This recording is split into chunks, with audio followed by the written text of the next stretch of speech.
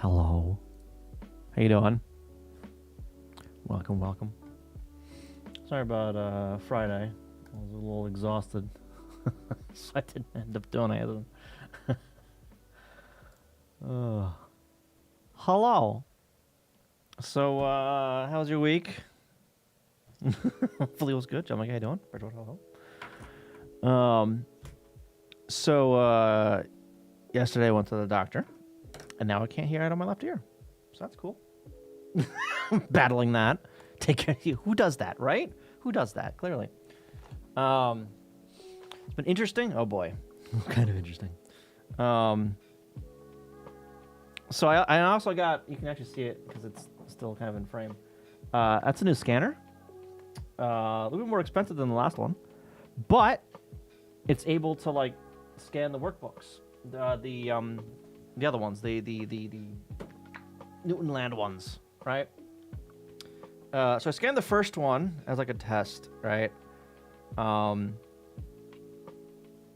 the bleed through on these are atrocious, actually, because the paper is so thin, like you can practically see through it. So that was one of the things I should pick up today was some more cardstock paper, because the last cardstock paper I had, I taped to the inside of my other scanner, so I can't use that one anymore. But so I don't think I'm gonna be doing that today. But that's something I picked up today. So, there are some things that I do want to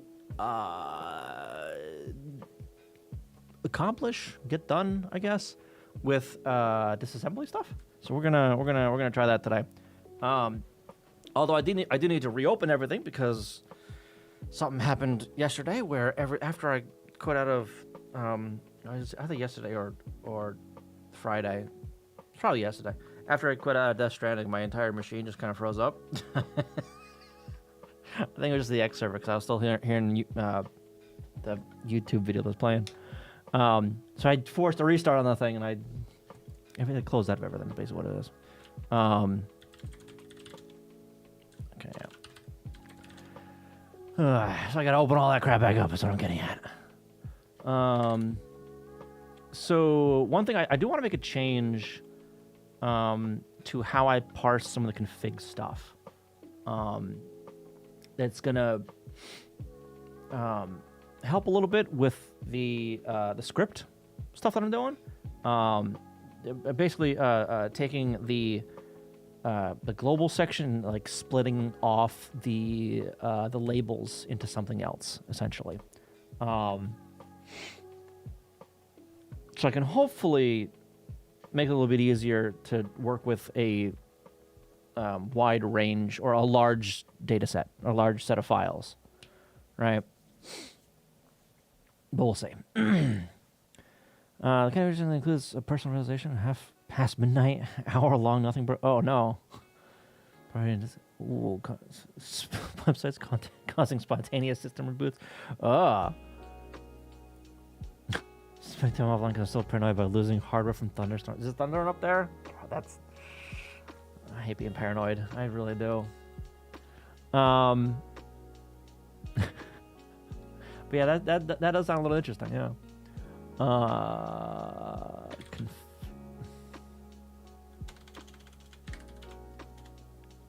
Gonna be in here somewhere, so I need to break off some stuff from the global. And then I want to do resize pane down 15. There it go. There it goes. All right. And I think I might want to also allow other includes or something. I don't know. So basically, what the reason I'm getting at this, by the way, finding yet another machine with a blunder. Is that the drive you posted on Discord? The Hitachi. Yeah. Yeah. Cold and rainy. Yeah, it's cold and rainy here too. I'll walk to the store at some point today. Yeah. Is that far? But yeah, so let me actually go over to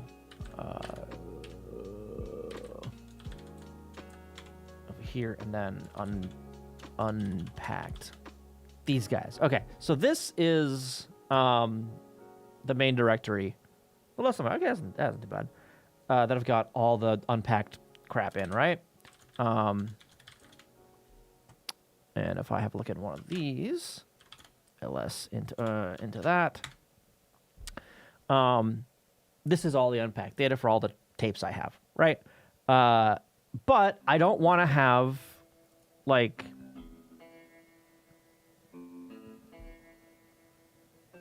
a billion and a half configurations that have the same information in it for every single one of these fucking files, right?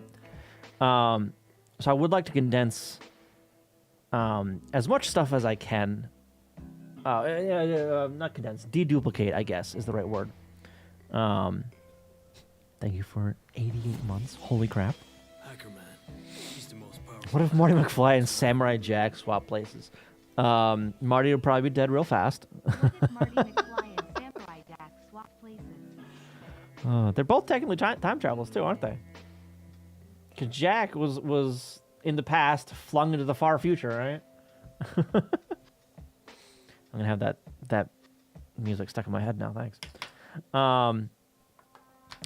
But yeah. So all these scripts, like they all start at the same spot, right?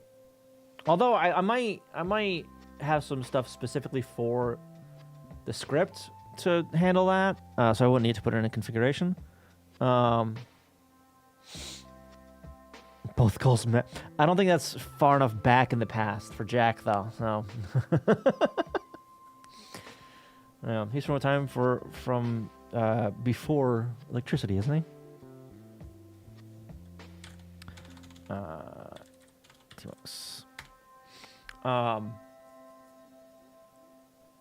so, and one of the reasons I started thinking of reorganizing this a little bit is for the stats. So I started bringing, or not bringing, but I started thinking of how I would do these stats. And the way it currently happens is one file, or one program rather, disassembles everything it can find and dumps out the stats there. But I'm not sure if that would necessarily mold well. It might. I suppose it could, but I would need the configurations for everything, right? Because this I mean, sure, it takes the configs that are next to the file or whatever, but moving it to the new disassembler, that won't necessarily be the case, because one config file can have multiple input files in it, right? And I figure I'll have one config file per tape. So that kind of, breaks that approach. Didn't Marty end up in Meiji area U.S. for a bit or something? Meiji area U.S. I mean, you're not wrong. Yeah. You learned that small time where samurai, the Wild West, Victorian England exists at the same time. Duh, it's before electricity. Except it's not before electricity, because electricity existed then. That's what the telegram was. Oh.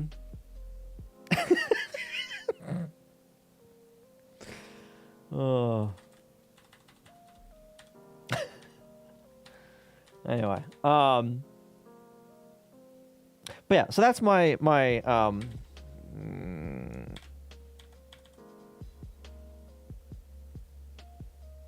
barrier that I need to get over here. Yeah. I think so. Yeah, I think the fax machine actually exists at that point. Yeah. I said if you ignore that bit of time. No, I won't ignore it. How dare? How dare you suggest such a thing? How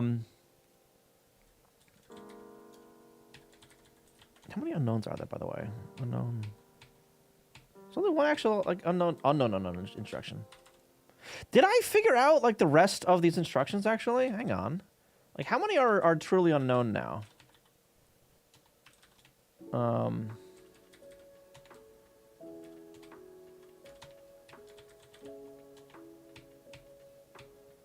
Okay, a few, not too many, but a few, and some of them I think are the same. Like this one right here that I call the same routine. So it's just different, like returning stuff. Like one returns stuff, the other one doesn't, or something like that, right? Or no, they both do the same operation. One returns a word argument, and the other returns a string argument. That's what that is. Got it. Right. So once I figure out what they do, I'll, name them, I guess. Yeah.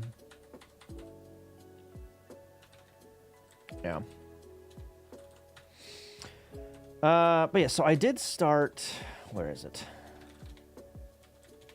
I didn't. I might want to.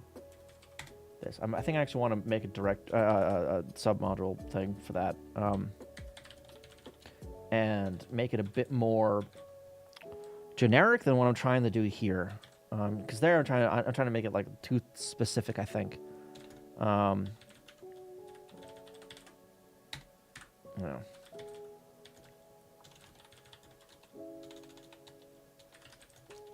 Import. It's when you're spin or the Victorian era. Before the Victorian era, with electric telegram and samurai existed. Oh. Type.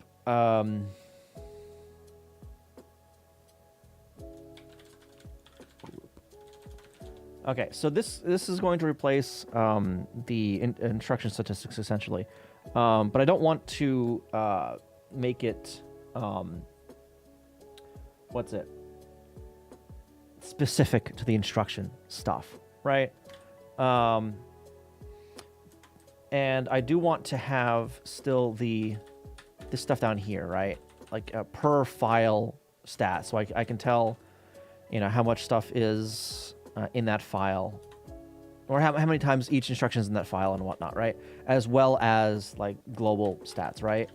So a group would have the stats for a specific file, and then I'd have something else, like a set maybe.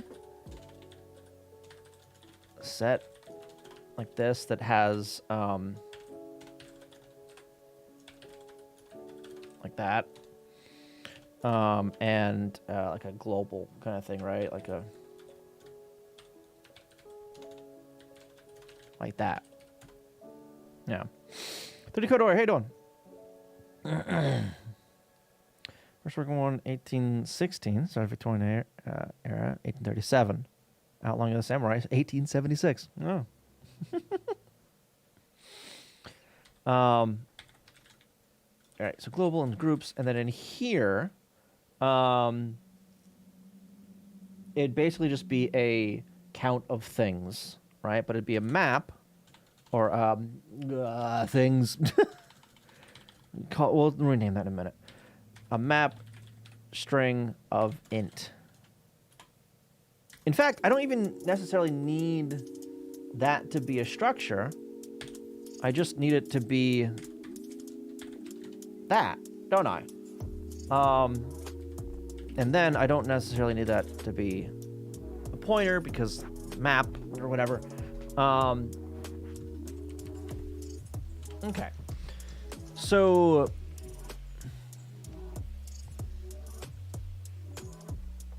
there's two add functions I would want, right? So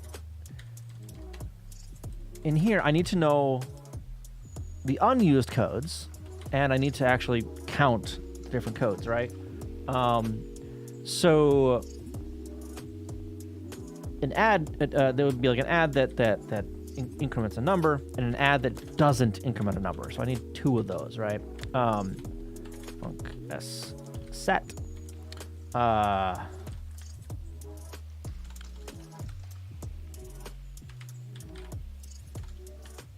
Increment name and add.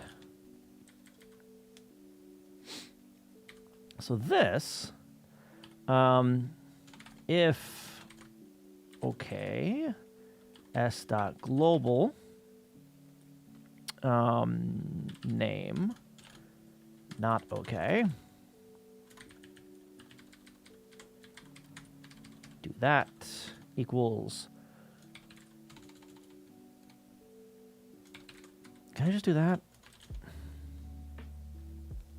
I can just do that, right? Or do I have to, like, make it? We'll find out. And then I can just take this. Yoink. Paste. Plus plus. And then, group and name. And then if, okay, s groups, group, not okay.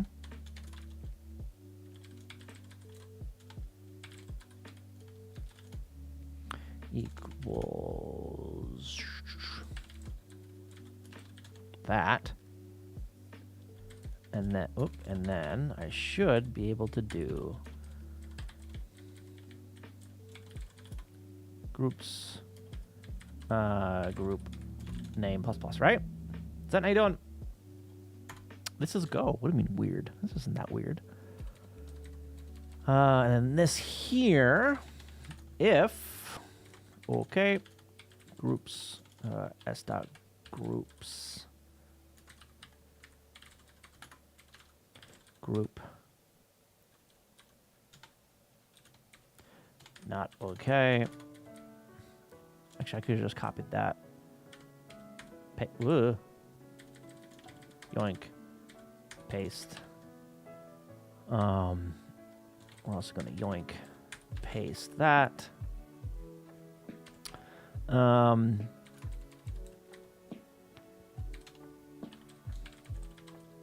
Global name equals 0.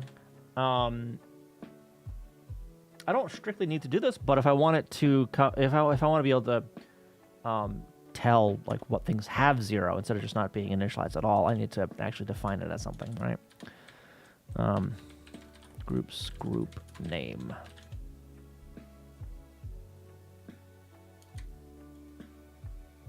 Wait, this isn't right. Wait a minute. Name equals. I don't need that, actually. Yeah. New. Return set.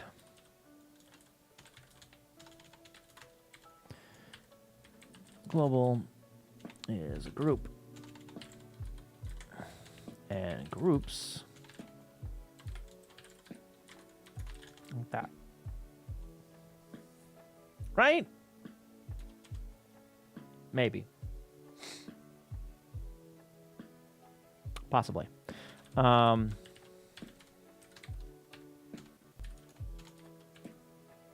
What's the build ignore thing?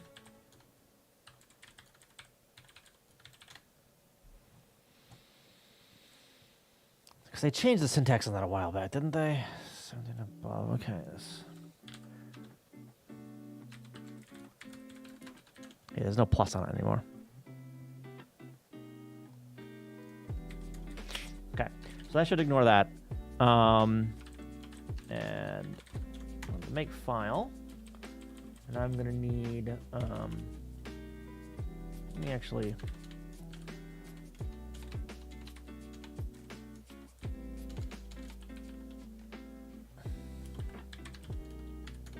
Do this.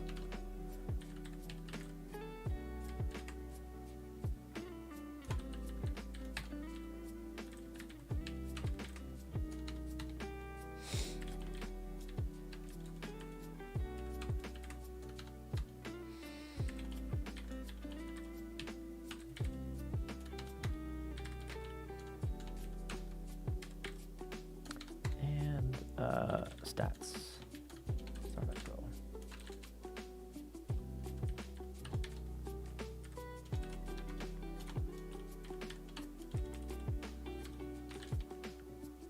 That should work, right?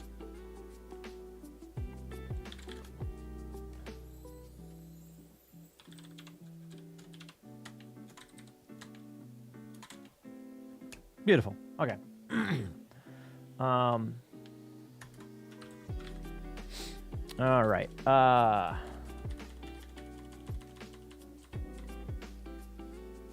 And now I just need to intertwine this and everything. I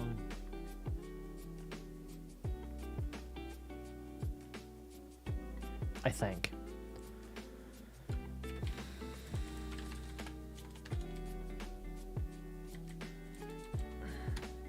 And what the fuck even is that? I need to fix whatever the hell that is.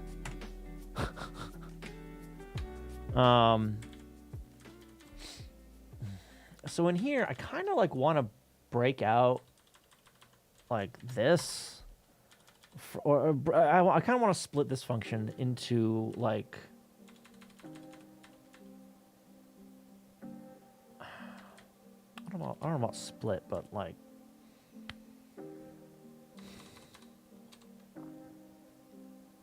I don't know. Well, yeah, from like a decode and a write output kind of thing, right? Because with the stat stuff, I still want to decode everything. If I just want the stats, I do want to decode everything, disassemble everything, but I don't necessarily want to write that out anywhere, right? But that would require returning something else from the config, or from this function. I'm not sure I want to do that right now. Yeah, let's just start with getting. What? Why is caps lock is on? That's why.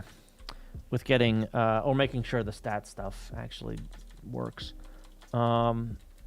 So. Whoop. I can't call it that. So I'm gonna call it that.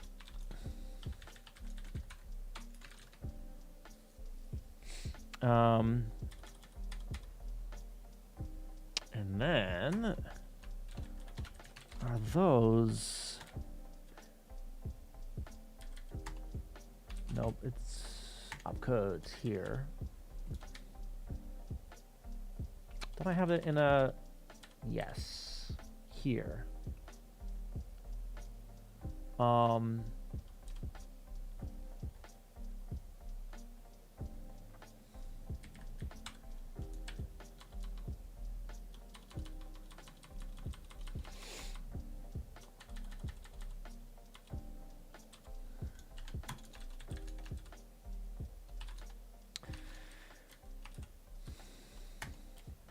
Do I? Where the hell is this? Is that like up here? Yeah, it's up there. Okay. Length, name, arg count, arg size, address mode. Address mode formats. Arg size.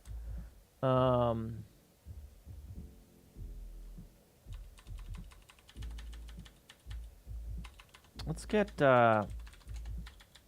I'm gonna add into here func I stat name. We're just gonna return the name plus the string of that.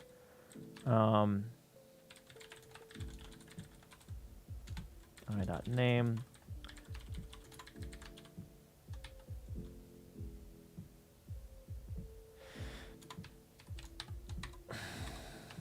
plus.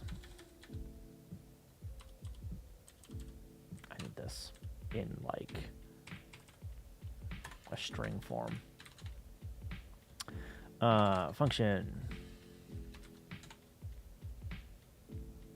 M adder mode string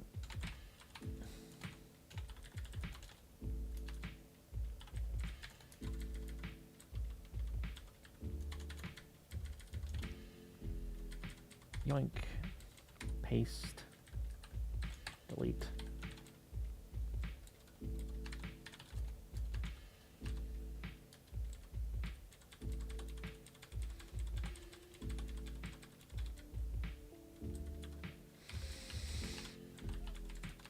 absolute.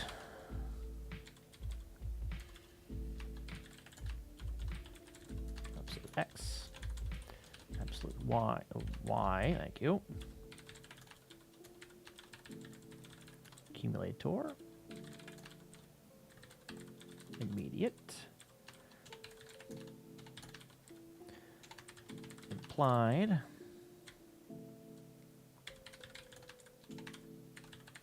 Indirect. Indirect X. Indirect Y.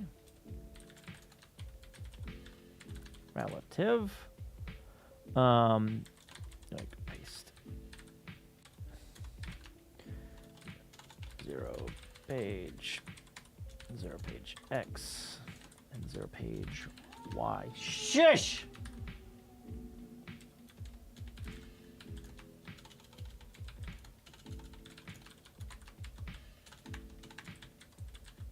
Oh, no. Okay. So that'll work for our purposes. Right, probably I dot adder mode dot string. Okay.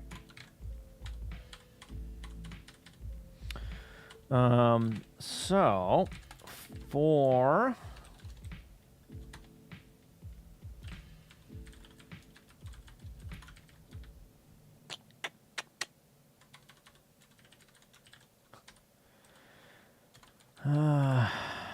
name, who cares? Actually, no, a name, and I do need that actually, because I need the name off of it. No, I don't care about that though. I don't care about the actual opcode.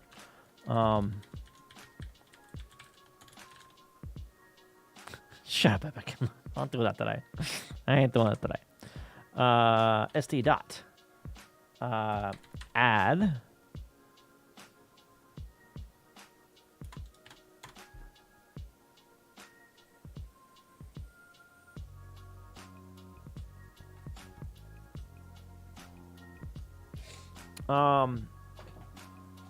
this isn't gonna have a file actually associated with it, 'cause that's just gonna be all of them, isn't it?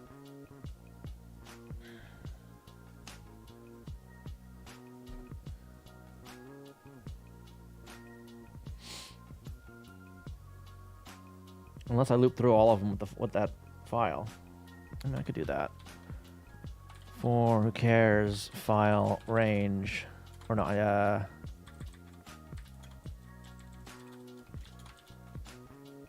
raws.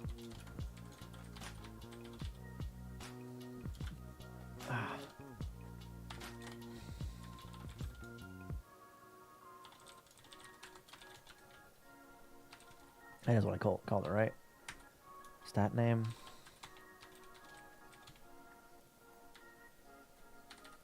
Yeah, stat name. Okay. That should work. Probably. I'm just gonna try and I was gonna check for the global one. Well, I mean, it should be fine. What do you mean something changed it?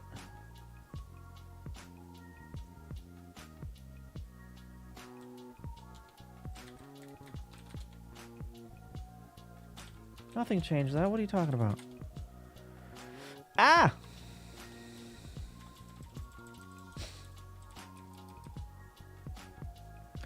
Assignments match, 2 variables, 1 value, stats 23.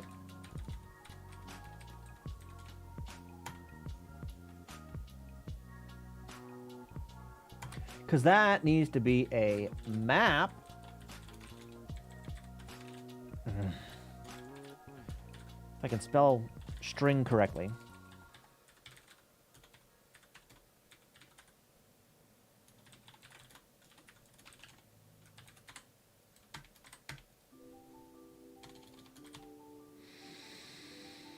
Group is not a type.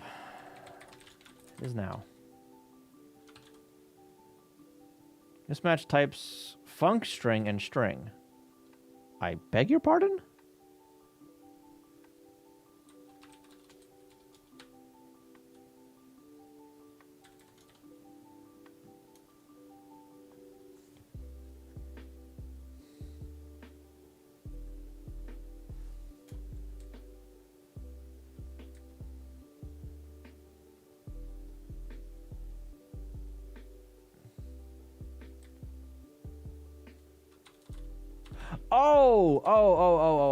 Because that's what I need to do. Got it.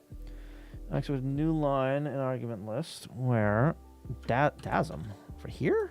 Oh, yep. Okay. And then for bank configure banks.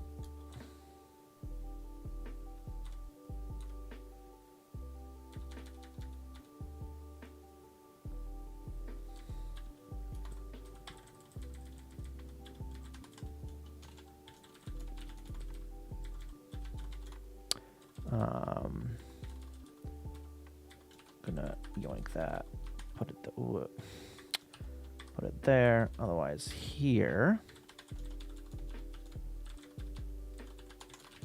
Like that, and then.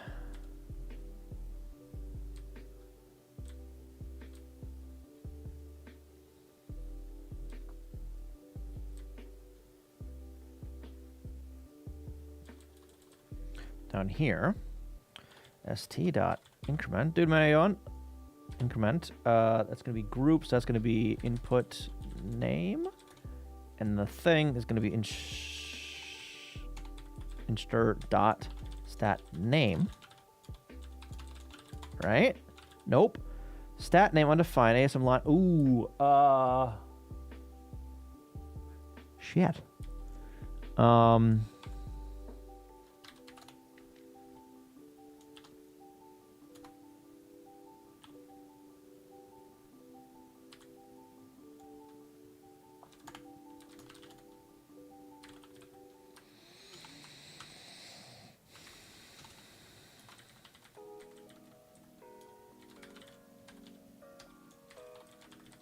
I don't like this, honestly. I should really make that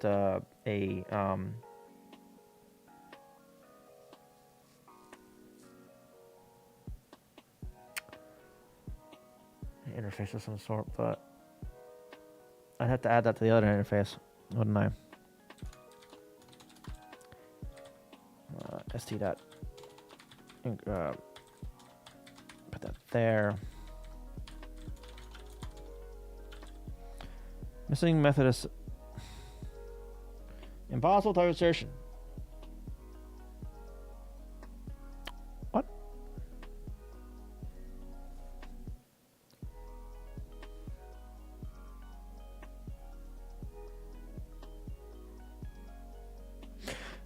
Huh?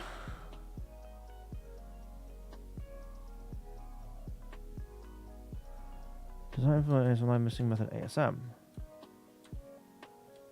Oh, because no, no, because that's this guy decoded an instruction.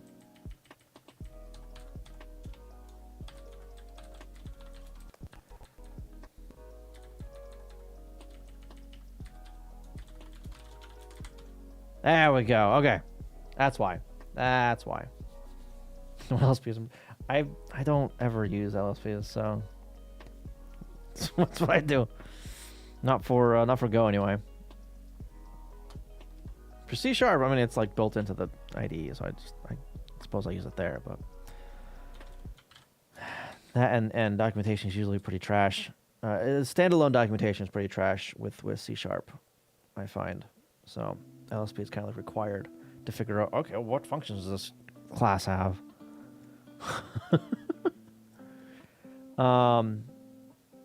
Okay. So now, let's go ahead and add into types.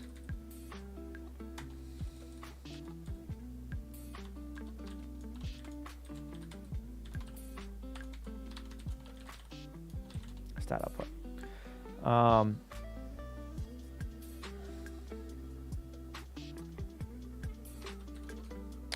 And then config parse global.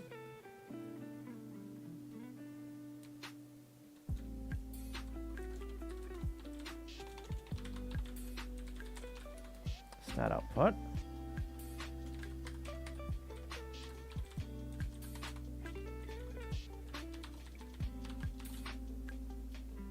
Like that. And then if configure.global.stat output is not that,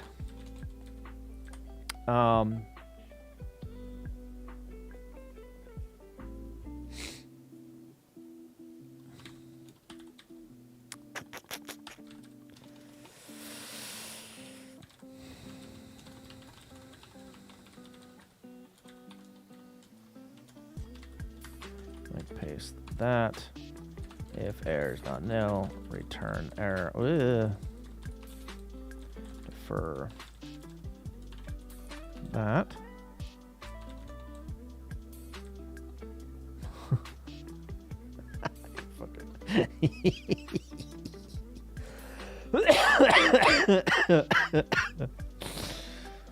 That's what I forgot. I forgot a drink. I'll probably get that in a minute. Well,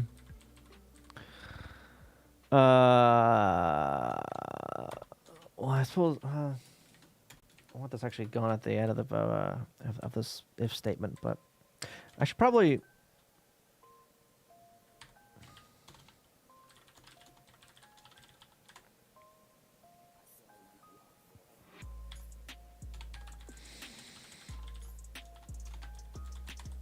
Output and st.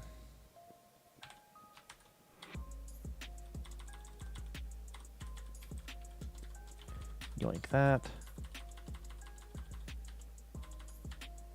Where'd I put it? Where did I just put that shit?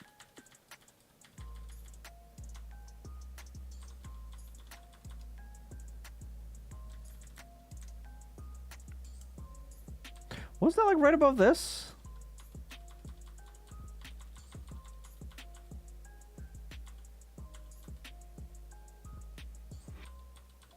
No, there it is. Okay.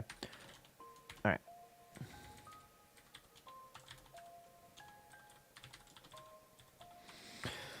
File name and then st. That's stat set.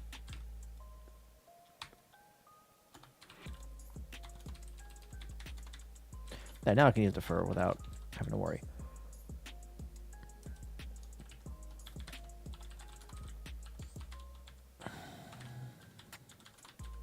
File name. Okay.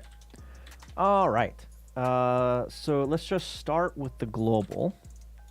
For I do want to do this though. I might actually want to move this over to that namespace, but whatever. Key and then who cares, and range st.global. Keys equals append keys key, because I do want this sorted.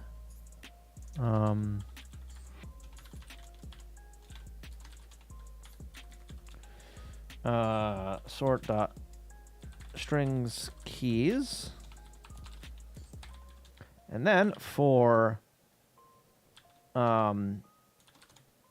key and range keys. Print line step out, or I can just do output because I'm in my own function now. That was output. Actually, let's do print f. Yeah, it's gonna be that, and then that. I probably want.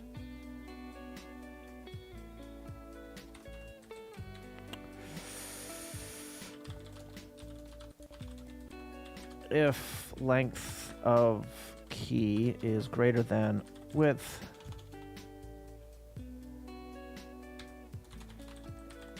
equals that, and then this is going to be star, I think, right? So that's width and then key and then st dot global at key. Right? I think that's right.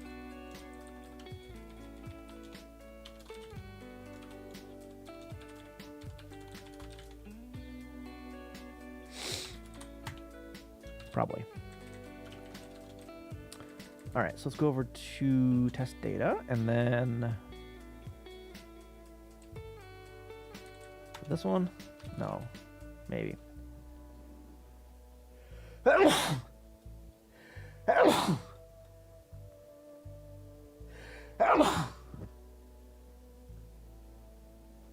okay.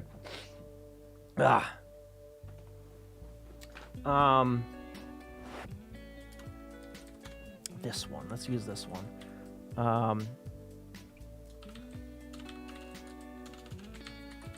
Whenever there's a U after a capital O, for some reason, I always capitalize it. Maybe because they're too close together.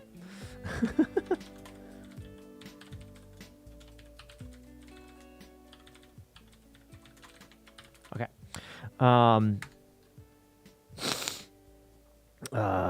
Bin DASM test data breakout. Okay. It didn't write it. Why?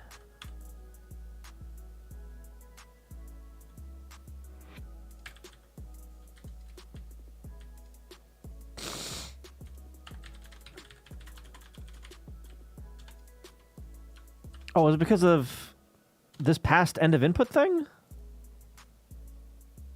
Is that why? What's the what is it? That? No. What's the error code return thing? Error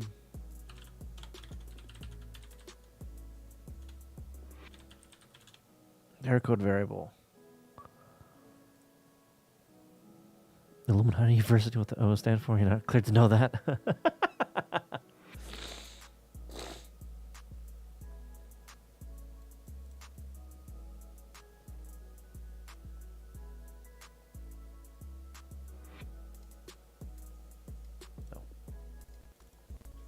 Return code variable. The exit code. It's the question mark.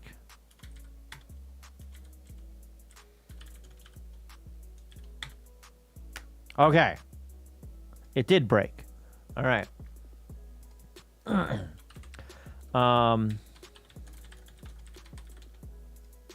That's an input.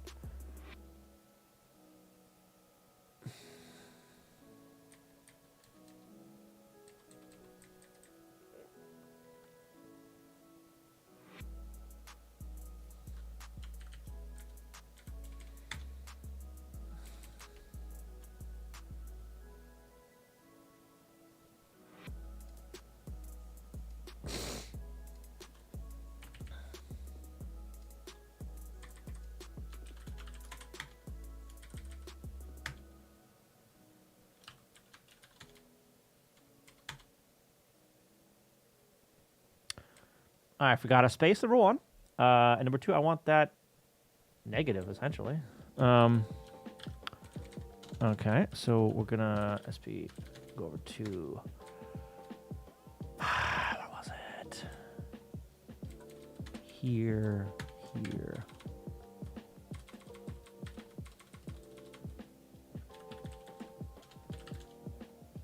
Nope. It's up here. There it is. And then down here, width times -1. Can I do that? Make. Then do that.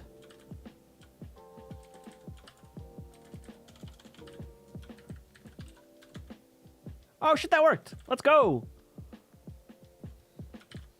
We're gonna width plus equals, say 3.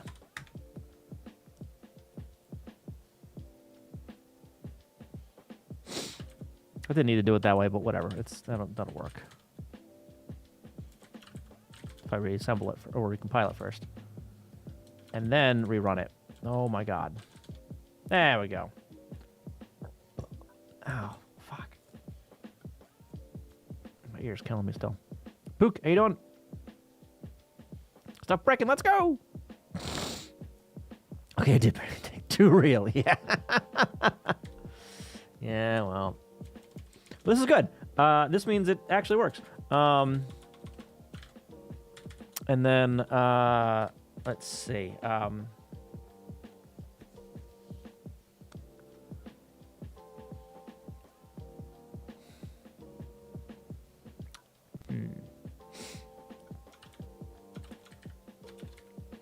So let's get the same thing for...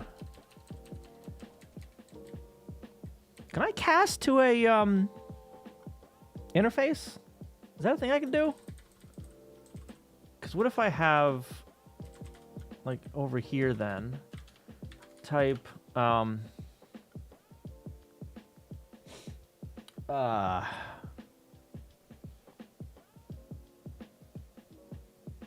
would I call this? Data?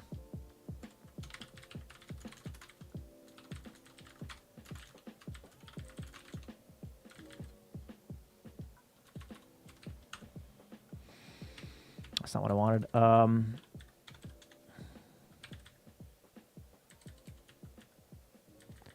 This here. So can I do stats.data? Oop.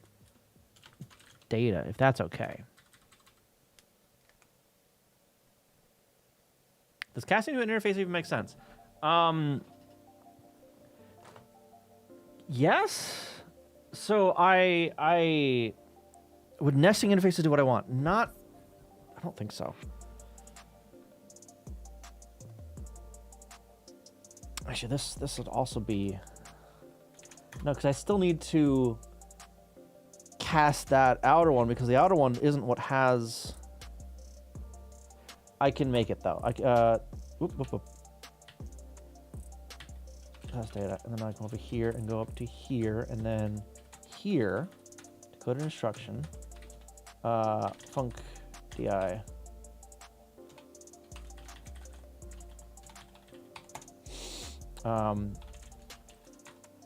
Stat name string return di dot instruction dot stat name.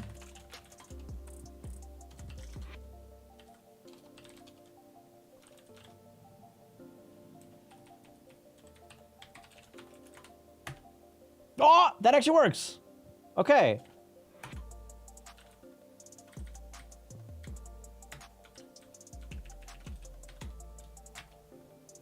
Okay, that actually does exactly what I want. Okay. All right.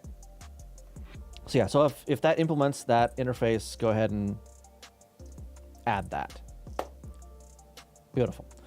So now I can come over to here. Instructions.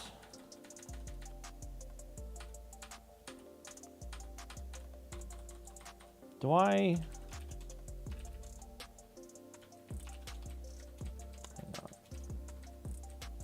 Decoded opcode. That's where I want it. We would want to implement that. So func opcode stat name. The interfaces are interface assertion. Yeah. Right. String, and then this is going to return op.instruction.name.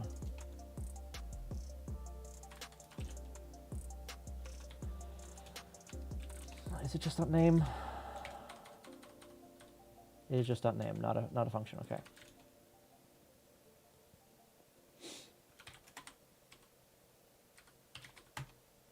Okay, and then test data. This one. Oh, I need to actually add it in here. Stat output test data sbx underscore script dot stats dot text.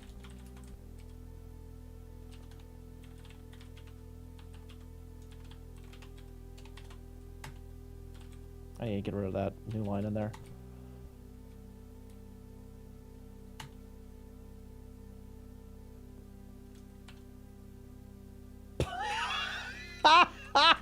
Okay, okay, okay. Hang on. Hang on. That's wrong. That's... No. No. That needs to be one of these guys. Hang on. So we're going to grab this, put it down to here.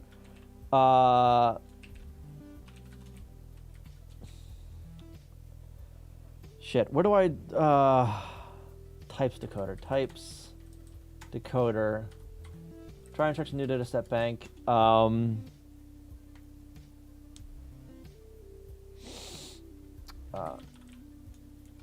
Instruction names string like that. So I can do one of these decoder dot insert names.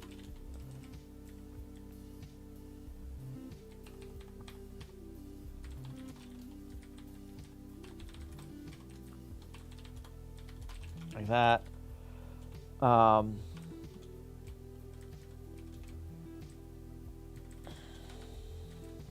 Decoder.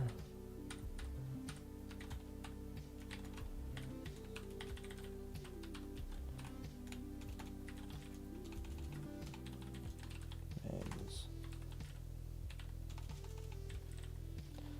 String names is that for... Who cares? Instruction in range.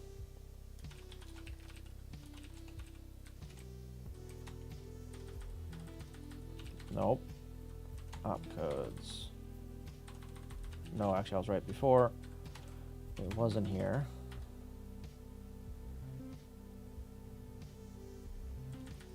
Oh, no it wasn't. I was right.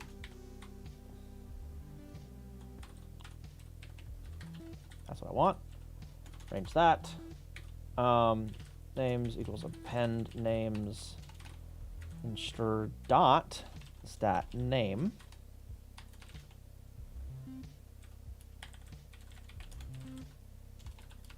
Return names.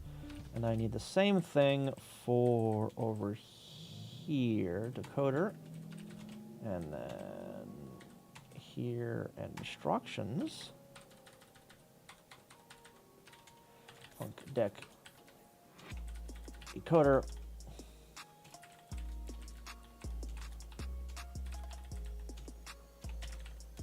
That's not how you spell string. Names.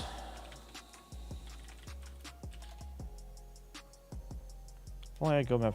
Well, whatever. It's fine. Before that. Instruction range.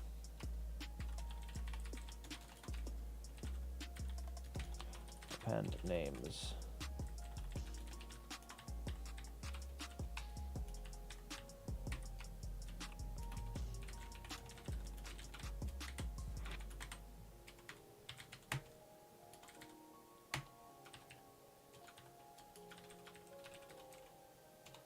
Okay. Now test data. Stats. There we go. That's better. Beautiful. So now, if I want the opcode on this, all I do is add that to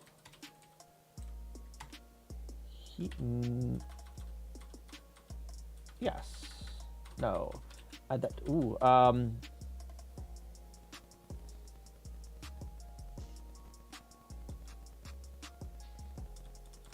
mean, you know what? Let's actually add it to this guy here instead of having it the other way around. SPX decoded. So this.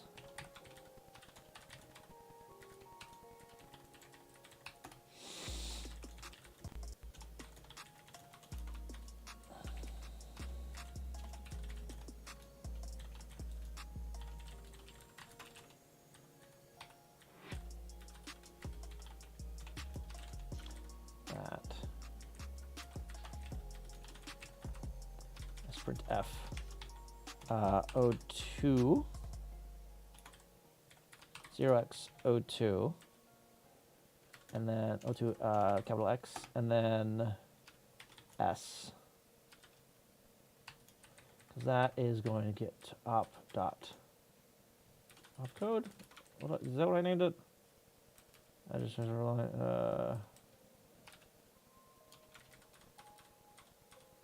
yes, opcode, because I do have that in there. So I'm going to do that. And then over here, do that. Undefined format and op. Okay.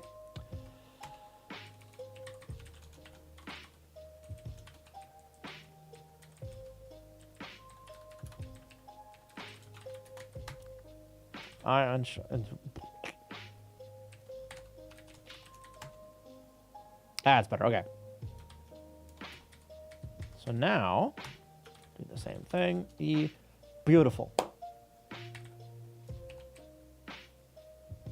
Beautiful. It's sorted differently because it sorts it on the opcode now, which is fine. All right. Beautiful. Progress. Progress. You know what I didn't do though?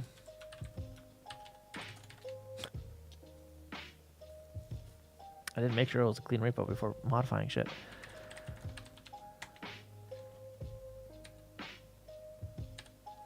But it might have been.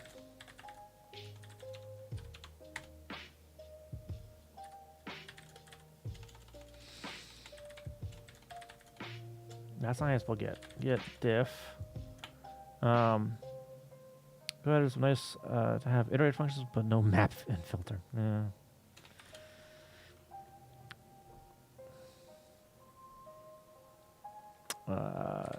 Instruction 602 star. This is just stuff I added today, right? It's just stuff I added today. Okay.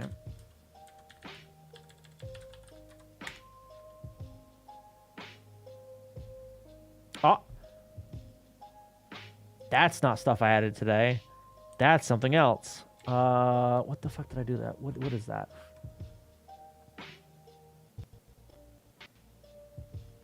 Okay, all right. So I combined count default and count no default into just inline count, because whether or not it has a default doesn't fucking matter, as far as the instruction encoding goes.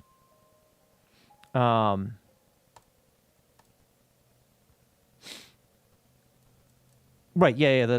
I know about those packages. You know, the master slices. I haven't used the iterator stuff because I couldn't really find a decent use for them, or I don't know, figure them out or something. But the things I wanted to do that I thought would be handled by that turns out can't be done the way I thought it could be done. So I just haven't bothered, honestly, figuring them out.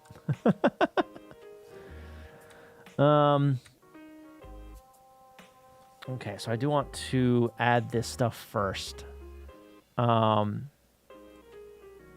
Yeah, and I think that means I also have changes here. Oh god, yep. So everything in here changed because I re-indented shit and changed a bunch of names. Right.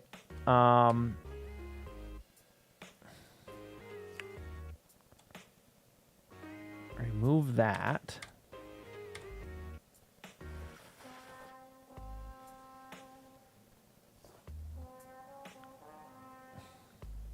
Where's the guy that refused to say iterator and he used... I know I said iterator? Like that? Iterator? Because that's not how you say that. It's iterator. What? Alright, yeah, let me get that stuff in here first.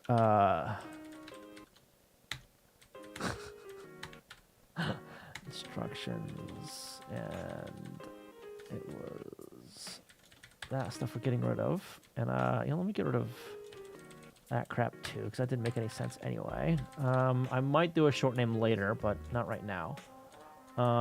Get rid of that, get rid of that. Um,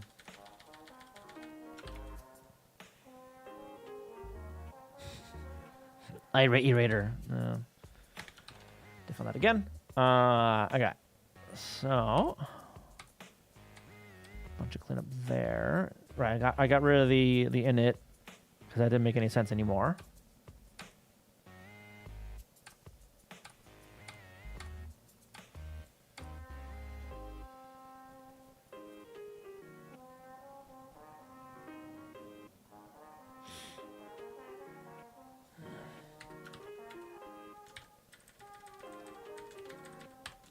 Put that at the end there so it the diff is a little easier. There it is. This is a little cleaner there now. Because I want to partially add that stuff. Okay. Add partial. Do not add that. Add that. Add all that. Do not add that. Add that. As well as that. And yes, yes, yes. Split that. Yes. Yes. Yes. Yes. No. Okay. Let's be it. How do you say about hunk? Dash P in the add. That's partial. Get add partial, basically.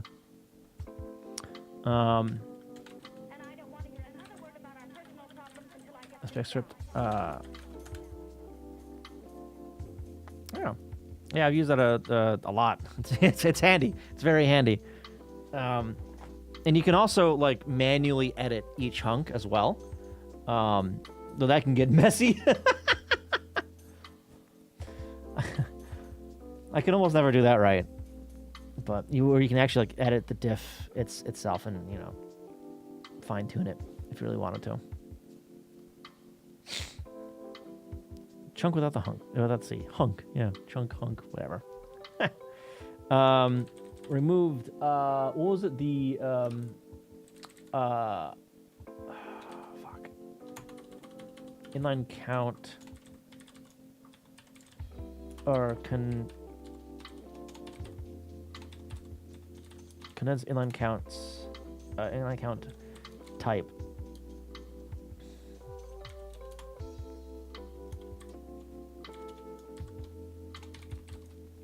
Condensed.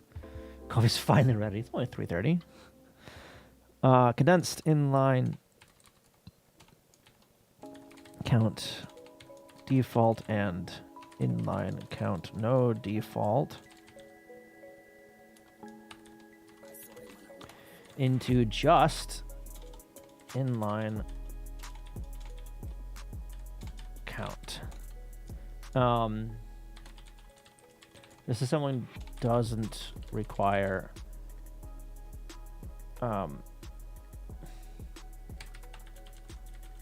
differentiation. Is that how you spell that word?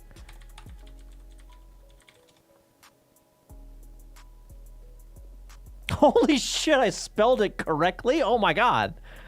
Wow.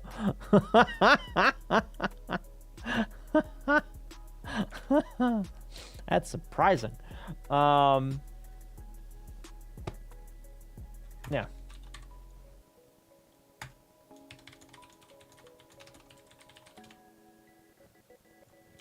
Okay. Believe in yourself. Let me actually get a drink real quick. I'll be right back. Don't go anywhere.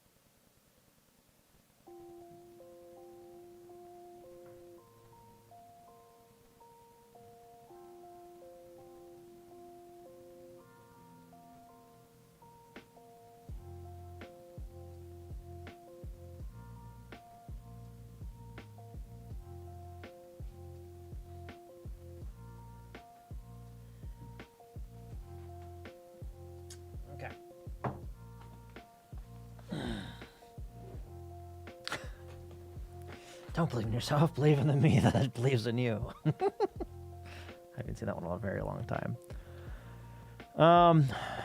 Okay. So I think the rest of this is all the stuff I just added.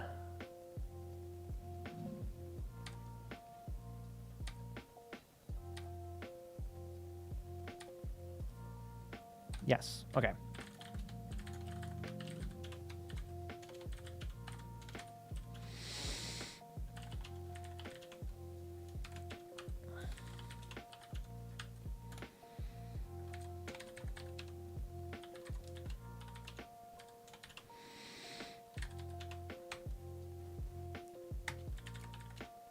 Okay.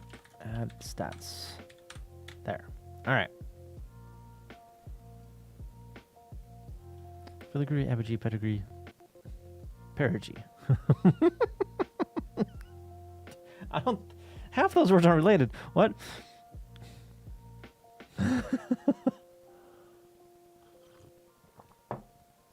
Also, the thing I say, if I'm happy to go back to work tomorrow. You're happy you can go back to work? What?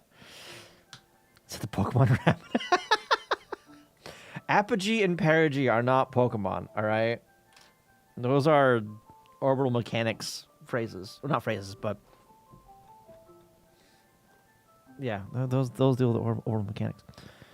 Do the impossible, see the invisible. You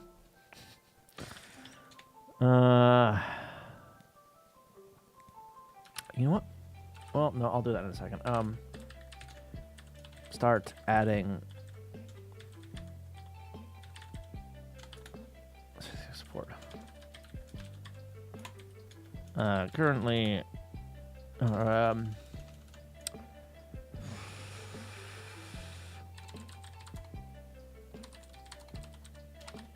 really pretty basic. Yeah, okay. So, let's actually take... I want to take this and then put that somewhere. Well, not somewhere, but I want to put that into here.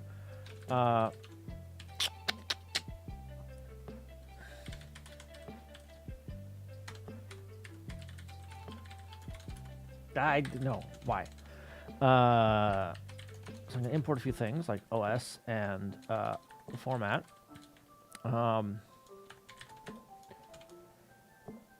Write to file.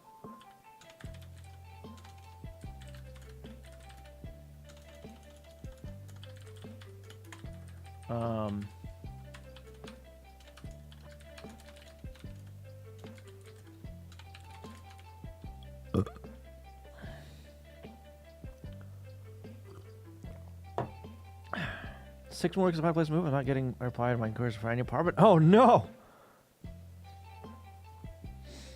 It's a spell for rabbits from the House of Mouse version of... What? Don't select all, damn it.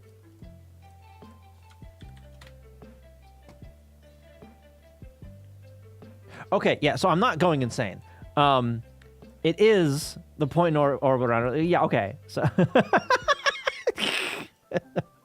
okay. And then... perigee. Okay, all right. I'm not losing my mind. Okay, good. All right.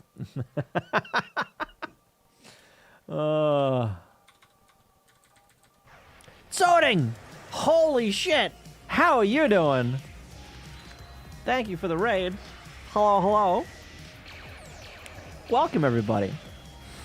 So I'm working on a disassembler for 6502 assembly and a domain-specific scripting language that's used on Famicom stuff. But welcome. Hello. What are you guys working on?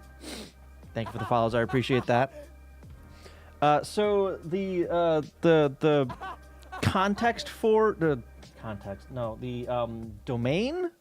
Domain. I'll say domain. Let's see.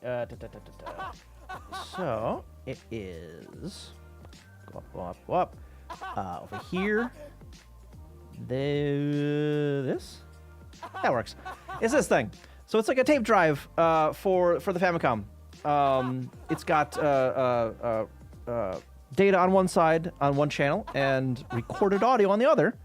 So it kind of works like a very primitive kind of ROM cart, kind of, sort of.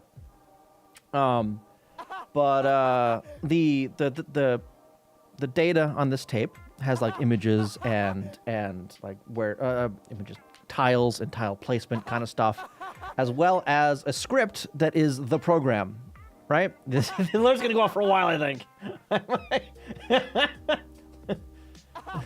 I'm gonna turn that down a little bit so I don't lose my mind.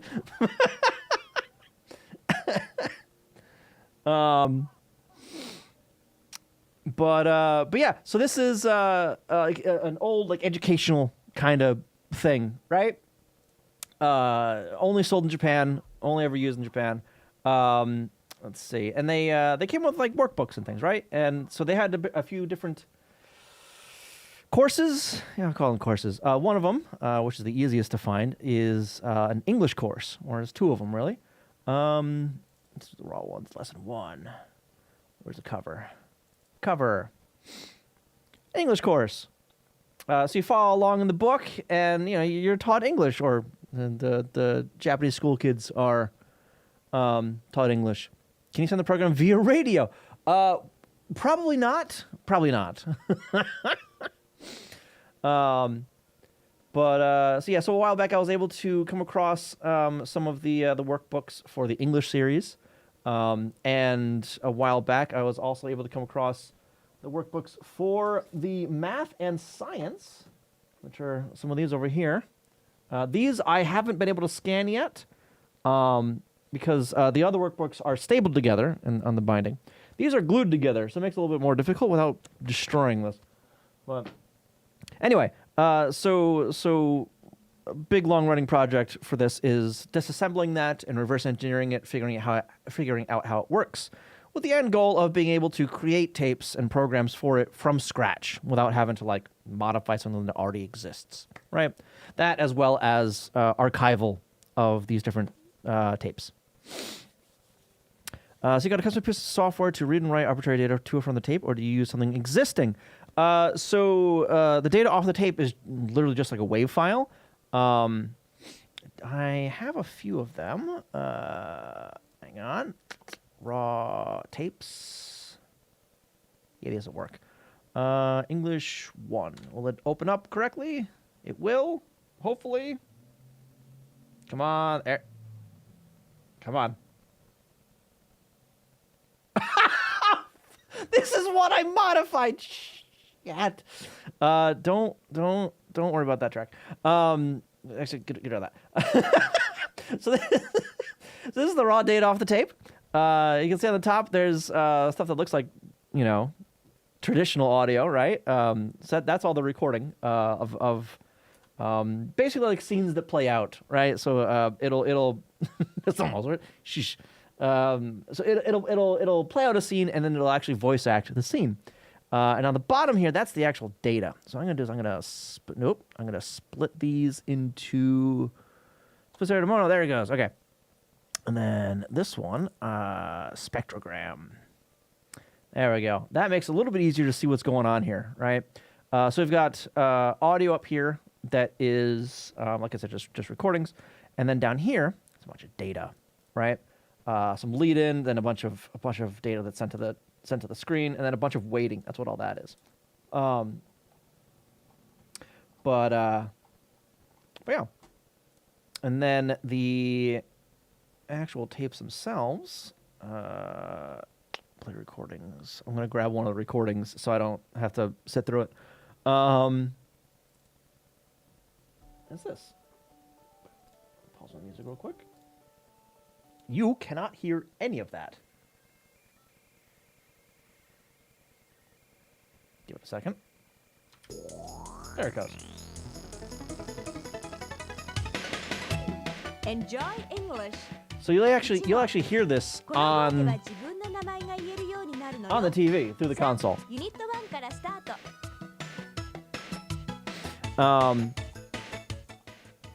yeah, a lot more crisp than the audio typically on the Famicom, right? Because it's not like just 8-bit sound with 2 square waves and a triangle or whatever, right? Instead, it's actually recorded audio, which helps a lot when you're trying to say teach English, right? Because you can actually have voice actors in this saying things and have it understandable, right? Instead of having like DPCM samples, I think that's what it's called. Yeah. But yeah, so these are reoccurring characters. And the workbook's out of reach for me, so I can't grab it real quick. But this one's Johnny. Oh, it does start with a brother chance. No. Hello. Really? Hello. Hello. Yeah. These are recurring characters. Hello. Hello. Make sure it's not too loud for you guys. Hello. This guy and his brother comes in here in a second. You'll see him flash a bunch and be like really glitchy. There, yeah. See all that flickering? That's not an emulation thing. That actually happens on hardware because of how jank all this code is. It's so jank. Arnie. It's nice to meet you. But yeah, that's what these are. So it goes multiple choice kind of things. And you follow along in the workbook and then lots of song and dance. Got some quizzes, kind of interactive teaching and learning and all that kind of stuff, right? And a little quiz eventually. Yeah, it's basically just a visual novel. Exactly. Yeah. It's basically a visual novel engine. That's exactly what it is. And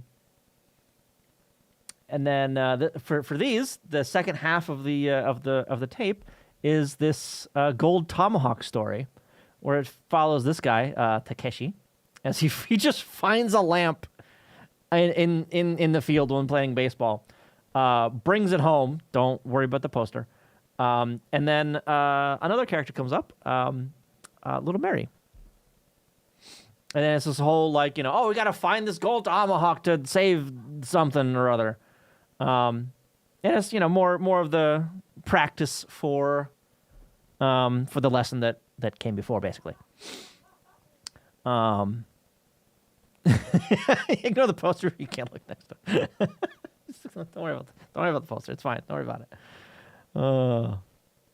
Why do I go on visual novel engine that can compile to exe and HTML for so long? Yeah. So this engine is all kinds of jank, right? So the Famicom or NES, but specifically the Famicom, which is the Japanese version of the NES, it runs on 6502, right? That's the chip on that.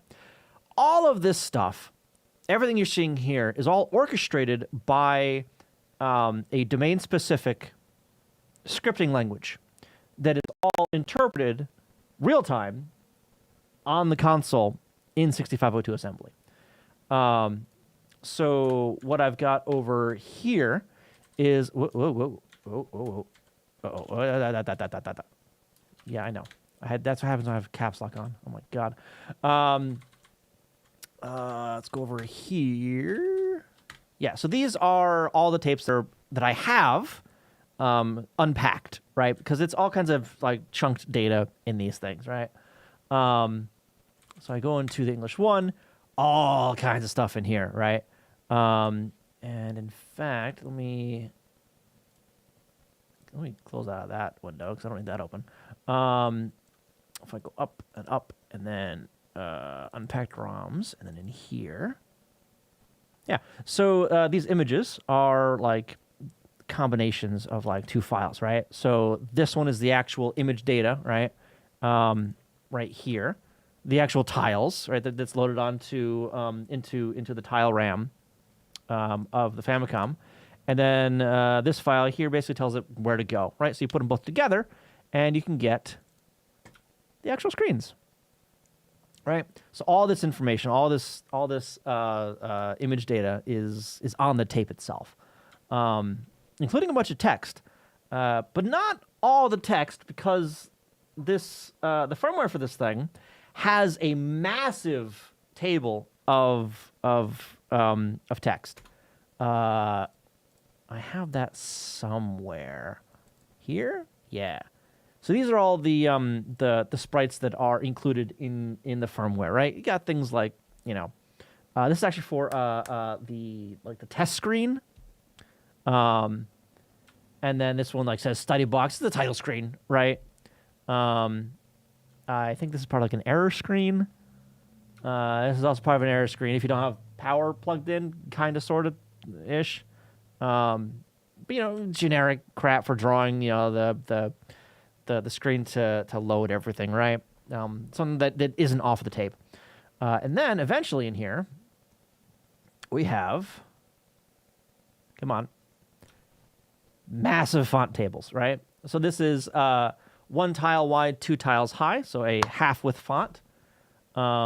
We've got ASCII as well as some kana.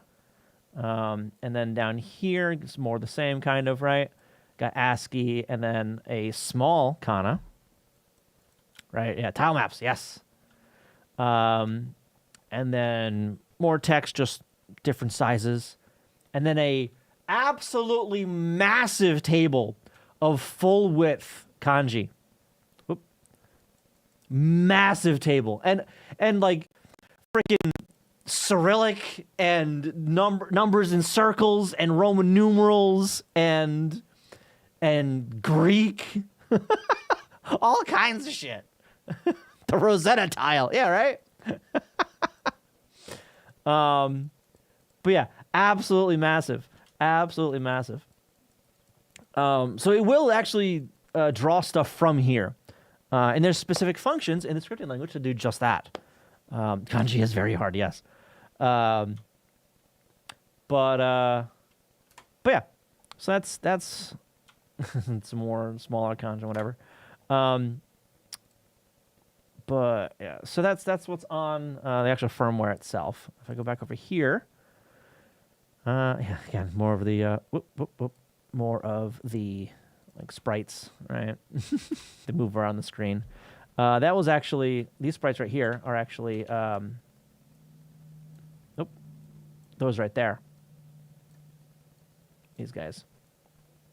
Come on, stop it. These right there.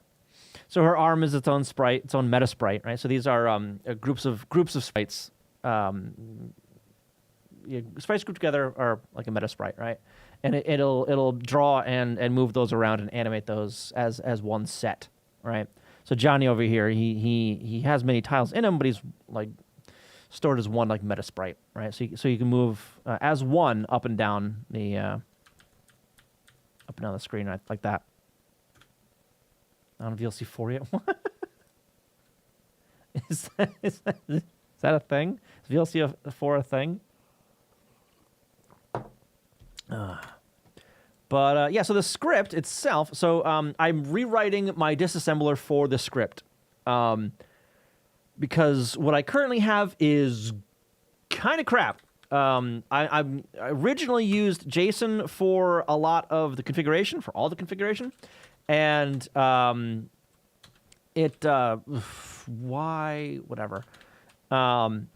It doesn't really work that well. I mean, it works, but it's crap, right?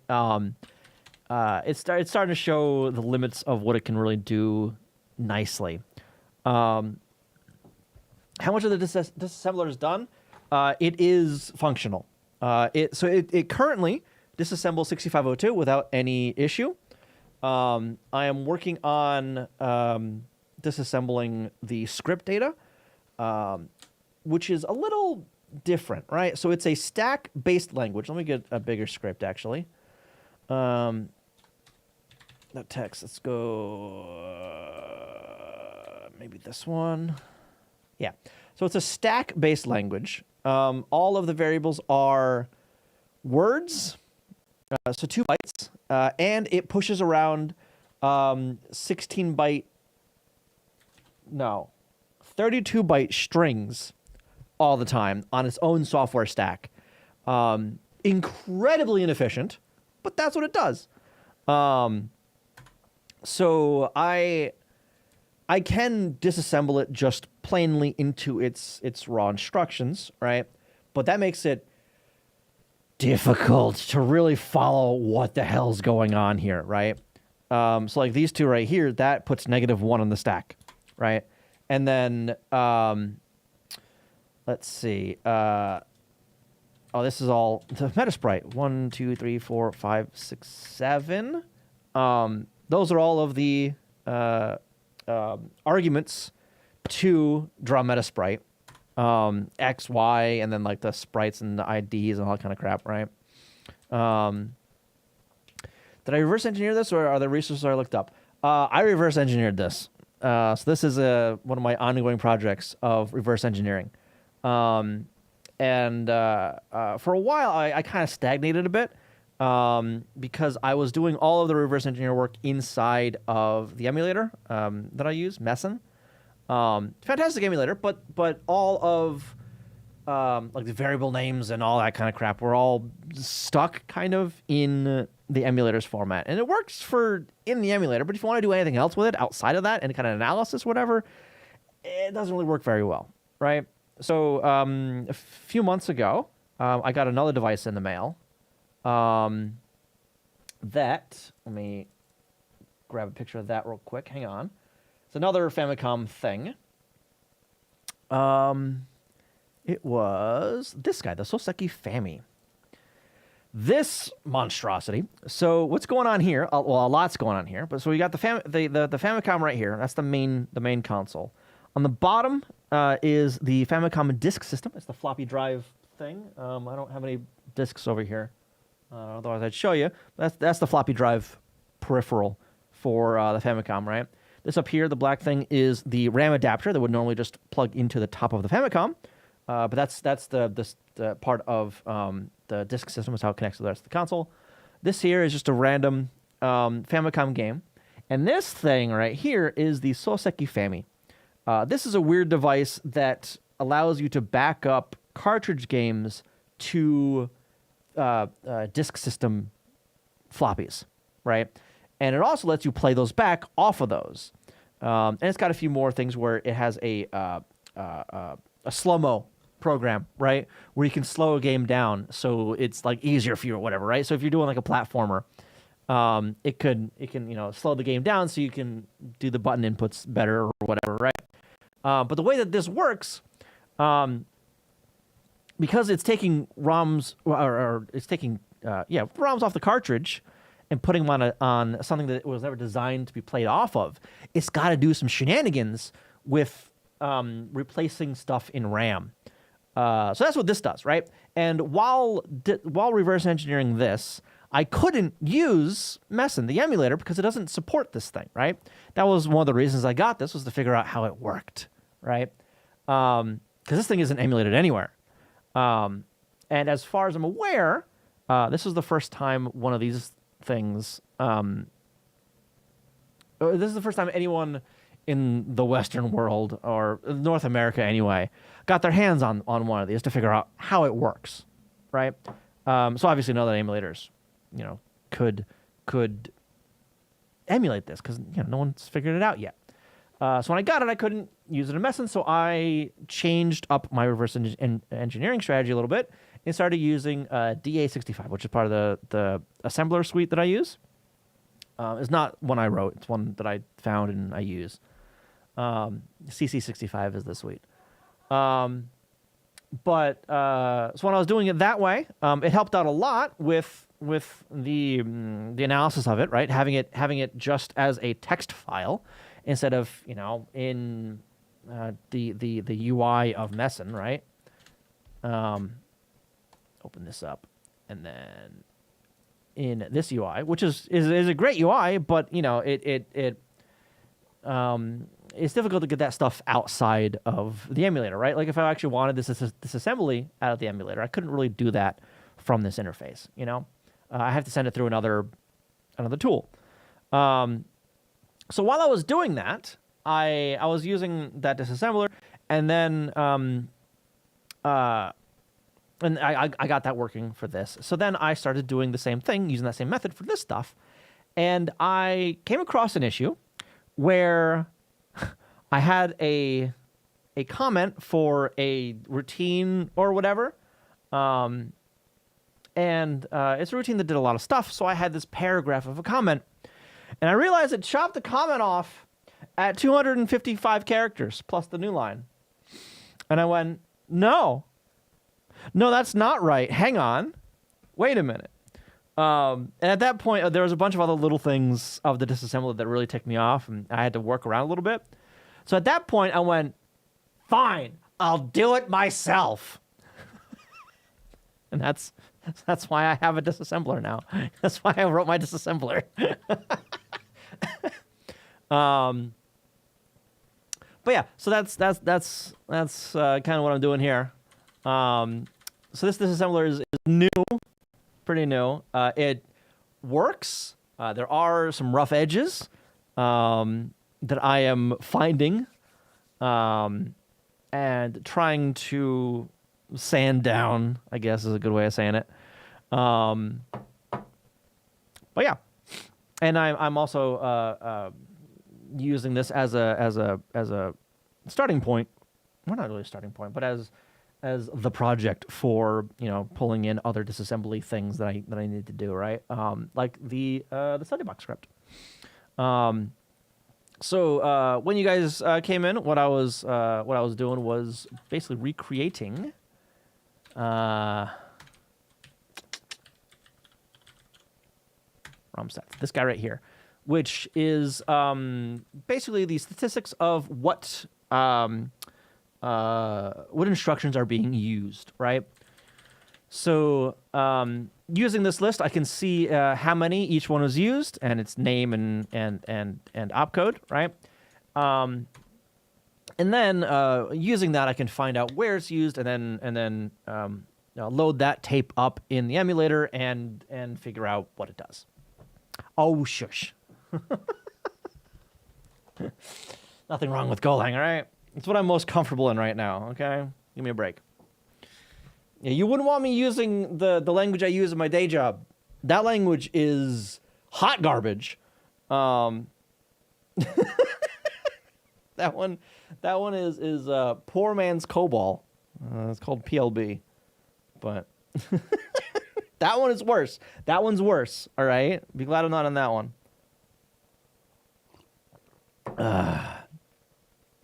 It's COBOL minus. Yeah.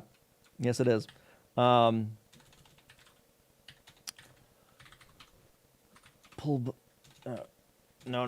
Over here. Code pull samples. Sets in equals pull. This is what is just instantly to alcohol, yeah, right? This is syntactically correct PLB. Best language is ++C. Hayes, how you doing? It's been a while. Welcome. But yeah, so this is the language I work with in my day job. By the way, it's a mess. And everything is absolute spaghetti at work. Exactly, you're seeing the problem here. So this language doesn't have any reserved words. So depending on where a thing is in the line, it determines what that is, right?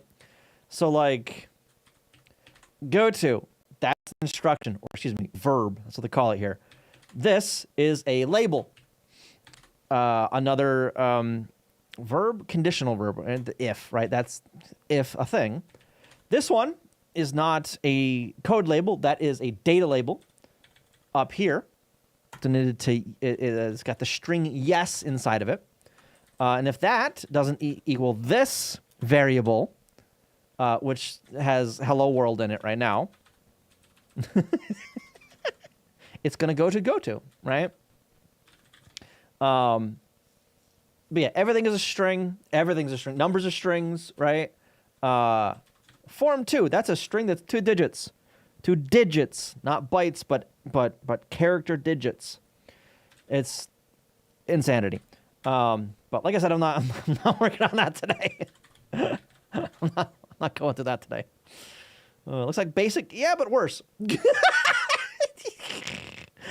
652 was my day job back in the latter years of the second millennium.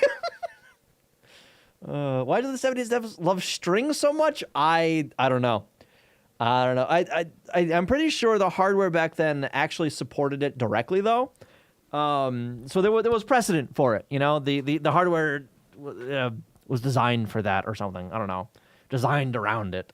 And with that language specifically, one company, Data Point, wanted COBOL to run on 8-bit machines, but COBOL does not run on 8-bit machines. So they took COBOL and dumbed it the fuck down to be able to run on 8-bit machines, and that was the language Data Bus, which later renamed as PLB, or Programming Language for Business.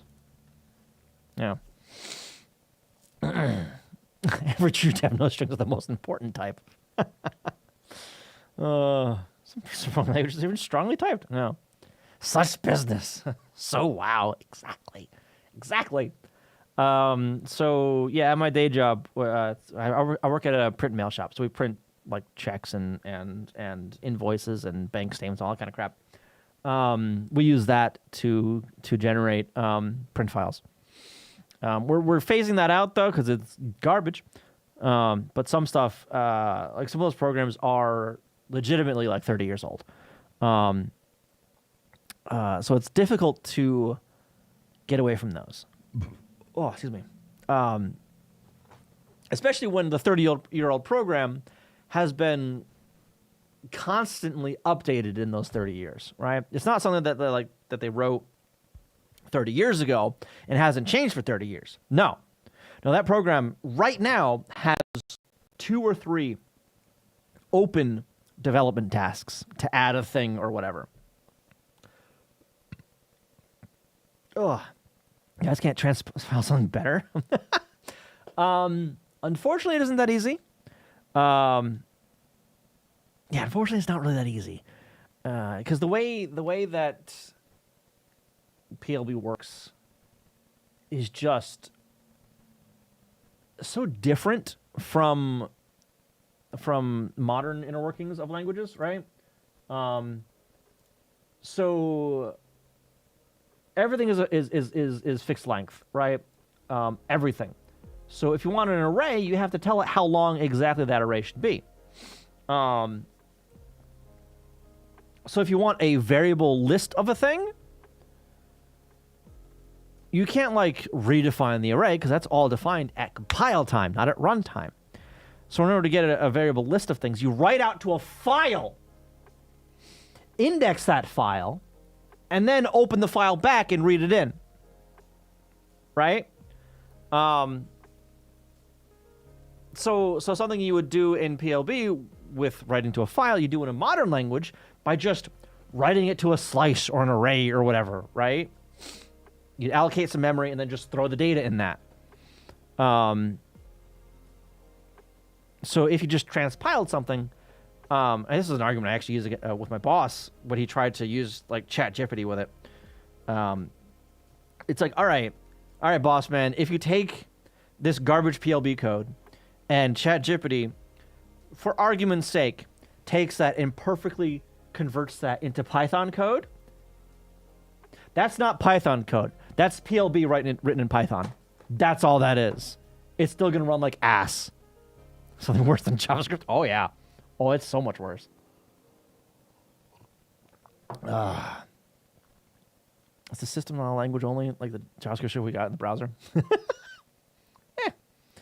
But yeah, so that's what I deal with that work. I don't really write any of that on stream. Every once in a while I do, but not often.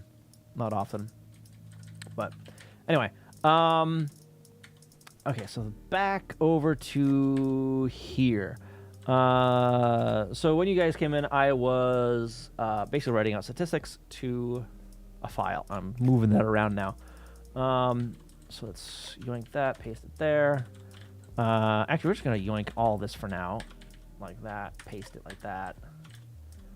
And then write stats. We're going to make this st.write to file. Like that. Go down here, get rid of all that. Okay. Import not used. God! Undefined ST. How dare? How dare? S. Not ST, just S. I missed one. Undefined sort. Okay. That isn't used over there anymore.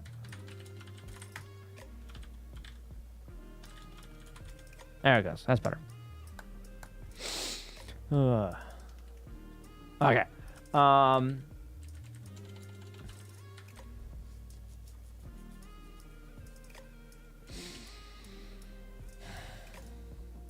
Yeah, there's actually some deep lore about PLB and 8080. Yeah, back when DataPoint wanted this language, right? They also didn't have the target computer yet. They didn't have the target machine yet. This 8-bit machine, and they didn't want to. They didn't want to build the thing in 8008. Yeah. In TTL logic, right? They didn't want to just have, you know, they didn't want to go the PDP-11 way of having, you know, your CPU on a circuit board or a set of circuit boards, right? That have a bunch of transistors or tubes or whatever the hell, right? They wanted this in a chip, and at the time, there weren't really any single chips that were like general purpose, right? The chips were like for RAM, or they did a specific thing, you know. They did a very rigid, defined thing. So the CPU, as we know it now, didn't really exist on a chip, right? The CPU was a CPU board, right, that you plugged in as a whole fucking circuit board. But they didn't like that, so they went to Texas Instruments and Intel, both of which only did like memory stuff at that point, like RAM and all that, right? And they're like, hey, here's a spec. Can you make this for me? Texas Instruments noped out of that one, and Intel took on the project. They didn't quite get it done in time though. So DataPoint did end up making that 8-bit computer out of TTL logic. But that's basically what encouraged Intel to make that chipset. Yeah. Intel was just coming out with a 4004 calculator chipset at that time. Yeah. Yeah. Yeah, so they basically like encouraged, I guess, is a good word, Intel to go into the CPU market to make CPUs. That's why x86 is damn them. You're writing an 8086 emulator. Nice. To learn to emulate the hard way.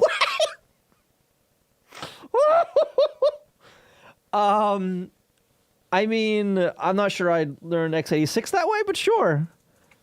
I do a lot of the older stuff, right? 6502, and I am. Hang on. Eventually, gonna move on to some of this as well, because I have this book now. This is 8-bit for the TRS-80, which is a 6809. I want to say 6809. It's got a few more instructions, and it's got some really interesting ways of handling things. Yeah, the Coco, Tandy, woo. So I got my hands on a Tandy the other day. My friend that's moving up to Canada had one, and he sold it to me. So I grabbed that. So it works. I need to figure out a capture situation before I can do anything with it on stream. Did I? Or is it? Picks and Fits. And I also need to like clean up some contacts. Because the capture won't be very good with all that.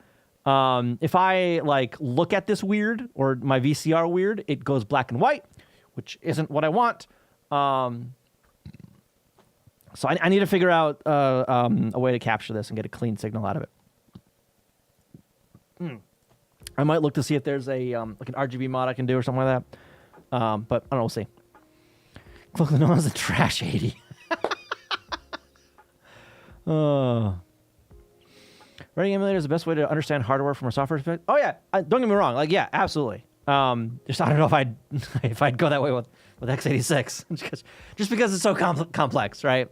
That I've written an emulator for 6502, so I agree it is a fantastic way of doing that. But I don't know, x86 just feels a little daunting for me.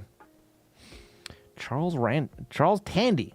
Oh, was he the guy that made Tandy stuff? But yeah, you're different, okay?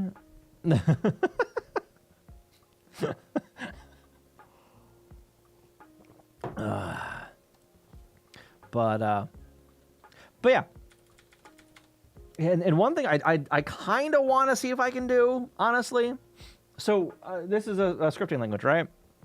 I kind of want to see if I can modify the emulator that I have to basically have a like a command line interface for that language, a REPL, right? Was it run?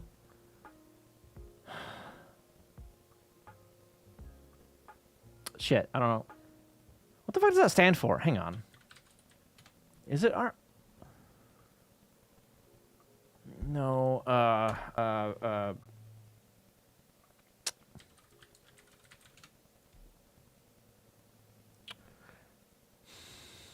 Read, eval, print, loop. That's what it is. Okay, yeah. I basically want one of those, but running in my emulator, so I can type in commands and have it do a thing, right? And run it through the firmware of the study box, right? So not like re-implementing the different commands, but to actually run the firmware on that command, right? I'm not entirely sure how I would do that yet, and I haven't really thought about it too hard, but I figure it would be kind of neat.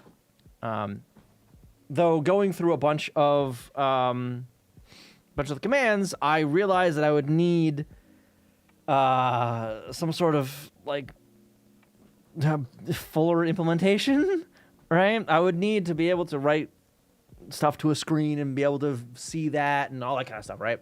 Because there's a bunch of like sprite manipulation commands and audio stuff and reading shit from tape stuff. So, yeah, I don't know.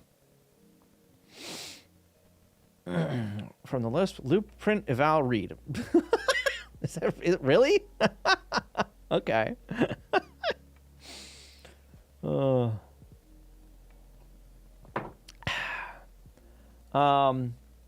right. And then, so that's for the global stuff. For group range, s.groups, name, f print line, name, for, oh no, let's do, yoink that, paste it there, get rid of that. For key that range keys, no, range group. Yeah. Why did my music stop? Oh, no, it's just at the end of a song. Okay.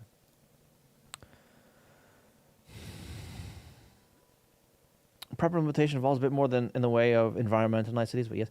Yeah, that's what I don't know how I will handle, kind of, because it's so tied to like the hardware, essentially, you know? It's quiet since when I threw the tape bed. All better.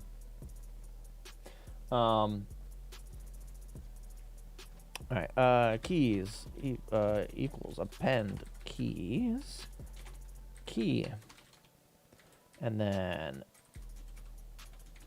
yoink.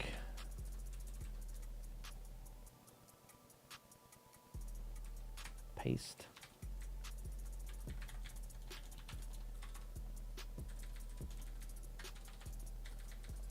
Why? Hang on.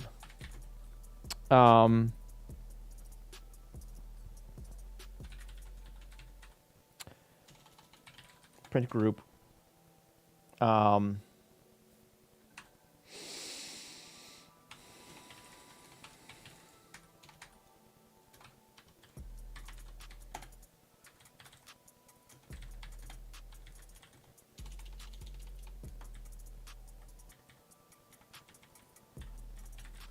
Right group.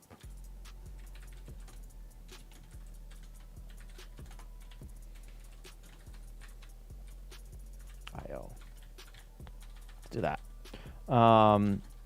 Error. Oh, return error like that. And then this is going to this is going to do basically this. Yoink. Paste. But instead of S global, that's just going to be group.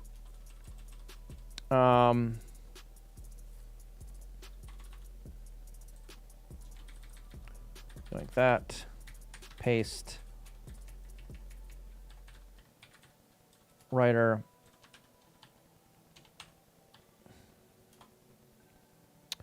And that's going to be indent. Like that.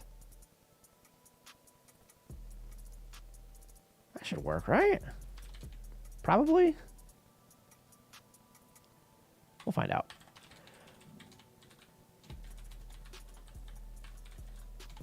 Return nil.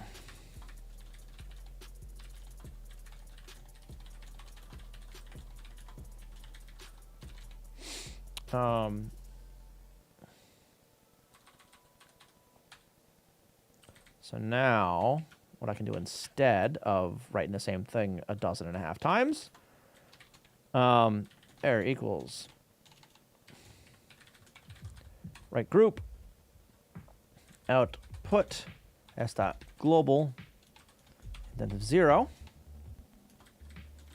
yoink, paste, for name group range s dot groups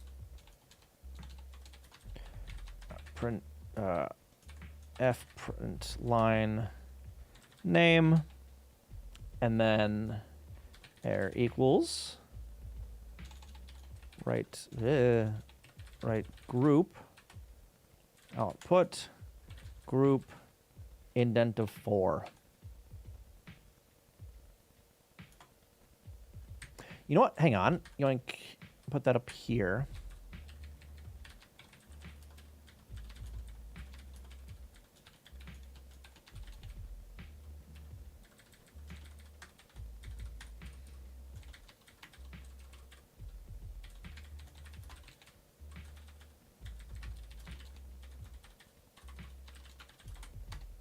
Ah! Can I use global constant type string as I write? Oh, no, yeah, fair. Output like that, and then same thing over here. No variables. 18. Yep. Undefined S. 76.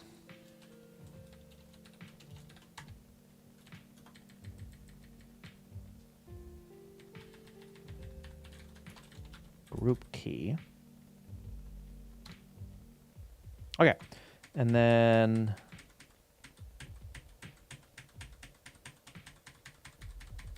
there it is. And then yes. And have a look at test data stats. I didn't put new lines anywhere. Empty lines, whatever.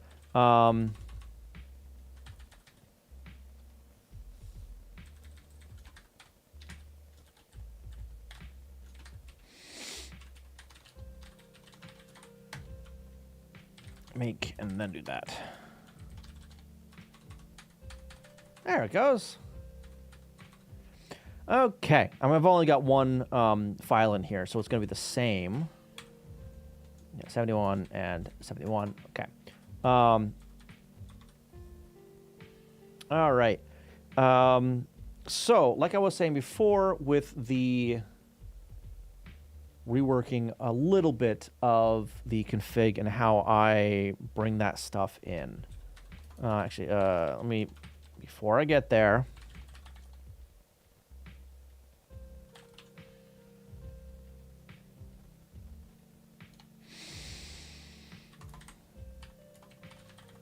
add that. Add stats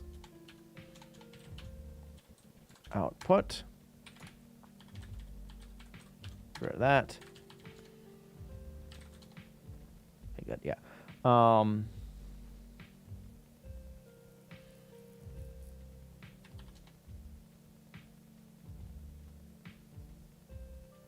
I'm missing a bunch of stuff in that make file.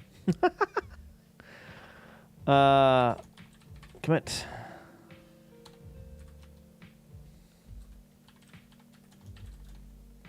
Move output. Providing output to the stats name space.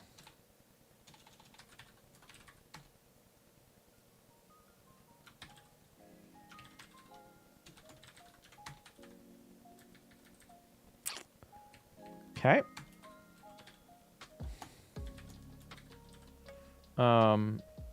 DASM.go. Formatter.go.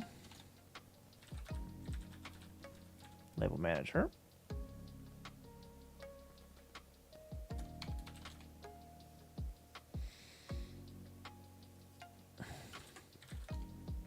I mean, it's fine, but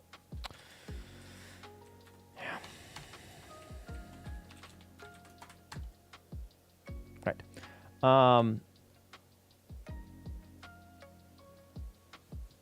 Okay.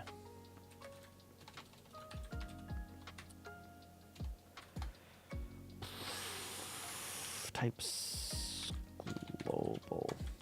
Okay. So basically what I want to do is remove or move rather labels from the global and put that in like a general group maybe. So I want another group, right? Because I want to keep the global stuff unique per run, config, whatever. Yeah. Yeah, so what if I have types, type, types, types, thank you. General go.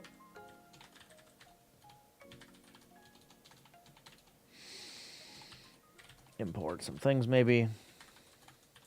Config, general. This will have labels. And I think I also want to have includes in here as well, but not like replacing that. Right? Have it where only one general block is allowed per set of config files.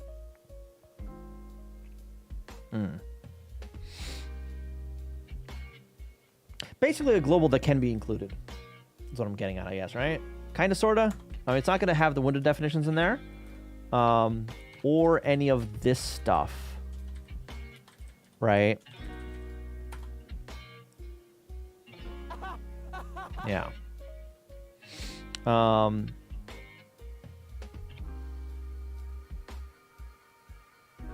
It would need this. Thank you for that follow, by the way. I appreciate that. It would need that. The input, I don't think I would want to have in here.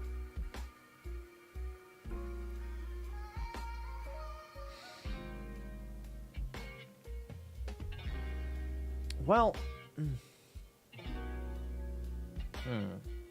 maybe. I know. How you doing? What is today's purpose? I don't know what is any day's purpose. If you mean what am I doing? What am I doing today? I am working on my disassembler. Currently implementing file statistics, basically, right? Where I list out. Oh, I know. I want to use that one. General. Where I list out things like. That's not the folder. This folder. Which which opcodes were used and how many times and what files and that kind of stuff, right? Yeah. I'm still not. So this output format for the stats isn't in stone at all. I might actually like drop it out as like CSV or something like that, right? I don't know. To live until tomorrow, at a minimum, yes. More will be hard for just today. Yeah.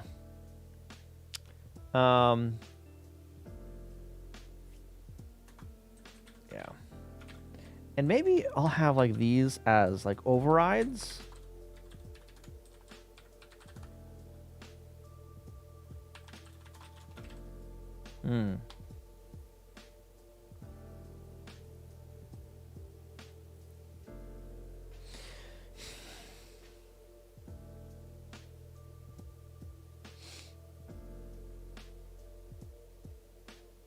Well, how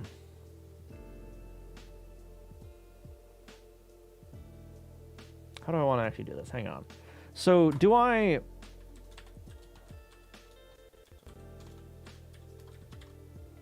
The config hierarchy. So currently, global is like the topmost thing, right? And then there can be a few banks, right? This is the current whatever. This is what has, as you can see, like the default input, the general configuration for the output, right? And if you want to do automatic variables and stuff. Show title? Not what I say. What do you mean? What do you mean? What do you mean? What are you getting at? I mean, this is what I'm working right here. It's turning. Nope.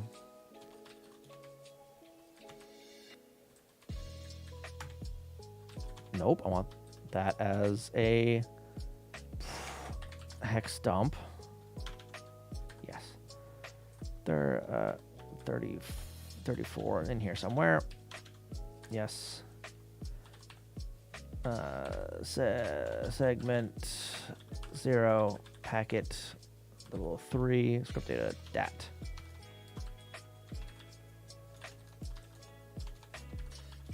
Turning this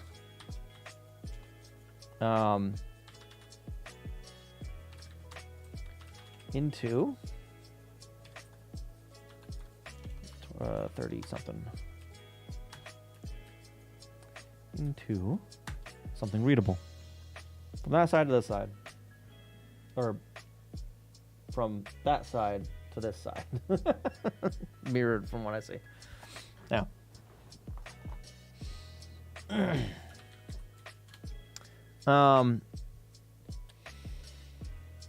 Yeah, so this is how I currently have it set up. But I mean, as you can see over here, I've got a lot of different tapes, different folders that are going to be configured basically all the same way, right? So I would like to have like one global for all of them, right? That has these and like the stat output, right? MLB output, I mean, I guess could work. I mean, I'm not really actually doing MLB output for this stuff because I don't think that would work very well in Messen.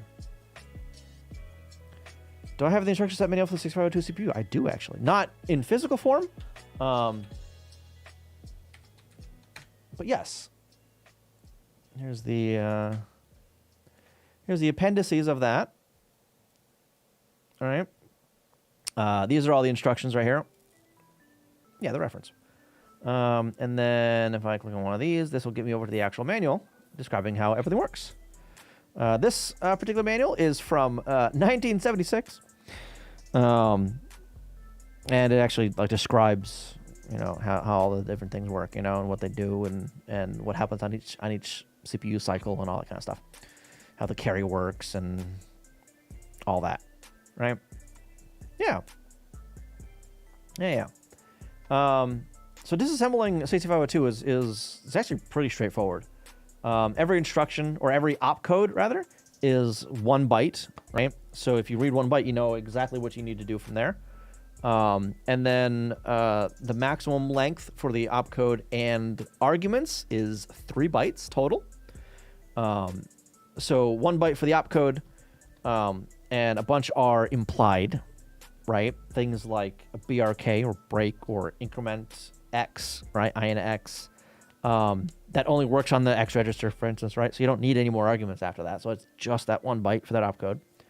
Other ones have different addressing modes, like there you go, add carry, right? So some of these are 2 bytes, others are 3 bytes.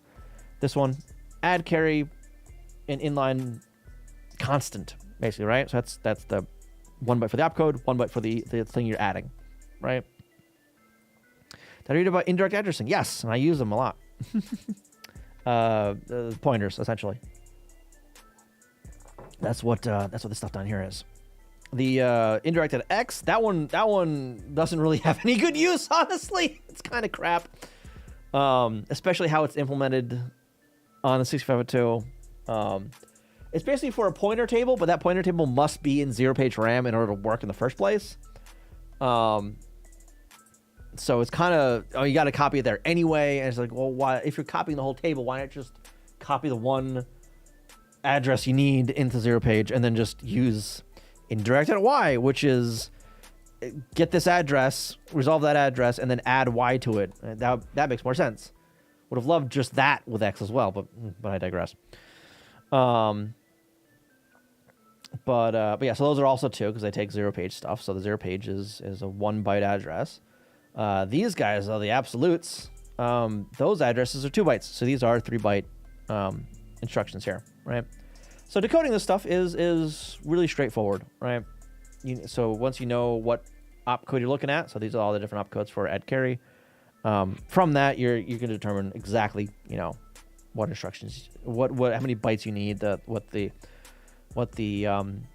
that argument actually is, if it's an address or an immediate constant like this stuff up here, you know. So not too bad.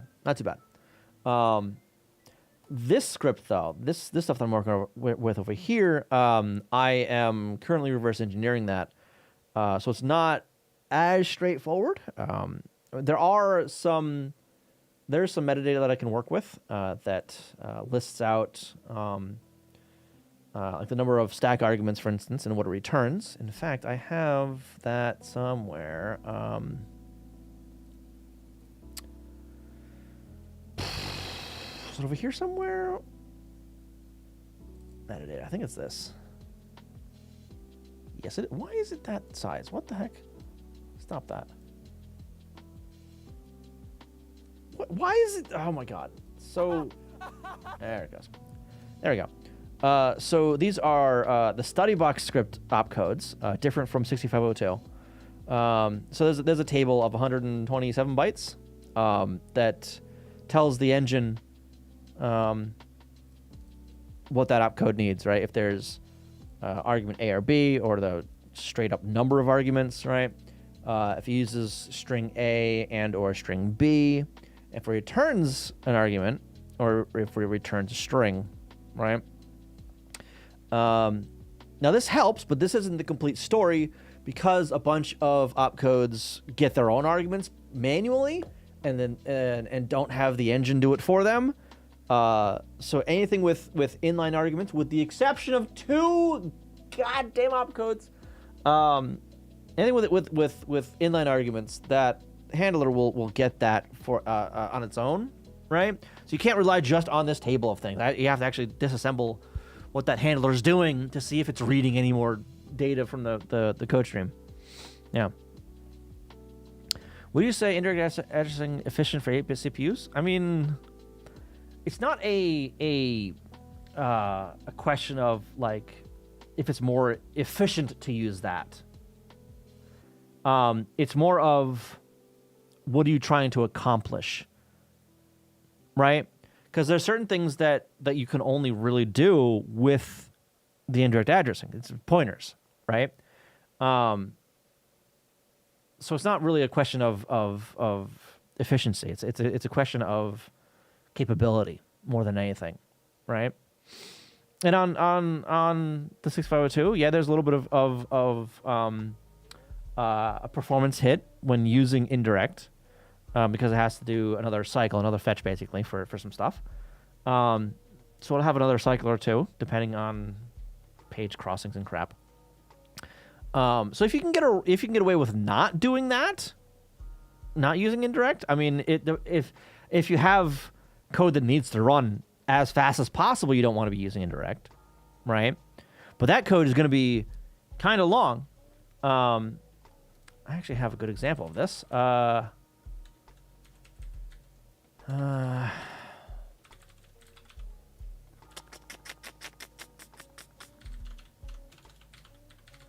It's over here somewhere. It's in utils, I think.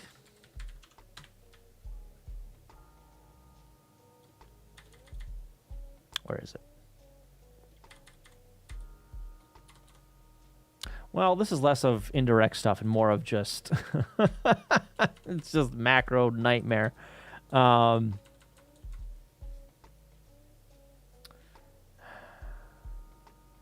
there stuff where I didn't do? There's gotta be where I unrolled something. This, by the way, is code I wrote a while back. This is a Tetris implementation on the NES.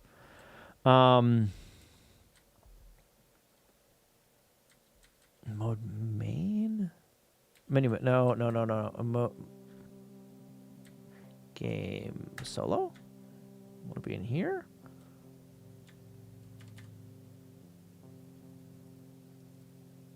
Oh yeah, so like this stuff here, I mean, well that's not like yes or no on the indirect. That's more of yes or no on absolute at X. So that's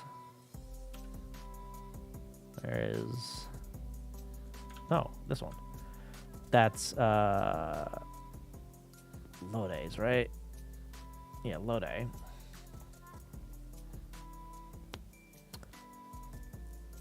That's this guy. So that's this one versus this one, right? So absolute at X, which is what I would be doing if I weren't doing macro nonsense here, if I weren't unrolling that loop. That's saying, hey, start at this base address and then add X to that, right? But that base address is hard-coded, right? So you have to go to a specific label and can only that load will only load from starting at that label, right? That's like 4 cycles. 4-ish cycles. Do I? Oh, because I would have needed to increment X on that. So, yeah. So 4 cycles, and then there's the increment X. So that's INX. This guy here, increment X by 1. That's another 2 cycles, right? That I don't really want to waste, right? Because this code over here that I'm doing is very, very time-sensitive code, right? It needs to run as fast as possible. So the way I do that is I eliminate instructions. So because I don't want to do this instruction here, I do this. All right, just the absolute. So it's just 4 cycles, and it's not 6 cycles per load, essentially, right? So similar kind of thing with this. Well, not really though, because when you're using the indirects, you typically aren't going from like a single table unless you're copying that table into somewhere and then using that later on in like you're buffering it and then using non-indirect code. It's specified ref for pointers. Zero page is only needs 8-bit address to find a larger address. Yeah. So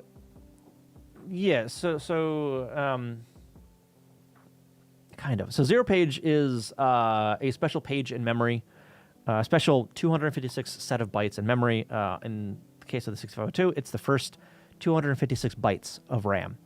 So address 0 to address 255 are all considered zero page.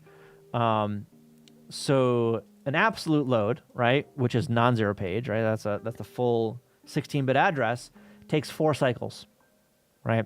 But if you have that in zero page instead, it only takes 3 cycles, right? So it's a little bit faster, right?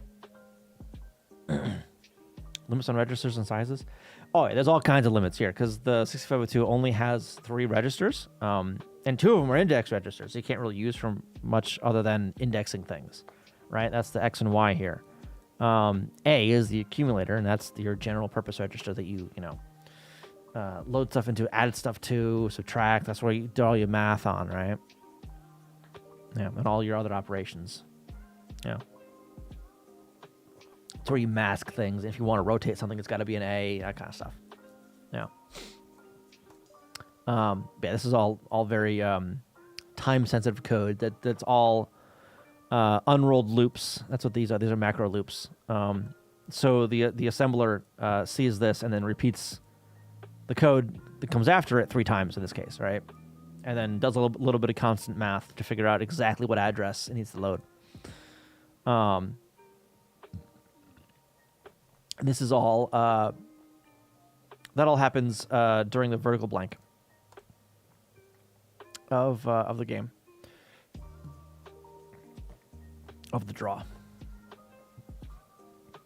And this has to happen really fast because I'm updating a lot of crap on screen, and I need to do that. I need to get all that done before it starts drawing that portion of the screen, right? Because if it's drawing that portion of the screen, or if it already drew something, I can't update it because it's already on the screen, right? It's already there, so it's ran out of time kind of thing, right? So I update it; it'll only be updated for the next frame instead of the current frame, right? But yeah, I got pointer stuff that I'm doing here though. Yeah, it's like this right here. This is loading from a pointer at Y, and it's dropping that into a buffer, right? And then I think during the vertical blank, this buffer is read in a different manner, and just really quickly written out. Yeah. Handwriting on paper, testing on computer. Oh my goodness. Oh.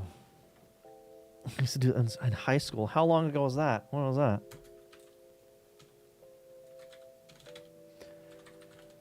All right. Anyway. All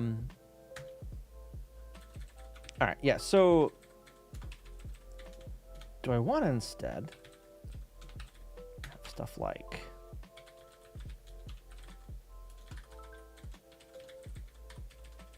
that? That's what I was getting at before, right? Where like this is the whole project, this is the tape, and this is the tape and script. 85. Oh my goodness. Well, welcome. Goodness. Hey, you're up there. Like paste.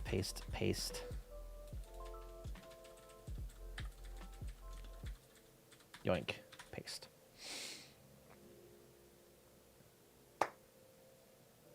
But if I do this, I don't know how that will jive with the minimal config that I want to still support, right?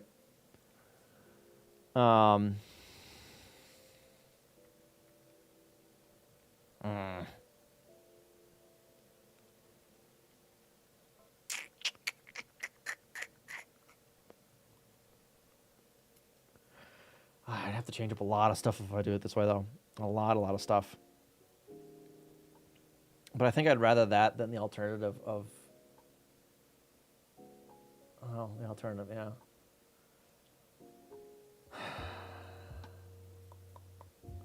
Let me start some mock. Oh, right, that's that. Some mock stuff here.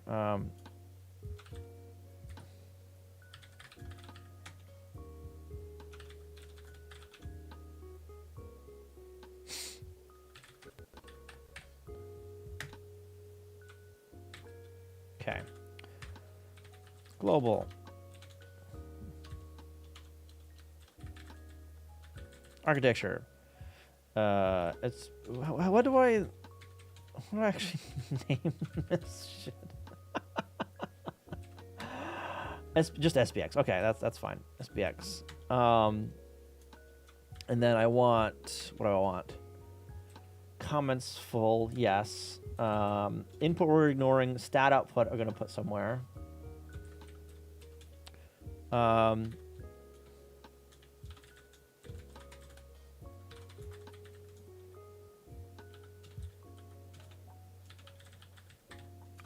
name it a little differently. ROM stats.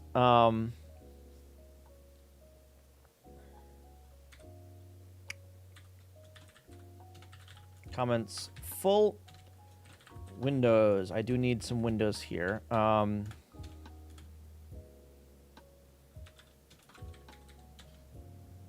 Start size, name, init. Okay. Start at 6,000. Size 2,000.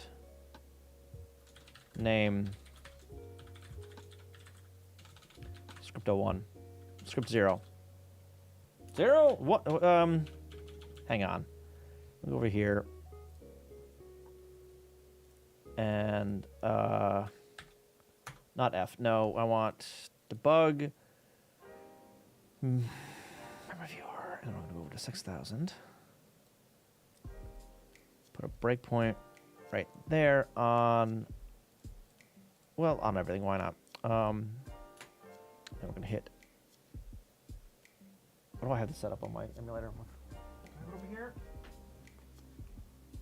Yes. Oh, my God, earlier today.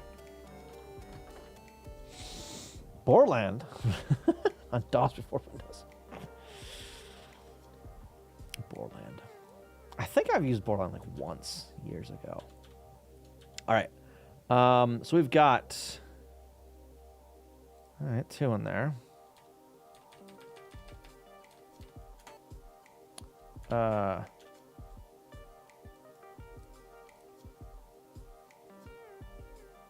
That's not, no. The name here, script 6,000. That's what I need to name it. Okay.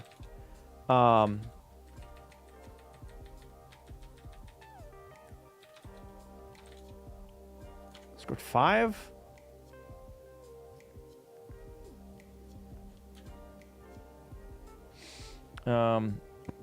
Script 5,000 and script 40. This is 44. Okay, so these are just the blocks. Yeah. Software course is what you're telling me. Yeah. Yeah.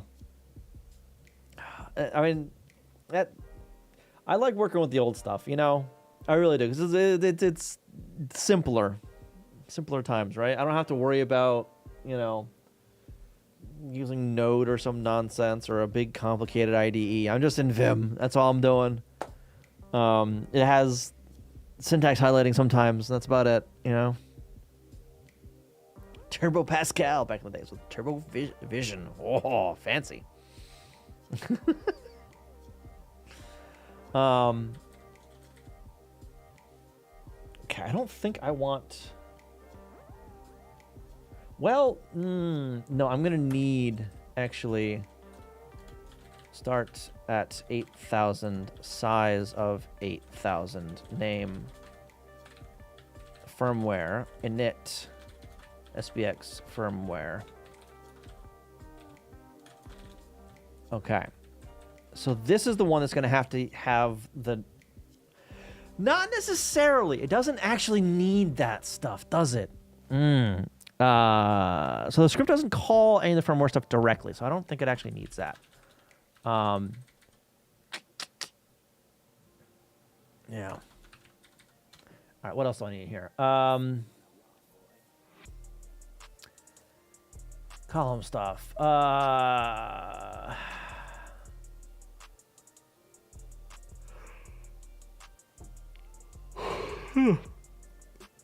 gonna leave that unpopulated for now. All right, and then the includes. Include. Or do I want to...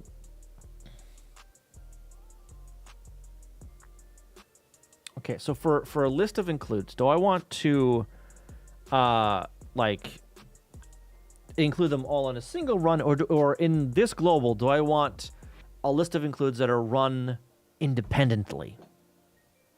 Right? So for each include in here, it runs a disassembly. Right? And then on the next include, it starts over with another disassembly. Maybe.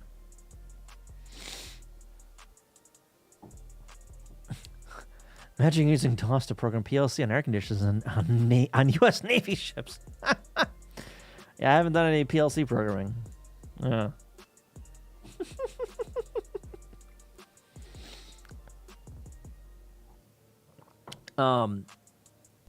So like this, would I eng like 01 dot kafuga, right? And then dasm eng 01 dot kafuga, right? This guy.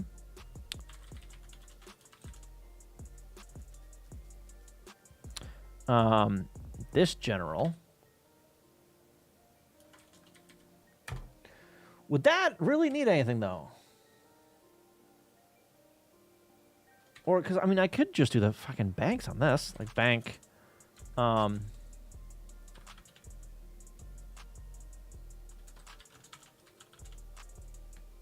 this guy here.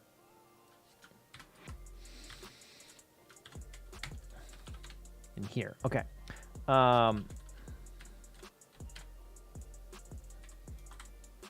ls star dot. Yeah, I know you can't see what I'm typing. Give me a second here. Star script data dot dat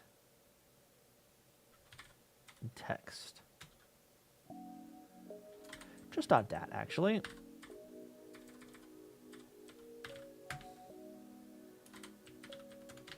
Just that. Just that. Okay. So these are all the scripts in this tape. Just this. Bank. Input that. My Twitch. Night Alex 86. A little bit of a hint, yeah. A little bit of a hint. School used Pascal, wrote Snake games. Ooh. Just solving the trivial school task like bubble sort or something in a few minutes for the rest of the... So I remember having this one class in college. This was early on at the school, right? Like first year, right? So I was like, I was taking all the intro courses, right? Like the intro to programming kind of crap. And I was like, all right, I have to take this, fine. And one of the classes was, I think it was basic, right?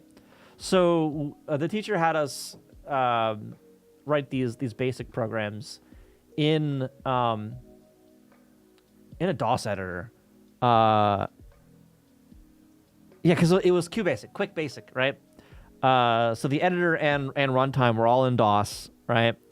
And we had an assignment to do in class, and it was like an hour-long class or some crap, right? And I'd finished the assignment in 15 minutes, basically as fast as I could type, right? If that. And then for the rest of the class, the rest of the time there, I'd just be playing Wolfenstein 3D.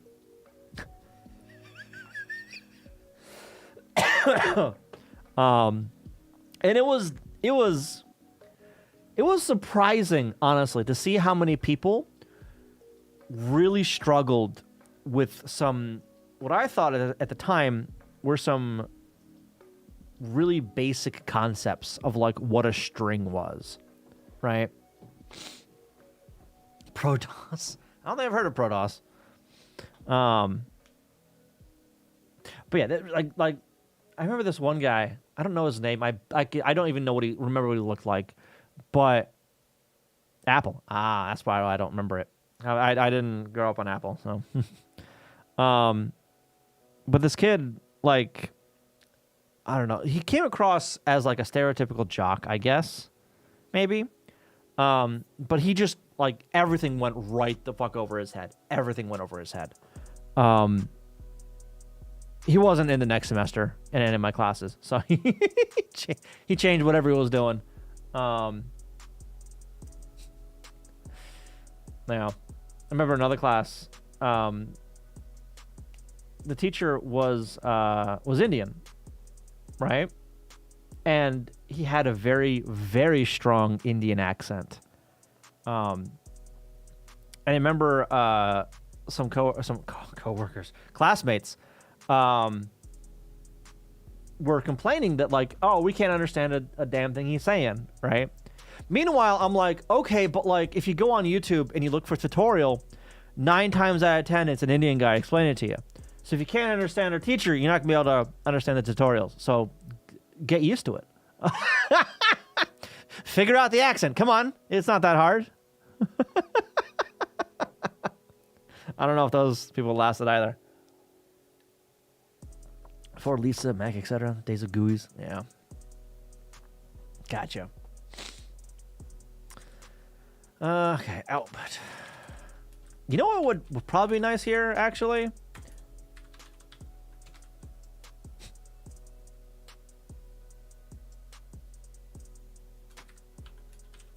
Something like this.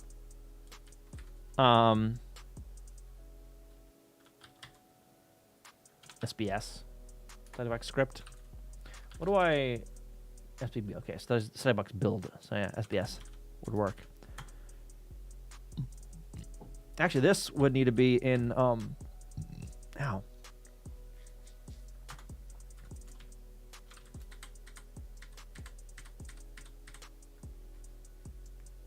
In here.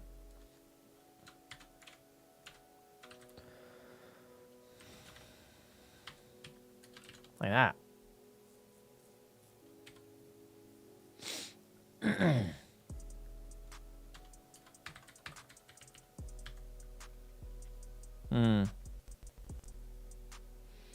Overclock 0.8 megahertz to 1 was a big deal. No. So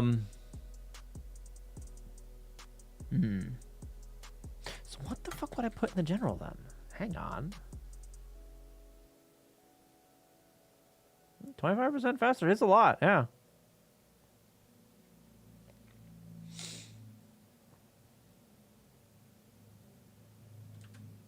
I mean, I guess it'd be the labels, but like...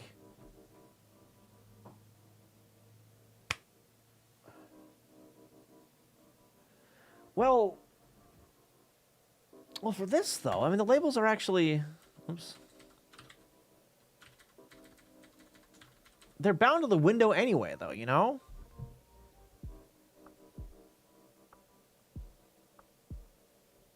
Let me actually... Oh, I didn't change this.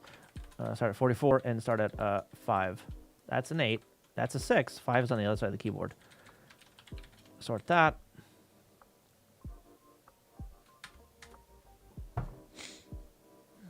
So this, like, so this is like the global section of the script stuff, the script engine RAM.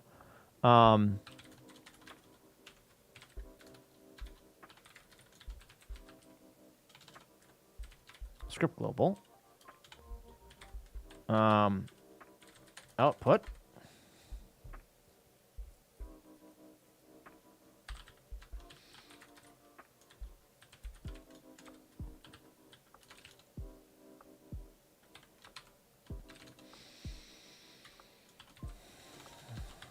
Address? Is that what I have it as? I should really know these options because I wrote this fucking config format. Address, yes. Address at 4400. The fuck's the size on this one?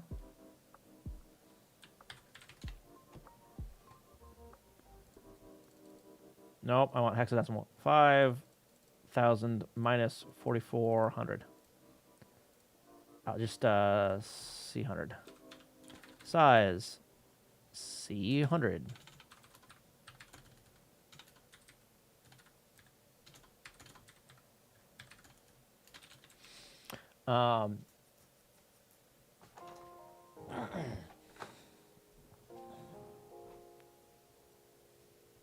Yeah. And then I don't like. I don't really need the general then, do I? Because then it's just the different banks that I've got. That's going to be, you know, a list of this. But that's...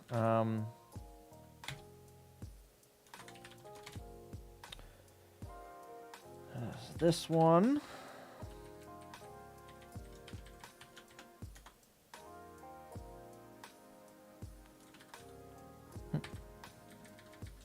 I gotta figure out something with the with that.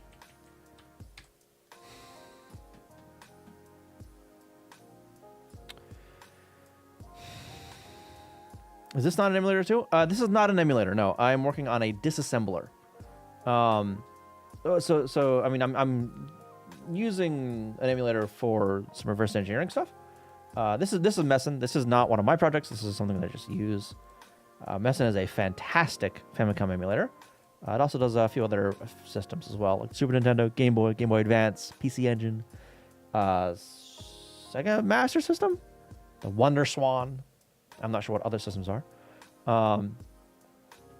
but I use it for NES NES stuff, and it has an absolutely fantastic debugger suite, debugging tools. Right, so it's got a main debugger window. It's got like registry viewers and sprite viewers and, you know, tile viewers. Where do I get ROMs? Internet. As far as the study box stuff, that's different. Those I'm actually dumping myself. That's what, or dumping myself as well as what other people are dumping as well. But if I take this, go up again and again, and then go over to here. These are the raw recordings for a bunch of the tapes I have. And so are these. These are also raw recordings of physical tapes I have.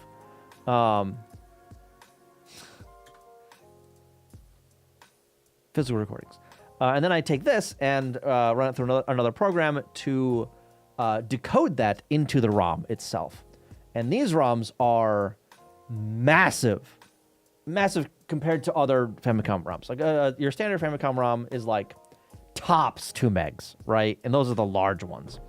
But it's anywhere from like 4 kilobytes to, I don't know, 512 roughly for games that were released, official games, right? Licensed games. Sites, or just Google it. You Google it, basically. I've had mine for a while, so I don't either I don't remember where they came from, or the sites that I got them off of are defunct now. I torrent a lot of shit, so like you'll find it there. These specific ROMs, though, these guys, these are mostly ones that well, not mostly, but a bunch of them I have dumped myself, like these English Plus ones. These are all ones that I've done myself. So I'm the source for these. And I did put together a torrent for these for distribution. Do I have that public anywhere? I think I might. I thought I did, but apparently not.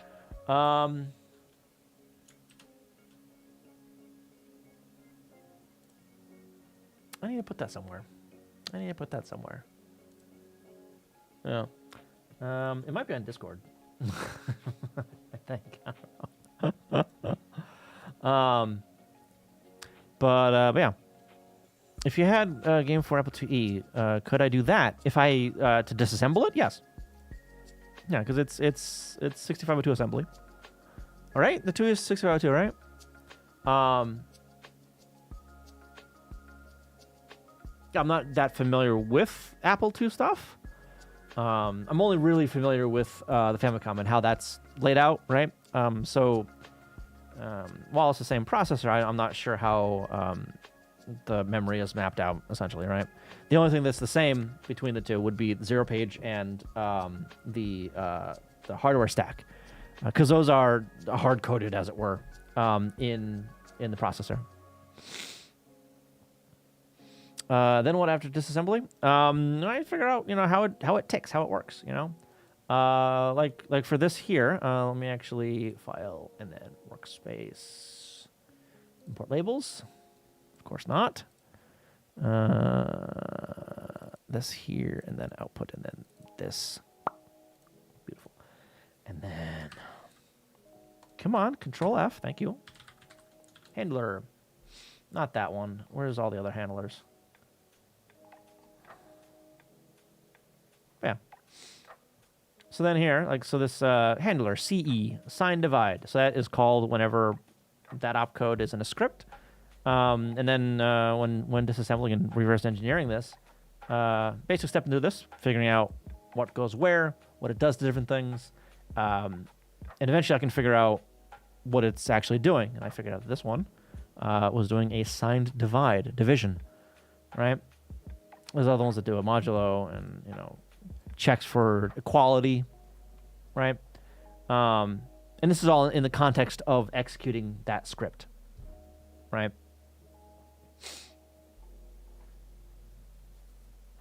Yeah, that's and then what, I guess.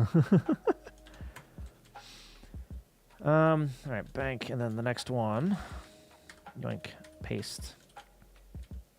Segment 2, same packet, segment 2 and 185, because that's a different one. Oops, like that 185 there. I do need to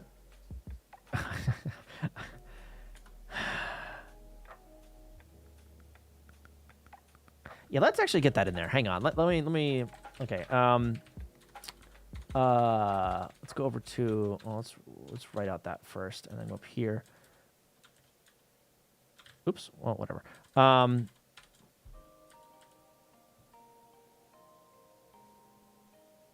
Nope, it's undo that, whatever. Undo. It's fine.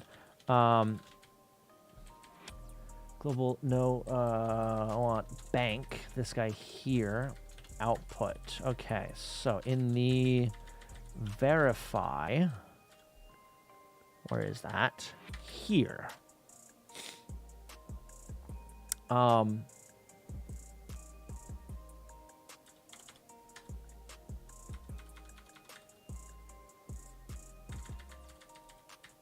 Put that at the end. If b dot output, no, strings dot contains b dot output and percent s, percent.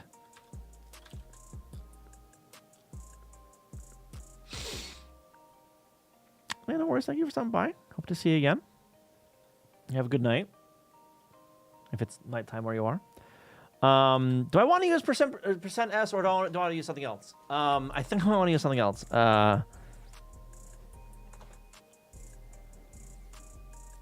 Like, do I want to do like directory and then name or base? Like that?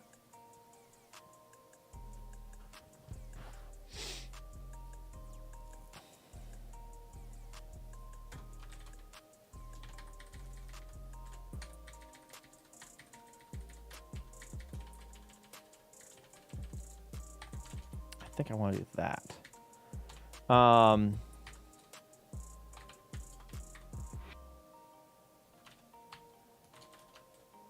If that, strings dot replace all.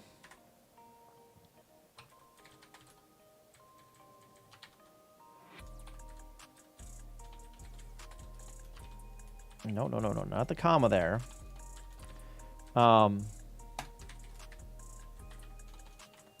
Dir with.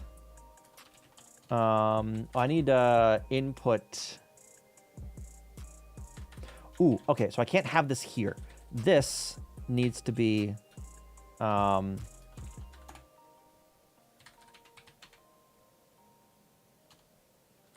here? No, that needs to be in here in the verify. Okay, so we're gonna put that there for a second. For B in range, bank in range what? Range banks.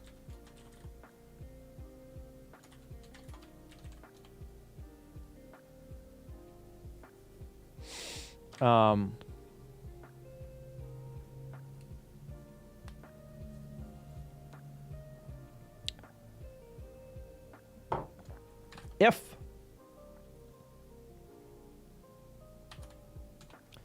bank dot name equals that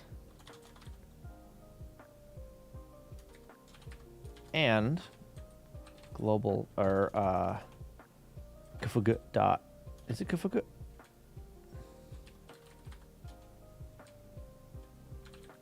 No, it's nope. It's C dot banks and C dot global dot name, not name input.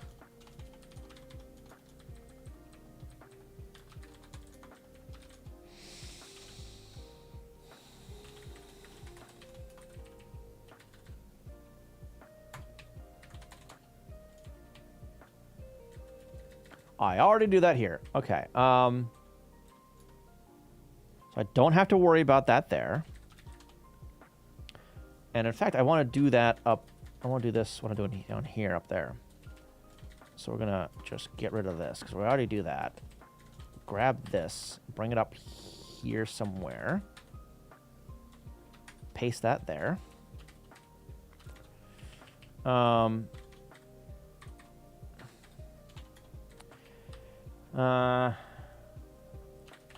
If no, okay. I'm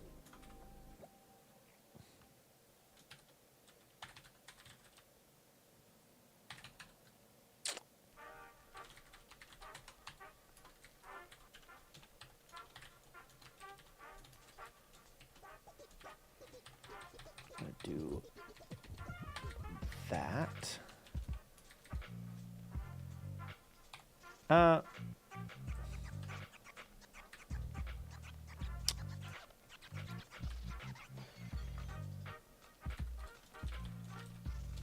File var equals map string string. Thank you for that file. Appreciate that. Dir.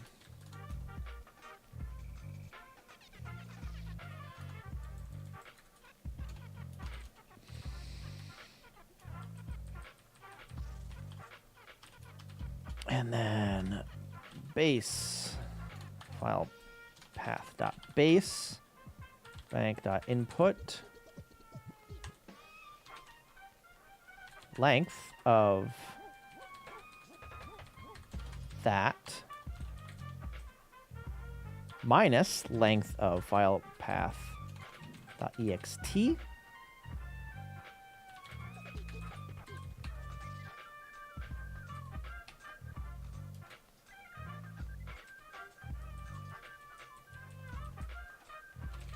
Yeah, so that should bring it to the end of that.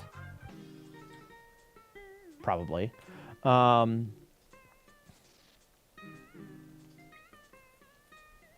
I don't know of any others that I'll want yet, but it's fine. For var range, key val range file vars. If strings dot contains bank dot output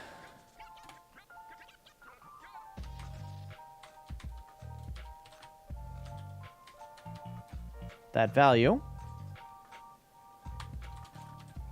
strings going to be bank dot output equals strings dot replace all in that of thing, no key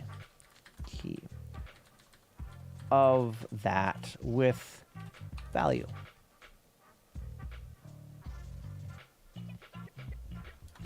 That should work, right?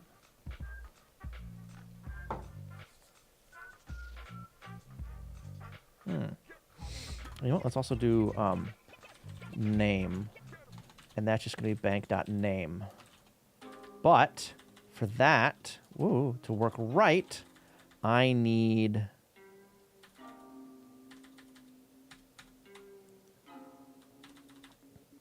oh, that's done in here, isn't it? If name is nothing, it auto-gen. Yes, okay. So we're good.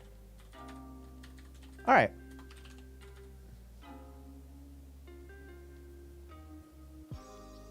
That should work.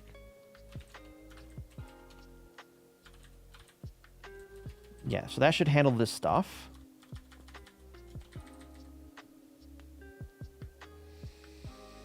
Whoa, undo that. Yoink, paste.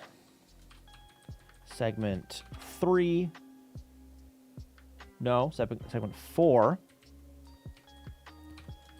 0, 3. And then segment 7.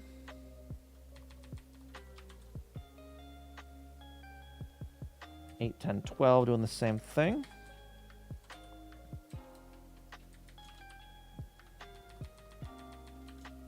Eight, 10, and then 12.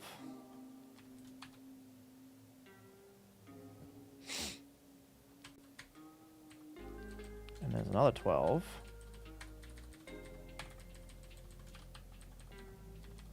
That does 157.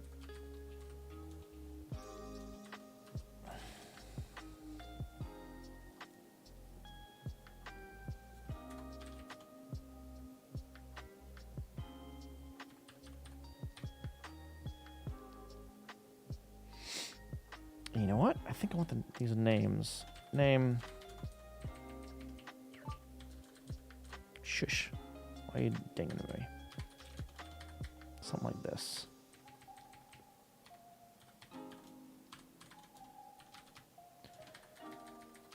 Right. 10, and then this one's going to be 8. Doink. Paste. And then 7. 4. 2. 2, and this one's 185. 185. And then 1, and then 0. Okay.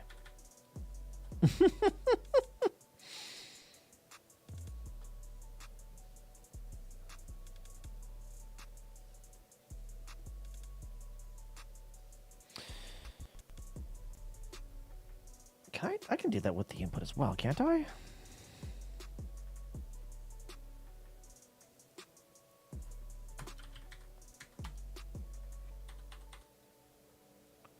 Base name. If I do the same thing, so if I make things a little bit easier, less crap I have to modify each thing. Like that. So they'd all just be named like that.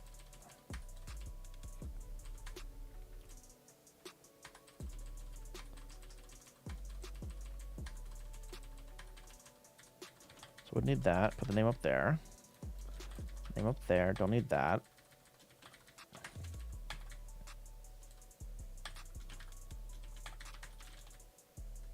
The order in this file doesn't really matter, but having it at the top, you know, easier to read, I guess, right?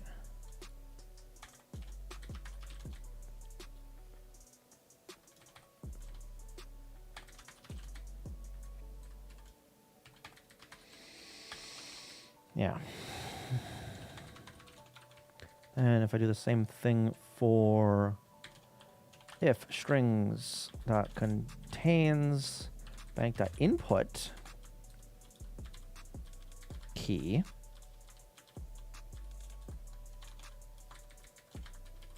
do the same thing but for input. Like that.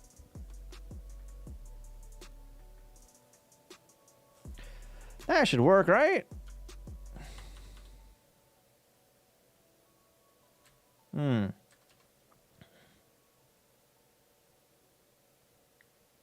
And if I have a single input file here, so if it's using the global input file, I could still like give each bank its own name, right?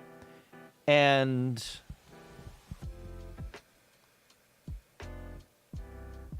well, I mean, input wouldn't really matter, but with that, it matters in this case. But yeah, that should be fine, right? No, 55. Forgot the comma.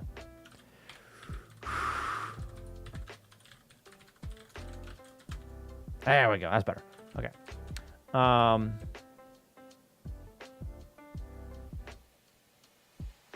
Yeah.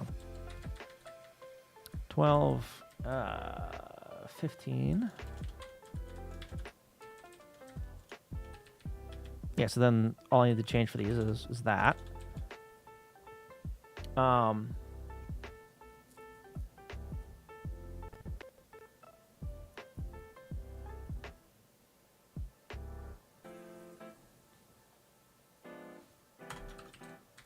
What if... Hang on.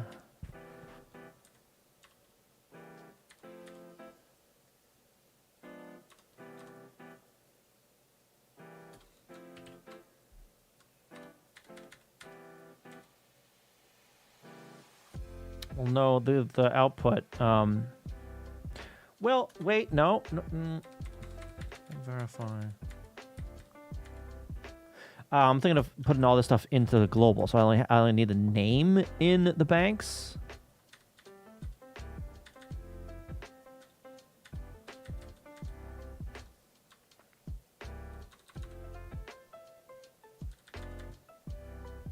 So I'm checking for input, right? Output. That isn't.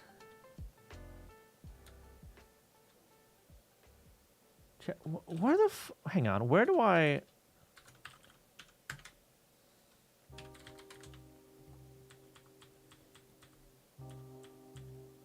Bank output. That's where I do that.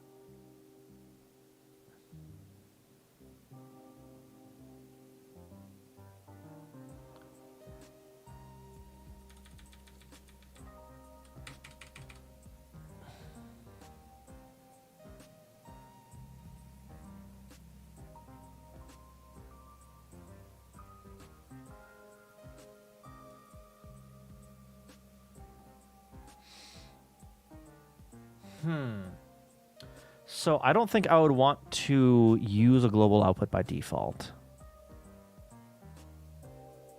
Because that would like overwrite shit if I don't do it right. The way I have it set up now, if I have more than one bank using the same output, it'll overwrite, and only the last one written will be the file that exists.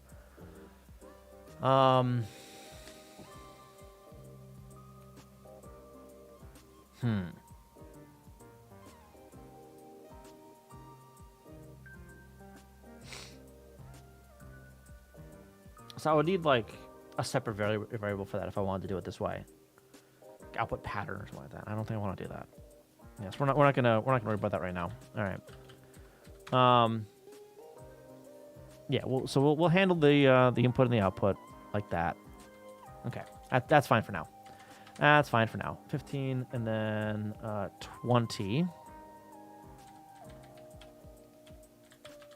20. And 20 has a few more.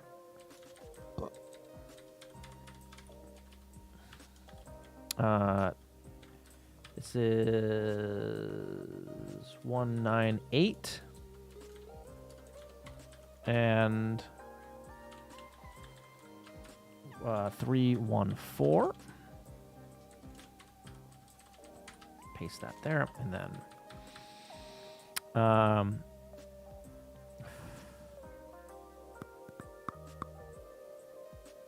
24. 003. Yoink, paste. And 26 and 38. 26 and 38. Now, it is very repetitive here, and they're all the same. But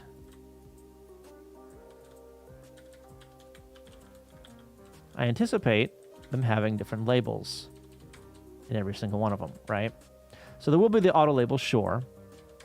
But I do anticipate writing my own labels for this stuff, right? And not having just the auto labels. Yeah.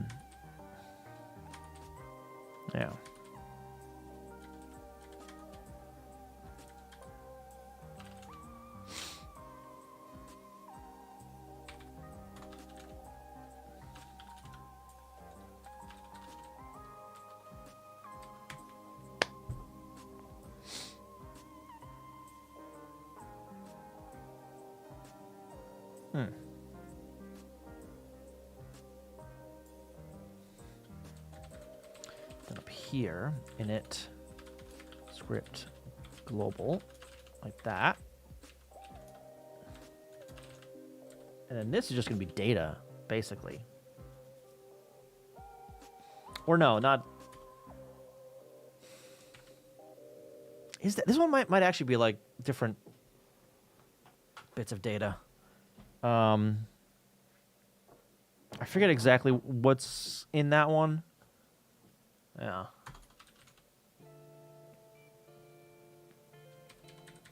It's fine though.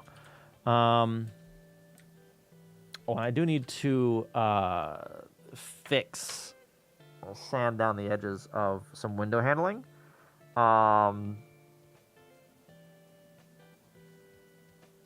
Because if it doesn't fill out the window, if it doesn't, if it's not the same, if the input data isn't the same size as the window, she kind of breaks a little bit. And I need to change that because every single one of these scripts is a variable length. They're not all the same size. They all fit into that 2K, but none of them are actually 2K. All of them are less than that. Because all of them have stacks starting at the end of the script, which is the first byte after the script data. So if it wants to actually use any script, it's going to need the stack, and it can't write that to ROM space. Yeah, so those scripts are never going to be the full 2K.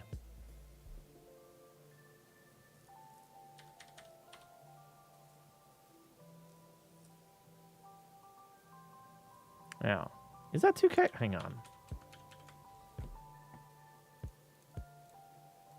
8K, whatever. It's fine. Yes, I do need to fix that, but we'll get there in a minute.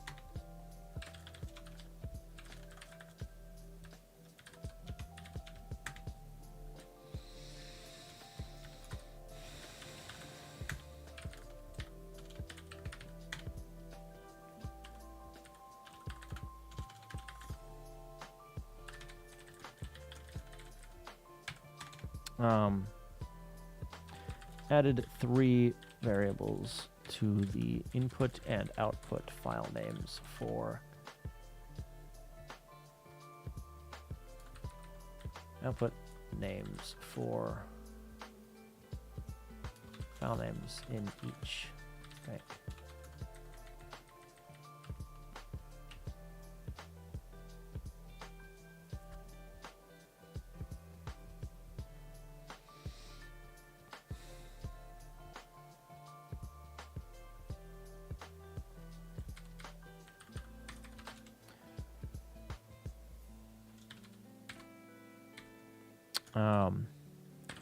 Dir contains the directory for from the input file name.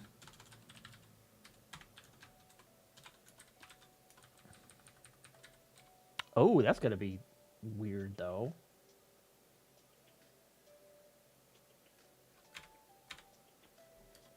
Because I can't really do that. I can't. That one.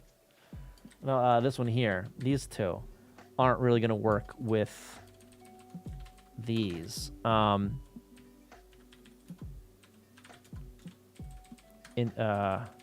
Invars, outvars.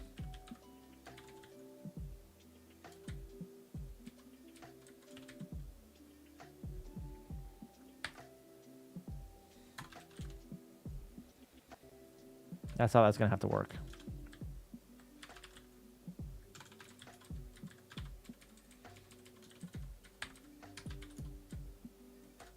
Yoink.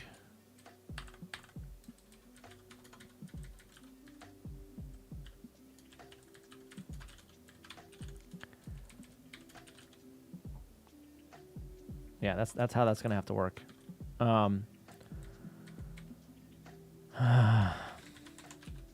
Output.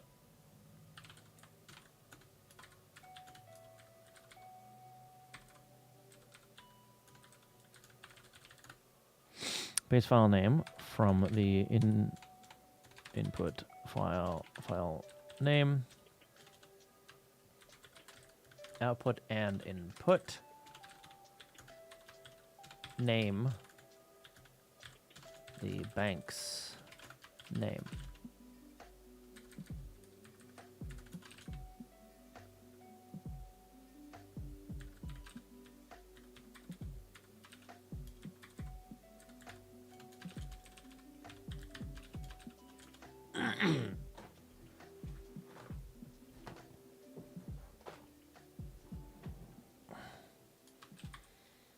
Yeah.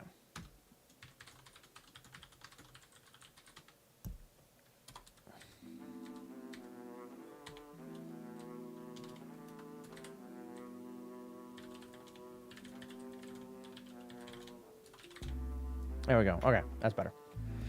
That's better.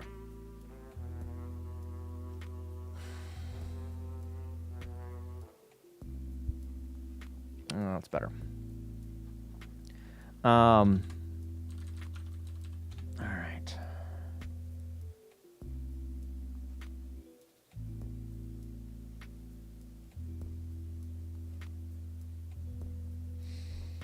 This might work.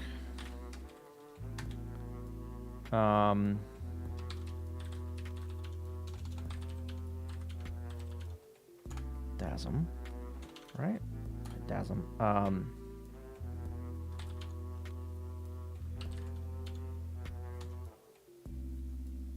Input missing. Oh, for this guy, right? Probably.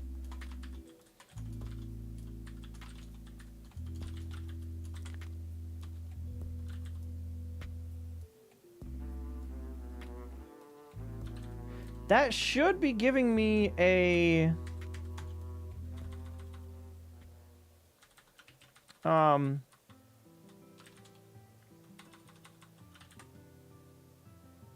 number or something. Well, maybe not a line number.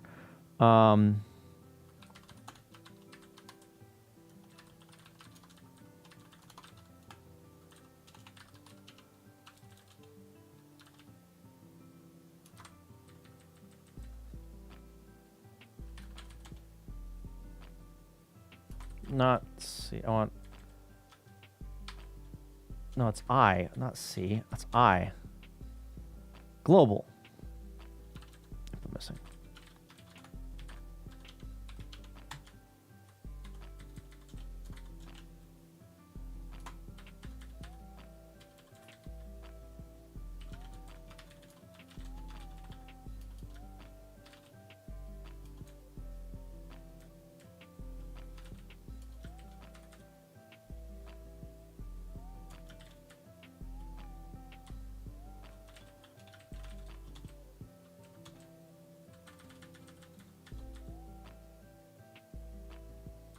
Yeah, because I checked that here.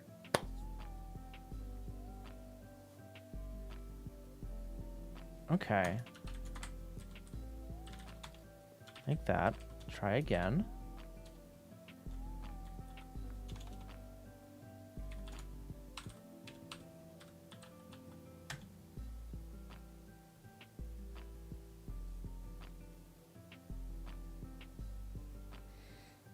Hmm.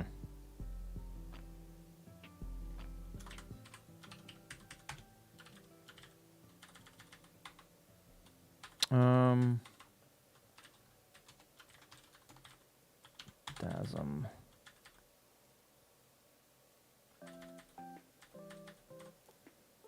Bank name.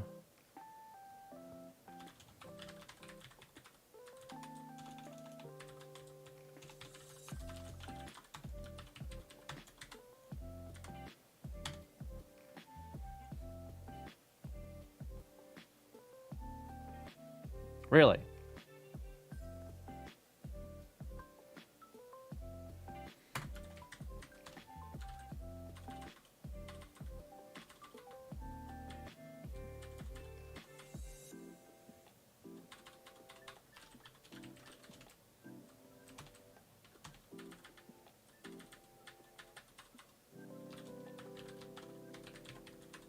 Not F print line. Print F.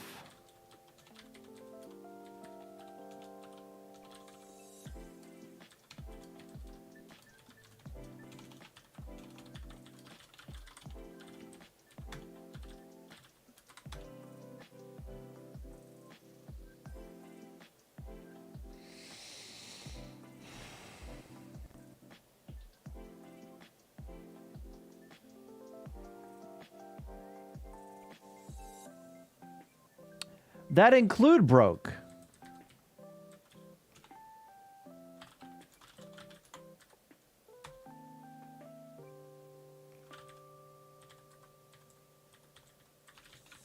What? Hang on.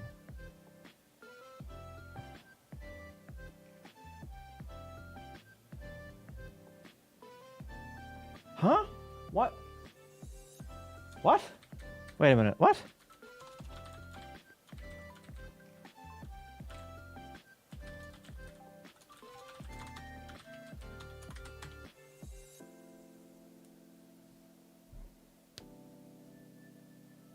Why is it not getting the rest of the banks? What the fuck? What the hell?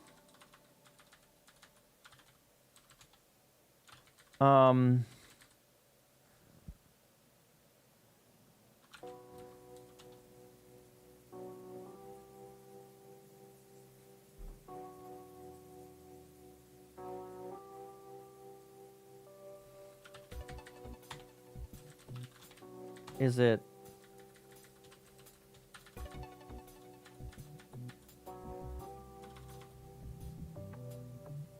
breaking that?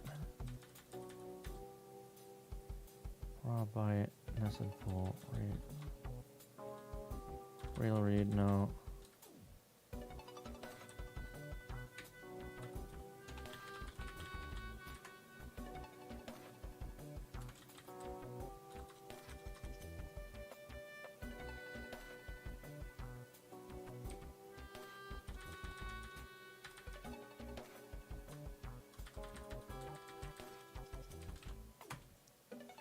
File path or file name. Full name. Quote true. Oh, that reads the whole. Okay.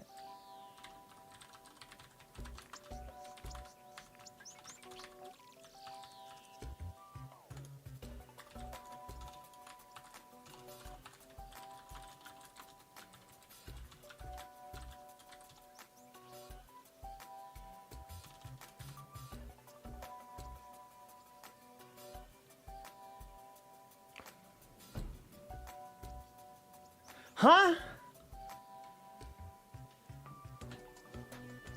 Why is it not grabbing that? What the fuck? That's never happening.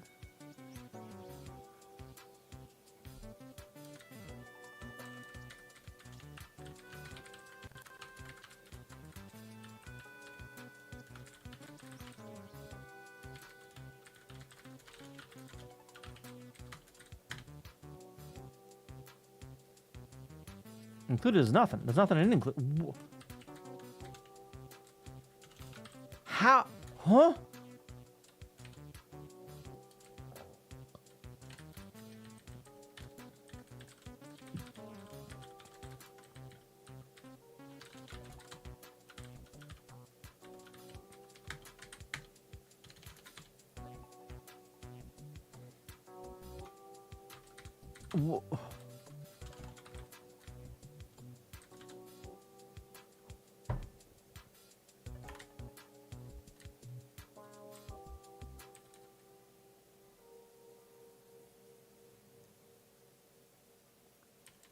What?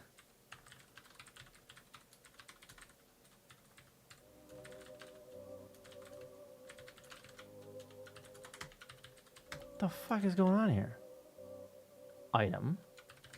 Because I'm not adding the directory to that.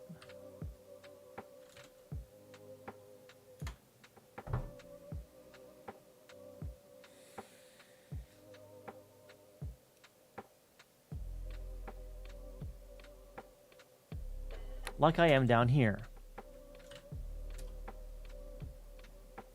Oh my god. Baster, where are you? Up there.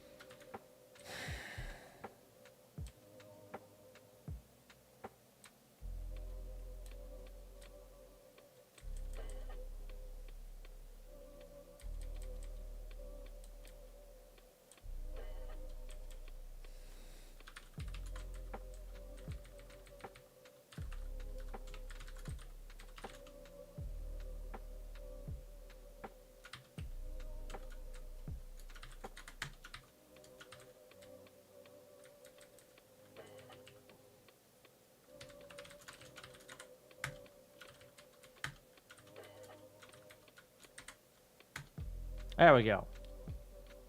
Okay. Size goes beyond FF. No, that's not. That's not. No! Damn it! What?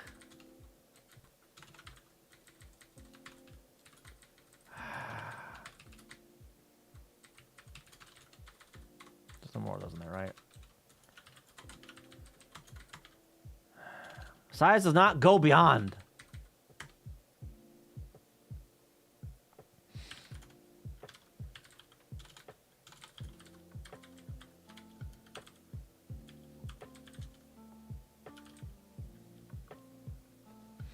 It's in bank. This one.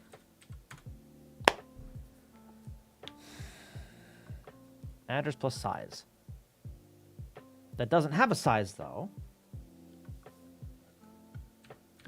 If b.size is greater than 0, and I need size in there, though.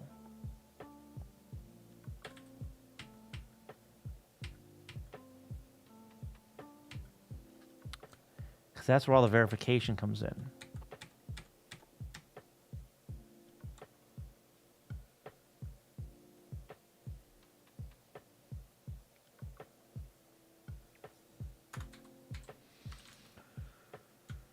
Okay, so what if I put size on all these as 2000? It's the size of the bank, not the size of the input, though, so I will have another error.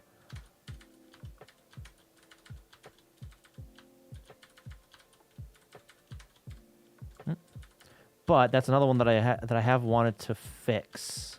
It's one of those rough edges that I was talking about before.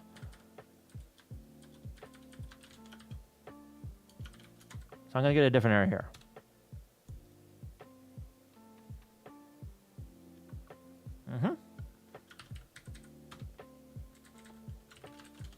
I'm not sure if that was the one I was expecting, though.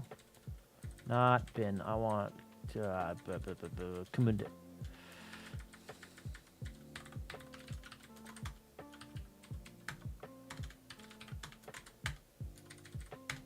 Okay. I need to activate bank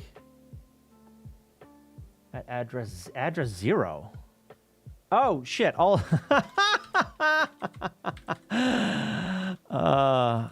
address 6000. All of these are address 6000. Oops.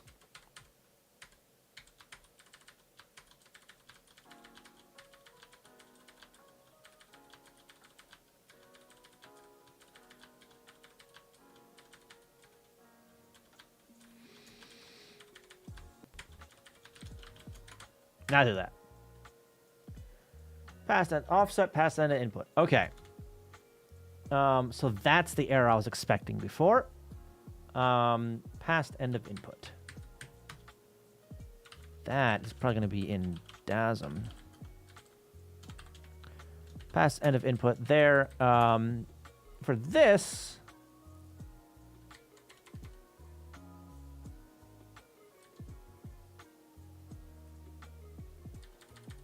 I can just break, actually, can't I?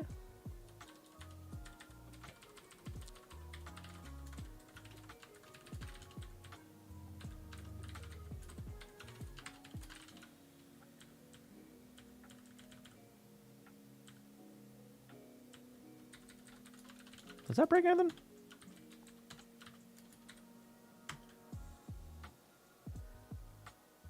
Yeah, okay.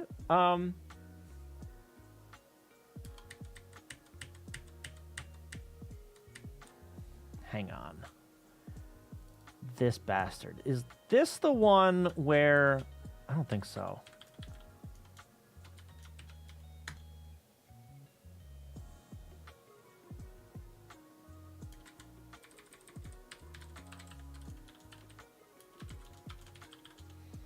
No, okay, so there is actually data there. All right.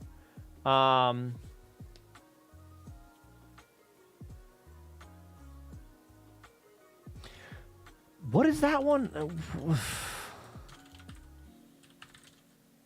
This guy. Decoded as nil. At address. Address, that's the middle guy here. No, that's bank address. Address is here. Bank address plus size. Ah. Okay, so that bank size I need to update, actually.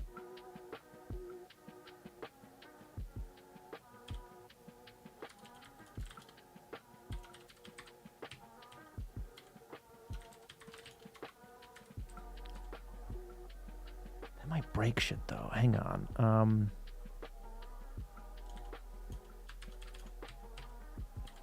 We're going to undo those. And then...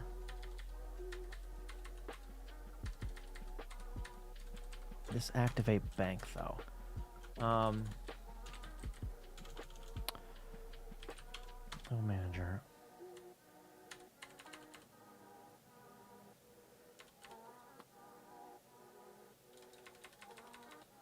Actually, that should be fine.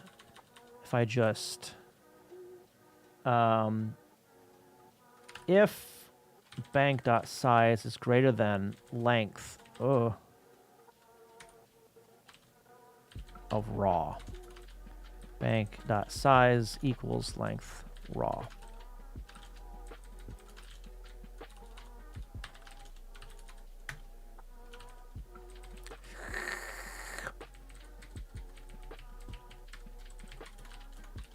Can I do the compare there? No, okay.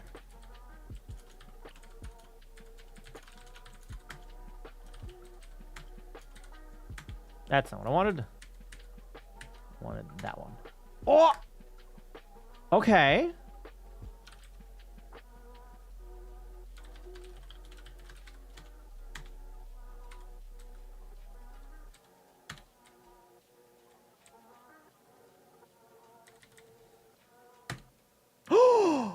Holy shit! That actually worked? Oh my god! Let's fucking go! Yeah!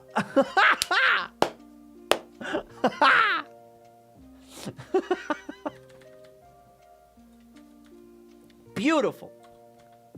Fucking beautiful. Kenpai, how you doing? Welcome.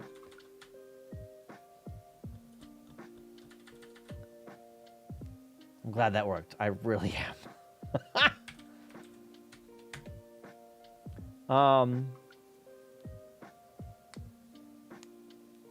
Yeah, okay. Yeah, it's voting rated a while back. Rated with like 600 some odd people. Yeah, you missed it. You missed it. That was at least an hour ago. Hour or two ago, yeah. I'm making progress though. I'm sanding down some edges, some sharp edges that I have in my disassembler. And this one surprisingly worked. First try.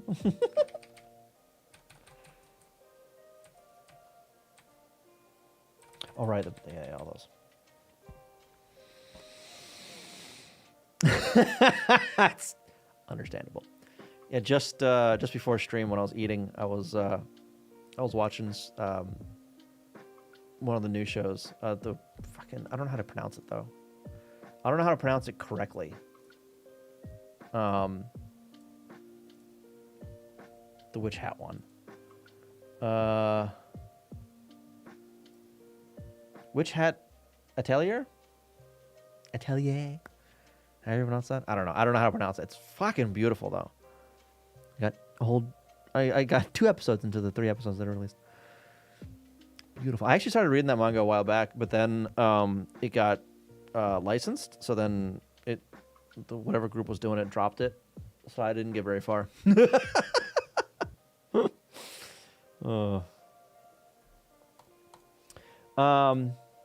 Okay. So I don't need the CDL crap anymore.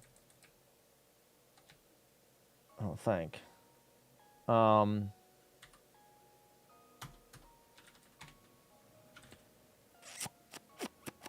So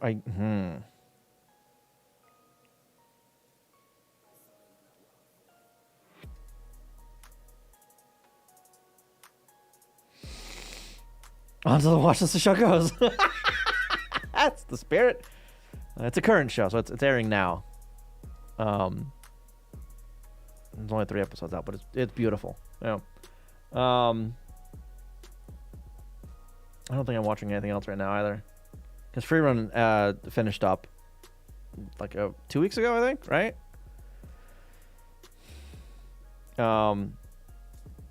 It got back to a point in the story where I remember reading.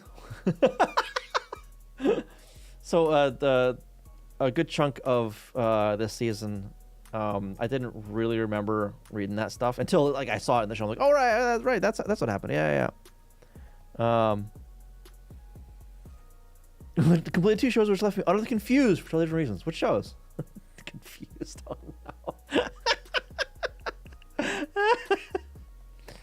no. Yeah, so I want to actually clean that stuff up. So, let me actually do that here.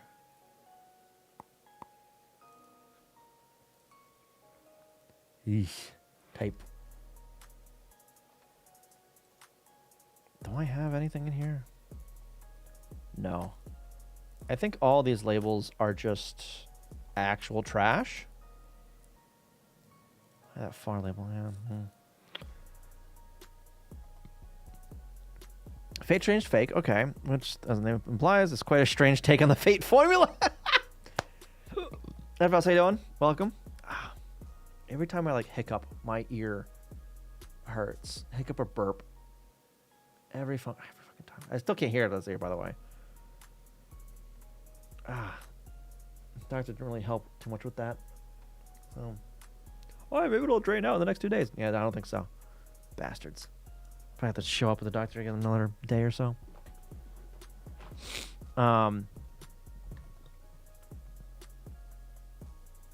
Yes, let me do this. Create folder, old. And we're going to take all of this JSON shit, put it in old. Up. Stats, data, script data, text. Script data,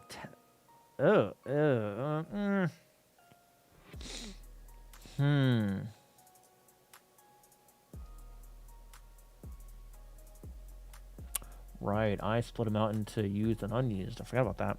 That's exciting on. Everybody's body's also falling apart. Yeah. Yeah. Doing okay, glad to be done traveling for today. Just got home. That's always a really nice feeling, you know. After a long travel, you finally get home. You just sit down, and you know you let it sink in that you don't have to do anything else. Usually, you know, you don't have to go anywhere else to get home or whatever.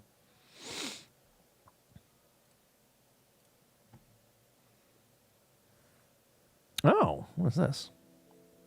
Playing death games to put food on the table. Is that one any good? Sit down in a non-cramped place, like any kind of transport. Sit down where it's just yourself. You don't have to worry about keeping up appearances or whatever, or, Oh. Gorgeous visuals, really. Let's see if there's any out there yet.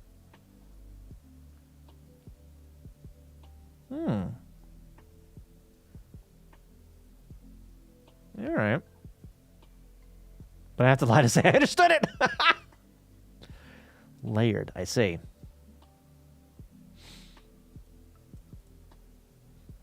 Maybe I'll have a look later. Yeah, let's see.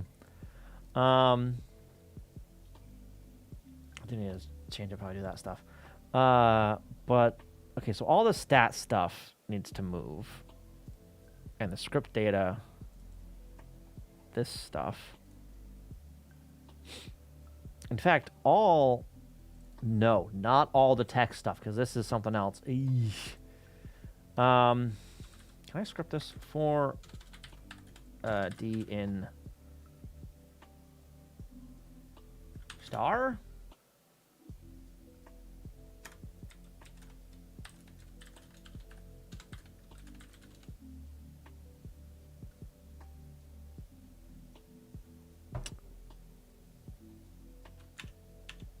Which what's the bash check for directory? Go away.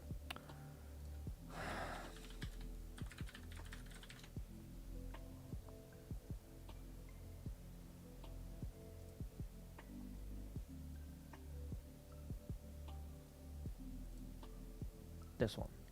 Okay, fucking come on. Really? Like this shit is, why you gotta break this with JavaScript, huh? Huh? Why you gotta do that? Why the fuck do you have to break this shit?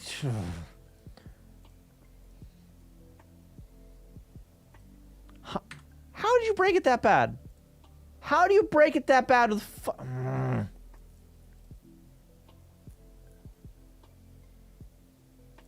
Okay. If file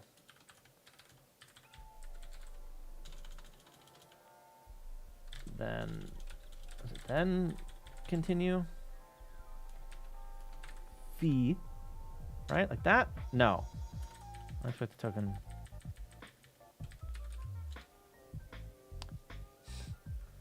Ew, but okay. Oh, I'd have to escape shit too, wouldn't I?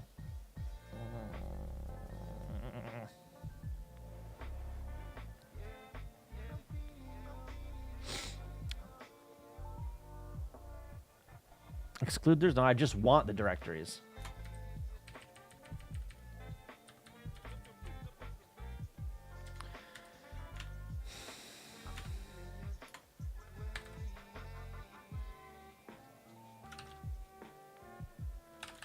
I could use find. Well, actually, here, for this, if that, okay, fine. Make dir old. Fuck you.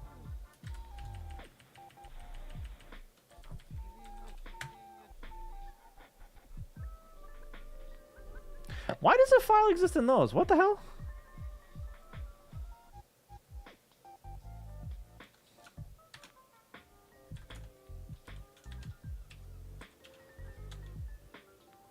Nothing's fucking in it. Whatever, it's fine. If in doubt, just add more square brackets. How you doing? Welcome. Oh.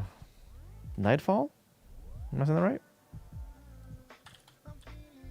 For everything here, type file iname or name script data dot who cares? No, dot fuck.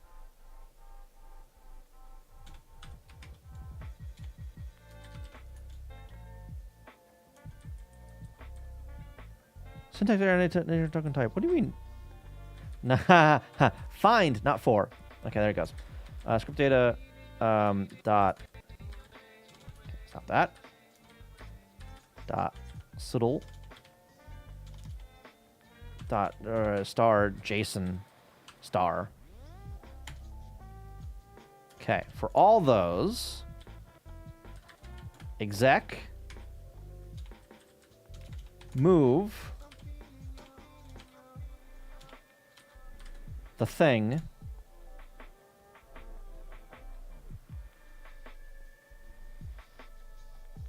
to what is it? Base dir? Can I do that here? Or dir or something like that? Hang on.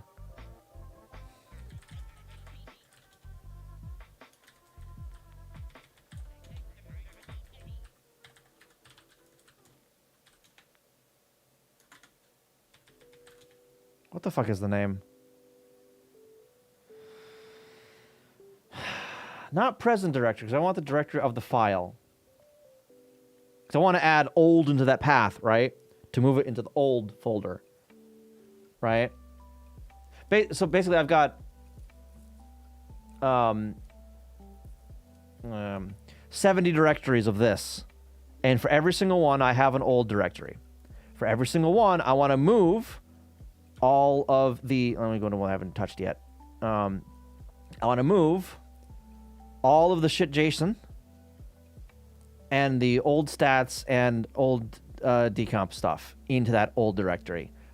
But like old of this folder, not like a global old or whatever, right?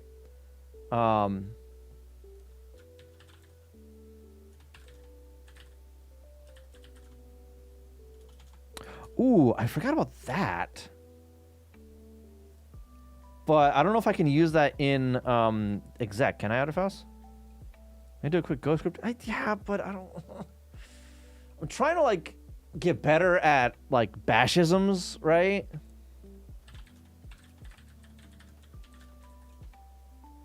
Get their name from path. Base name. Base name. Okay.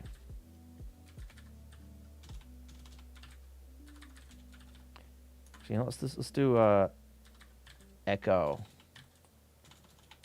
first to make sure that this actually fucking works the way I think it will.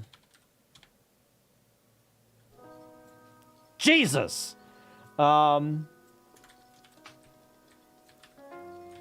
Old.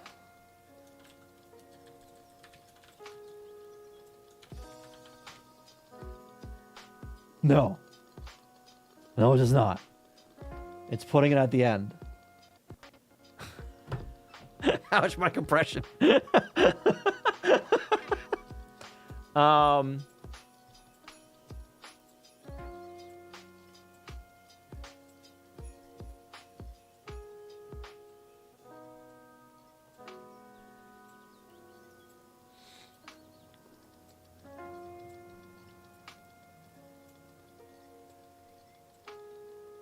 That's not what I want at all, actually. Not wait.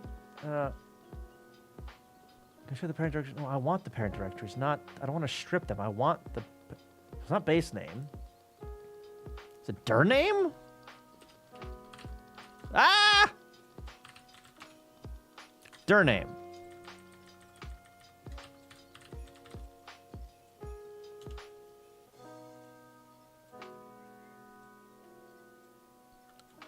Fuck you. As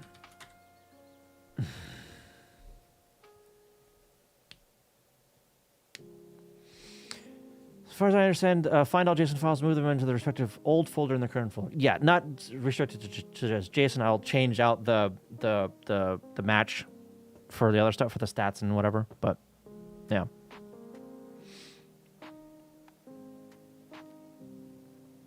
Yeah, that's what I'm trying. For each respective directory, parent directory, in all of this nonsense. Do CD. I mean,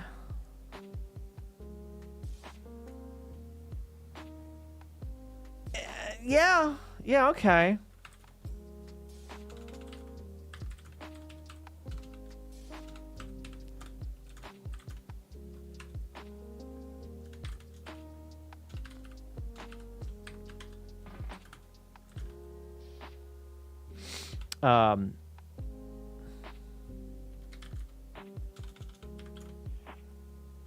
Let me do one of these real quick. Script data star JSON star.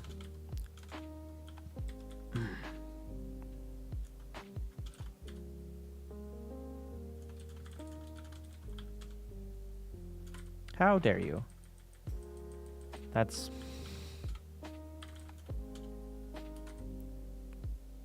Oh, no. That was a parentheses, not...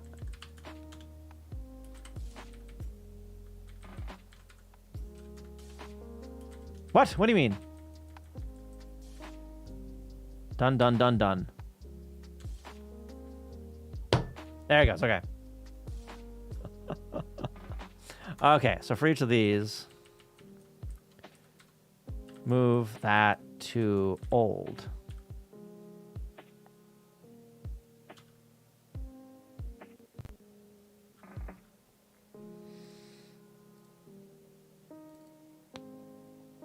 Yeah, okay, that works.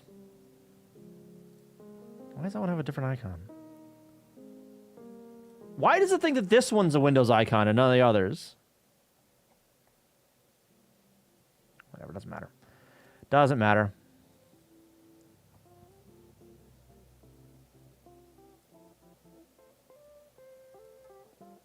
That's fine. All right, script data stats I want to move, and the script data.texts as well, but not the dat.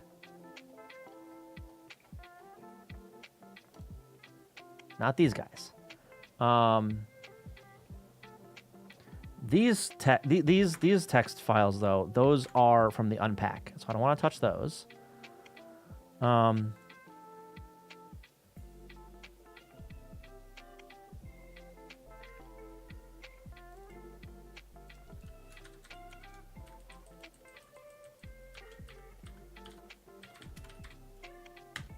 Also the text.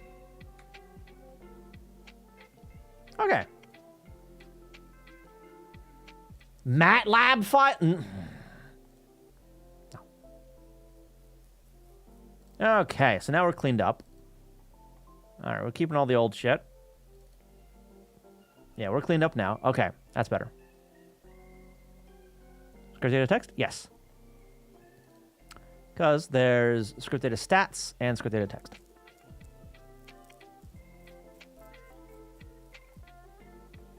Yeah, stats being this stuff, and then the text being just this stuff right here.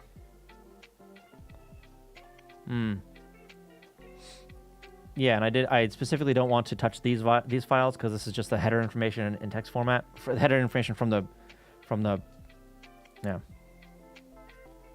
That was my recommendation for free. Ah, got it. Got it. Okay. And now, and so I've given it a different extension for this stuff. So SBS study box script, I figure, right? It's plain text. And then up here, there's also SBB, study box build, which I haven't implemented yet. This isn't in the disassembler. This is part of, will be part of the pack and unpack program. But it's basically a better way of, I think a better way, an easier way of a nicer way of defining the actual study box ROM file, right? So this is 03, so that's for this guy here. So instead of this nonsense, this mess, right? That's a bitch and a half to look at, right? Because it's all fucking JSON, right? Like it's got this nonsense in it. Just to, I don't really want to call it a script, but it's a config file that kind of works like a script, right? Because the order of things matters, right? Yeah, the only order that doesn't matter are these guys right here. Everything else, the order is significant. Yeah. Currently, these are written out by the unpack, but they're not read in yet by the repack. Yeah. Yes, basically enough info to repack the data in a simple format. Yes, exactly. I even, you notice it's got syntax highlighting too. So I did that as well to make it easier to parse, visually parse, right? Yeah,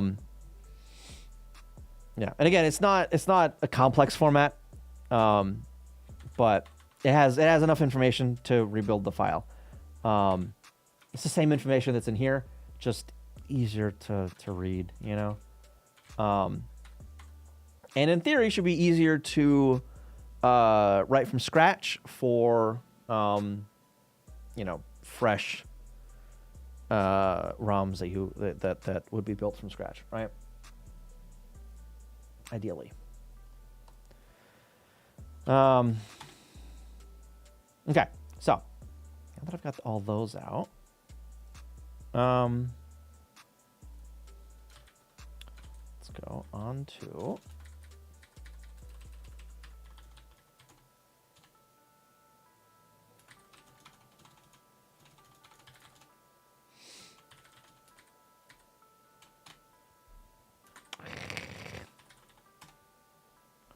English 2.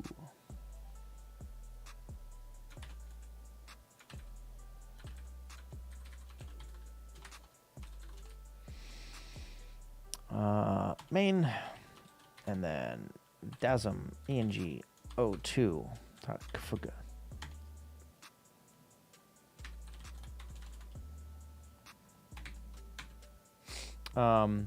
Actually, how did I do the? Damn it, go away. Okay, so input, yeah.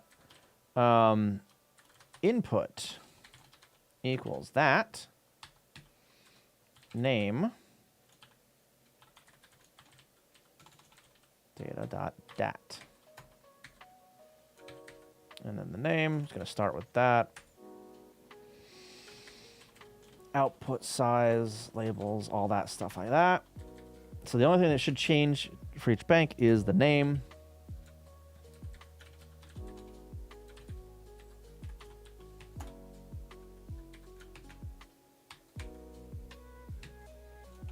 Star dot script star, not dot, star script.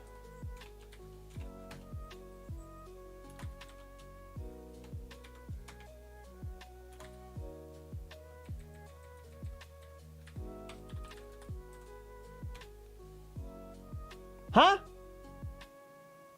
What do you mean? How dare you? What?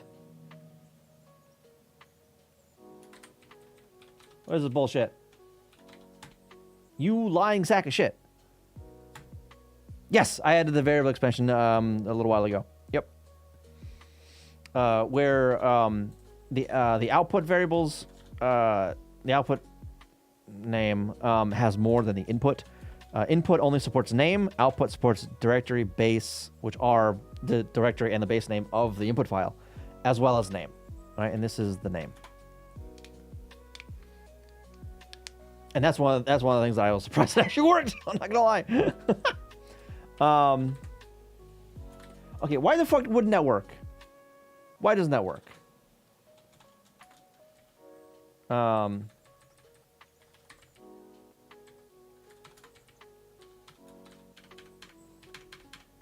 No. Okay. Where's the... Oh, because I need to accept these. Okay. That works fine, though. Start inside a... But...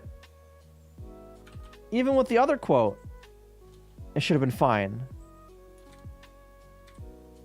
I need to escape it. Is that what it is? It just needs to be escaped, not quoted like that? That's annoying.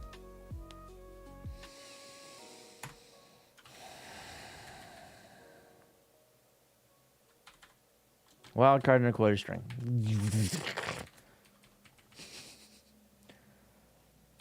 Packet 1. Yoink, paste. Packet 1. Whoa, no. Packet, or segment 1, packet 230. Yoink that again. Hello, Mayor Rayner. Am I saying that right? Welcome. How you doing? Tom's hello. Hello. Hello, hello. How you guys doing? What were you working on? Welcome, welcome. I am working on my disassembler. Oh, not packet 2, packet 5. 5. Oh, weird one. But hello. How you doing? I'm doing all right. I can't hear it on my left ear, but I'm doing fine otherwise. So I'm working on my disassembler for this thing. What happened to my ear? I can't hear out of it. Some earwax I need to get out of there that became compacted, but yay. Work on a Game Boy emulator. Ooh, fun. Okay. I haven't done any Game Boy stuff yet. I'm not sure that I will, because I've got so many other things in the queue first. But yeah, so I'm working on disassembling essentially that whole mess. It is a tape-based education system peripheral for the Famicom, used to teach Japanese school kids, like 3rd and 4th grade, English, math, and some science. Yeah, you are correct. It does the opposite of the assembler. So the firmware for the device is all on 6502 assembly. However, the tape is what actually contains the programs. Those programs are not in assembly. Those programs are in a domain-specific scripting language. So over the past few years, I've been working on reverse engineering that. A while ago, I wrote a disassembler for that was kind of trash, honestly. And it started to reach the limits of what it could do and the ease at which I could modify it. And then, because of some other shenanigans, unrelated shenanigans, I wrote my own 6502 disassembler. And now I'm folding in the study box script stuff into that new disassembler that I wrote. So yeah, that's what I'm doing. And right now I'm doing some file management-y kind of stuff. Basically, the way I have my disassembler set up is I give it one configuration, and like I can include other configurations and all that. And I can specify like what file to read and what to output or whatever. So basically, I can have one command that disassembles a whole slew of files. And that's kind of what I'm setting up here. Yeah. 80s DSLs sound like a pain. I mean, it's really interesting. It's really neat. It is jank as hell, but I find it fascinating. And yeah, it's impressive. Yeah, so it's the script and it's interpreted live in 6502 assembly on the Famicom. Yeah. Yeah, it does some parts really competently and others absurdly stupid. Yeah. The range for this stuff is insane. Like some of it's like, oh wow, that's actually really neat. That's really cool the way they do that. And then the other shit is like, why are you doing that and then this and then this and that? That's so much longer than just doing X. Like, what are you smoking? But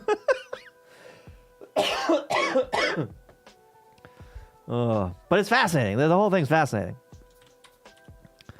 All right, packet 5, and then I want packet, not packet, segment 7. That's the next one. But yeah, so I'm basically going through the different ROMs I have, and I am setting up the configs to do a bunch of disassembly, and statistics gathering and all that. By all the tapes we have in this day. Yes. Yep. Haha, spotted the error in my code. Ooh, that's always a good thing. Yeah, so these are all the tapes that we are aware of. Let me actually bring up this right here. So this is my big spreadsheet of all the tapes.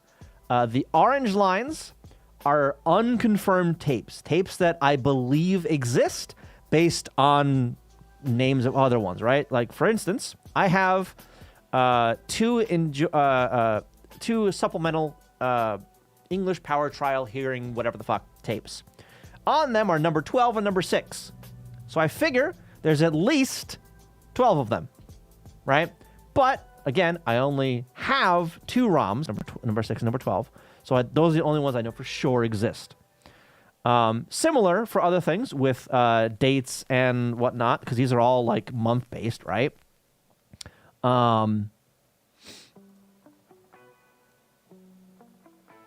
Yeah, so these might exist. Don't know. Those have been unconfirmed. But of the confirmed that exist, it's like 70 tapes that I have, right? Somewhere in that ballpark, I think. There's 123 tapes that we believe exist, roughly. There are certainly ones that I am unaware of. Almost certainly. And I think there may even be more than one version of... Okay, but this is one of the workbooks that comes with some of the Newland stuff, by the way. This is some like full color like poster style things in here that I'm looking forward to scanning. But in some of the earlier workbooks for this guy here. So again, actually I have that book scanned. Give me a second. Hang on. Let me bring up the raws for that. No, not that one. This one. Let me actually close out of this. Workbooks. Newland set 01 raw. Ba-ba. So this right here, the way that this is worded implies that the math and science are on a single tape and that they were not on a single tape before, which makes sense with given some of the numbers that I'm getting, some of the IDs I'm getting for some of the Newland stuff. These guys. Because it's science and math that have the same ID. And the ID is unique to the tape, right? But if it's 2 sides of the same tape, that would make sense. Yeah. But yeah, so this is one of the advertisements for 4th grade science and math in the 3rd grade science and math workbook. So I don't have the physical tapes for these or workbooks, whatever, which is unfortunate, but yeah. Oh yeah, this is all kinds of digging into historical documents in a language I can't read, mind you. I should really get back onto learning, but yeah. Oh, yeah, like fucking these 2 books. Like, what the fuck are these? What the hell are these books? I don't know. No, I still can't read it. You know, I squared. By the way, welcome.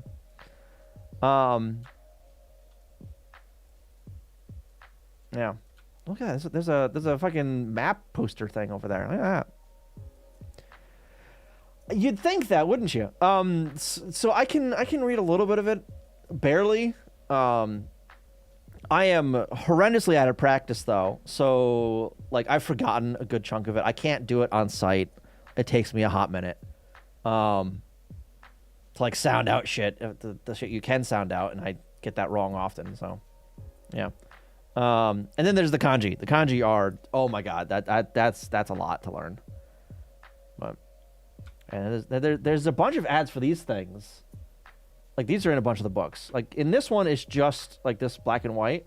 I think in some of the later ones, there's color ads for these. Oh, and every single one of these workbooks has fan art. Every single one of them. So I'm looking forward to scanning all that shit in, too. Oh, yeah. And so it's not in the workbook I scanned. But in this one here, let me actually... over here. So in this one, this over here is like a contest thing, right?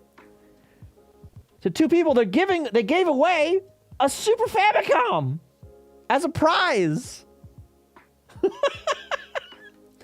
So yeah, this was actively sold on the Famicom during the life of the Super Famicom, as evidenced by, hey, enter this contest and you can win a Super Famicom.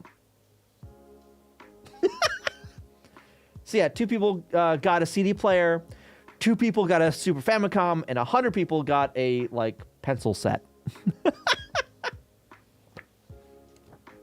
But yeah, so at the start of each one of these, there's like a little like manga kind of thing. This one's about the moon. Like a little story. And then, like, a bunch of workbook pages for exercises and things that you follow along with. And I think in every one there's, like, at least one full-color glossy page. Yeah, like, right in the middle. Right? A full-color glossy page of some stuff. Yeah. When the Super was out, the Famicom, regular Famicom was probably a lot cheaper. Probably, yeah. Yeah. But yeah, so, this past week, actually, I got this scanner. It's a book edge scanner.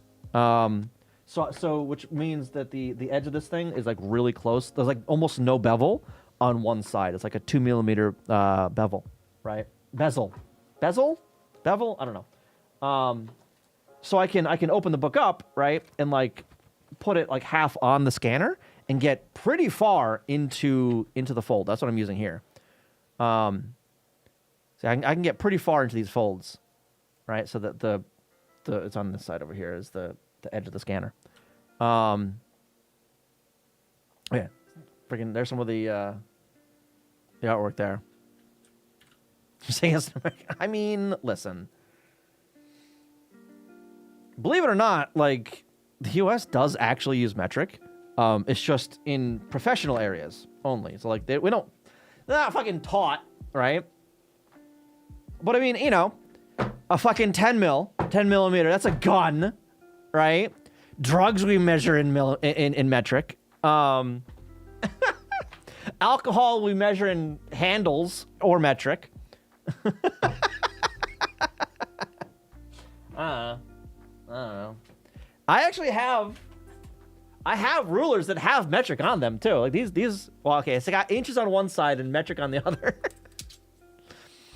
Guns and drugs. That's what you guys are about, right? Yeah. I've also got one of these guys. I bought one of these a while back. One of these. The micrometer? Is that what this is called? Right? It can do both inches and millimeters. Yeah. But so I got that a while back. I forget exactly what for, but it was cheap enough off Amazon and went, you know what? That's cheap enough to caliper. Yeah. That's cheap enough to write off if it's broken, so whatever. So I got that. But yeah. Some of it's fan art, others, you know, showing their work or whatever, I guess, right? I think this is part of like what the contest was for, I think. Right? I love in here, I don't know if it's in this one, but the stereotypical, like, that's upside down. So my finger. Yeah, I don't think it's in this one. But the stereotypical, like, kid's drawing of a person, but like the Japanese version of that you might see in an anime every once in a while. That's a real thing because I've seen that style in this. It's hilarious. Like the very like angular stuff, right? Not the BL angular, but like, is it in this one? It's in this one. Also, none of these have the frogs, by the way. I was looking for those. I think that's in the 4th grade. Not that one. Yeah. I was looking for the workbook that had the frogs in it, but like I said, I think that's the 4th grade. I don't have any of those. Yeah. This one? No, this one doesn't have it. Yeah. So scanning these, by the way. Oh my God. Oh, here's some of the color ad for that, like, what is that? A pencil case and well, not in the pencil. It's like a calculator, right? And some like bookmark clip things and a clock. Yeah, color ad for that. And the binoculars too, which are new, I guess. Well, I say new, but you know I haven't seen these yet. Yeah, I'm getting a kick. I get a kick out of the out of the fan art. Oh, stick figures. You know, I can see this here.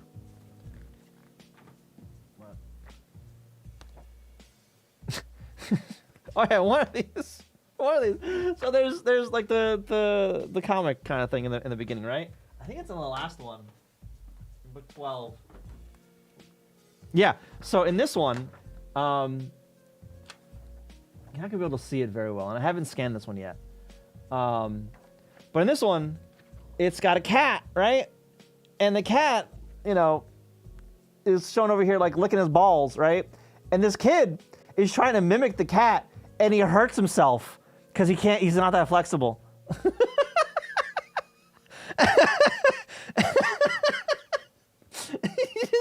His face of agony is something else. I tell you what.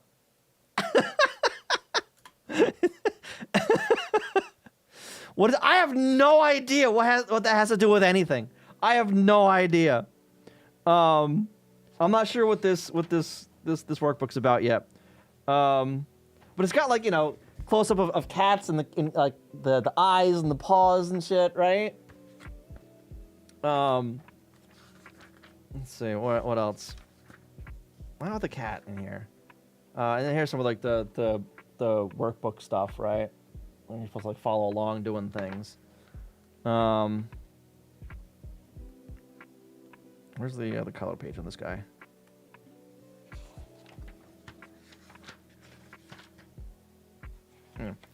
Electricity and light bulbs are the second half. So I think like the first half is the math, and the second half is the science, right? Yeah.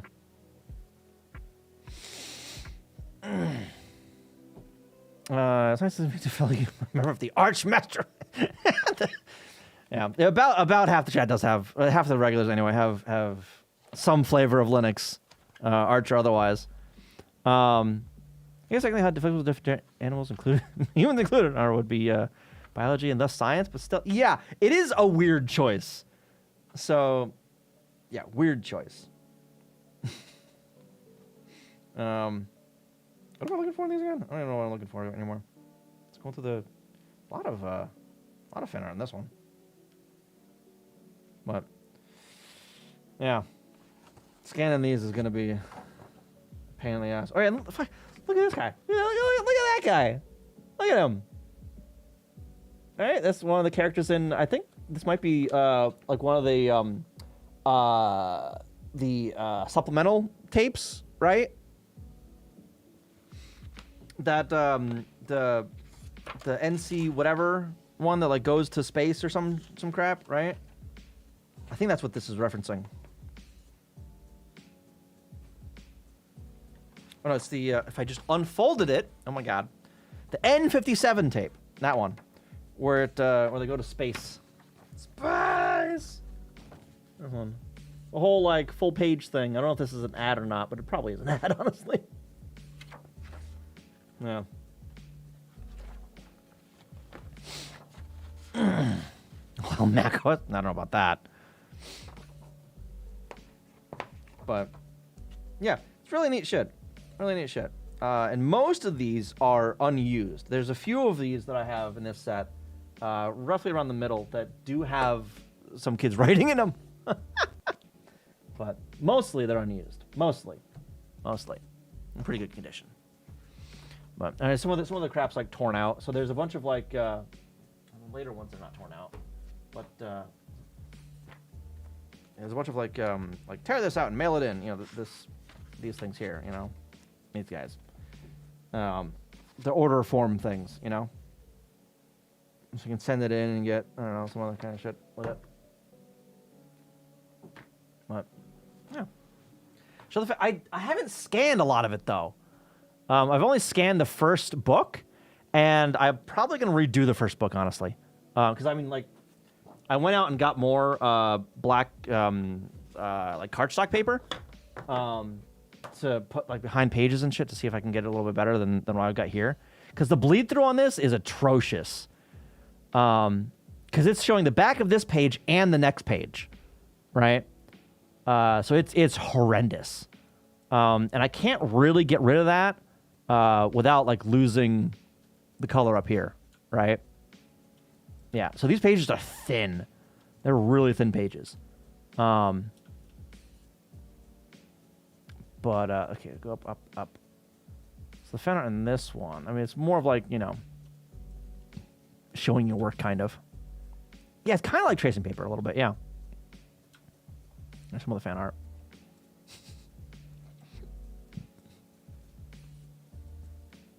I don't know if I'd call that fan art, but sure. Godzilla! With the ghosting from the back page. That's not something I want to put through this. I put that. I am very adverse to using AI for literally anything. I have a hatred for it. So if I can get by without doing that, I'd rather that. I'd rather clean input than it trying to figure out a filter, essentially. Right? I'd much rather that. Yeah, so if I can get a cleaner input, I'd rather do that, you know?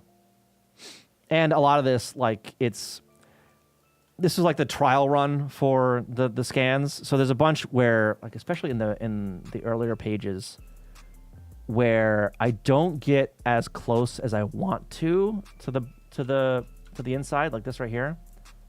Like, I'm getting that, like, cut off, right? It's getting cut off a little bit. Now, to be fair, these books go really deep into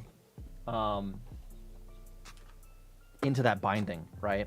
So, like, even looking at it here, like, there's a fold on this because, you know, some kid opened it up or whatever, right? And the image goes all the way into the fold, like, all the way. So I'm not getting that, right?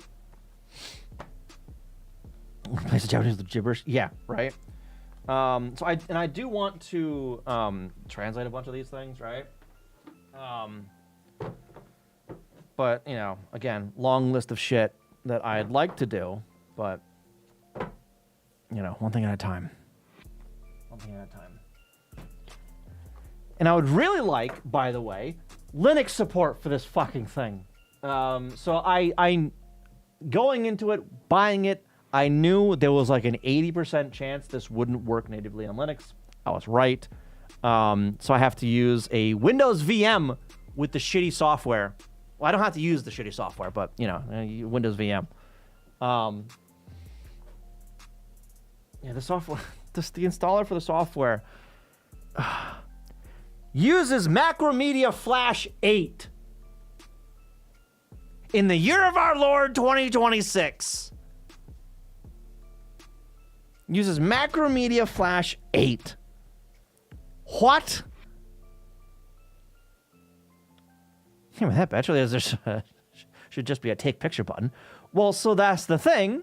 Linux doesn't recognize this as a scanner. dmessage sees it. The kernel sees it, right? The operating system itself sees the USB device, sees all the IDs and all that kind of shit. The sane backend can't talk to this. And sane is the one that talks to the scanner. It can't talk to this for whatever the fuck reason. And I haven't gone deep enough down that rabbit hole to figure out why yet. So, yeah. Time to write your own. Yeah, well, the receipt printer was a little easier because that one was, that one had like network support, right? Potential UDIV problems too. Yeah, so I mean, it's got all USB stuff has a vendor ID and like a product ID, right? So the scanner, by the way, is a PlusTech optic book, right? PlusTech, the vendor, is in a bunch of the same configurations, but not the scanner. It's a bunch of older scanners, and none of them are one of the book edges, right? So, yeah, I need to dive into how Sane works and see if I could figure out using a Windows driver, injecting a Windows driver, some bullshit or firmware, or some crap. I don't know. I haven't done the deep dive yet. Because I just wanted to get this, get some shit scanned, and I don't like using the Windows VM, but I can, yeah. And the software, I mean, I can see what they were trying to do. It's not very good execution, but I mean, a nice idea, I guess. Doesn't sound at all, right? That's what I'm saying. Hey, don't look. But yeah, so this software, I installed it via Wine, by the way. Bookmaker, that's right here. It's not gonna. By the way, this scanner was $500 fucking dollars, and they want more money for the software that comes with it, which, by the way, I have no idea how to actually like pay for if I wanted to. Like, but yeah, I mean, they try, Let me actually, let me start the VM actually. View scan, assuming this is the A300. No, this is the Optic Book 4900. View scan. Let me start that up while it's going.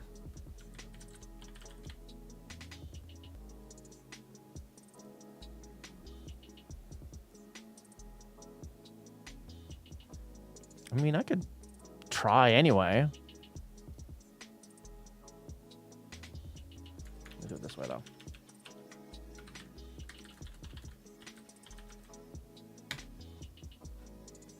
Ah, powerful proprietary. Okay, well, I'll try it. It's probably a bad idea while well, it's been, so whatever. Just got off work. Welcome.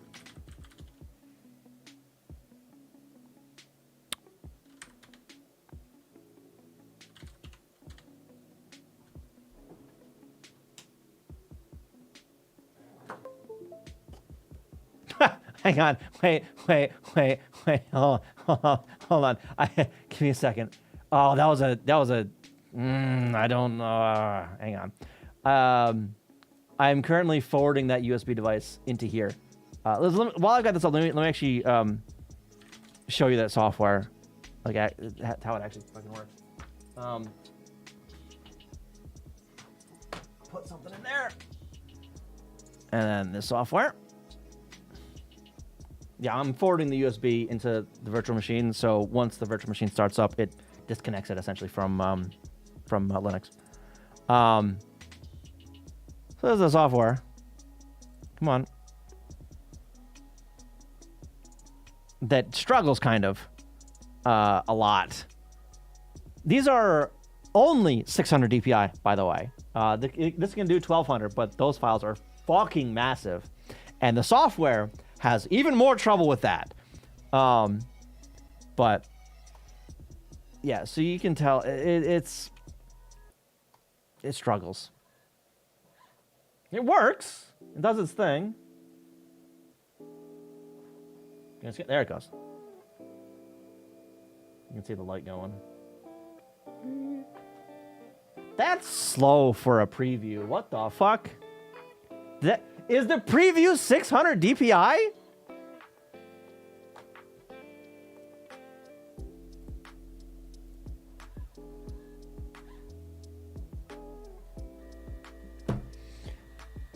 The preview's full resolution. Why would you do that? Can I zoom? I can't zoom in on this.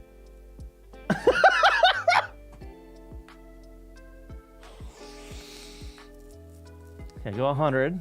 Preview. That's going to go real fast. Real fast. Yeah, preview. Okay, whatever. Save, yeah, exit, whatever. And then it saves it in scans. In this shit, right? It saves it as raw bitmap or JPEG, but I chose bitmap because I don't want the JPEG artifacts. Doesn't name it fucking anything sensible until I say export. And oh, okay. And then it'll actually export stuff as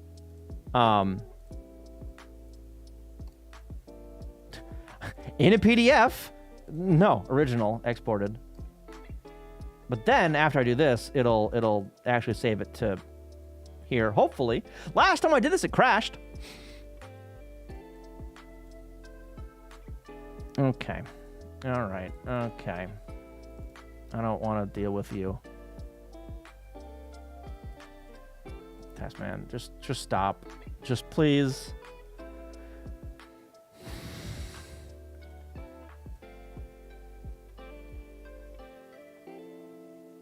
Pull the plug. It's fine. It's gone.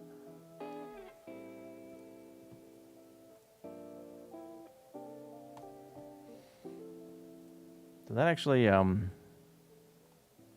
put anything anywhere? Shared, scans, export.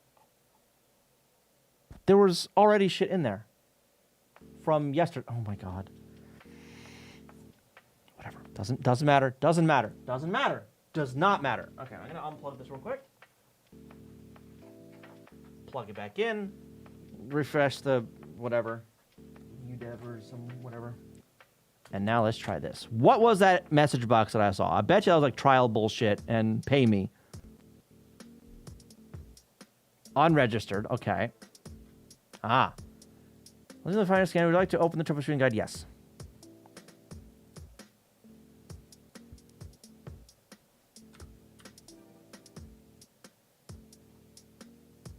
Start troubleshooting. Does your scanner appear in the LS USB? Ooh, okay. So this is actually like Linux specific. Okay.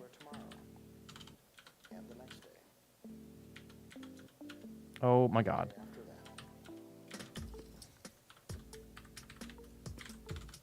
There it goes.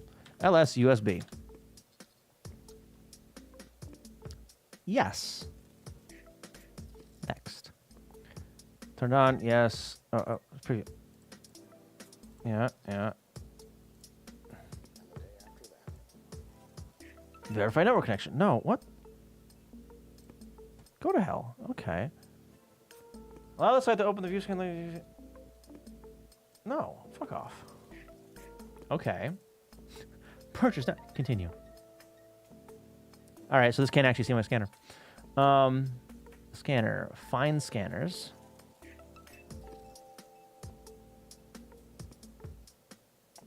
So Google lied to you. Was this the AI thing on Google? The AI overview on Google? Was that was it? Is that what that was? Generation stuff? Probably, yeah. Almost certainly.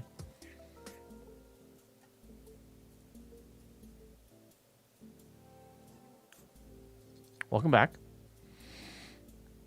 It's snowing up there? We all had future pants. The pants we're going to wear tomorrow. And the next day. Touch up. And the day after that. No. Uninstall. Okay, well. Manual.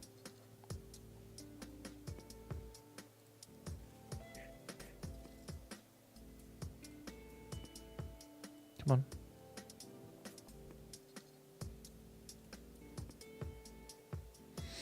on. Okay. Where's a list of... Can't find what do I do? So he's going to tell you...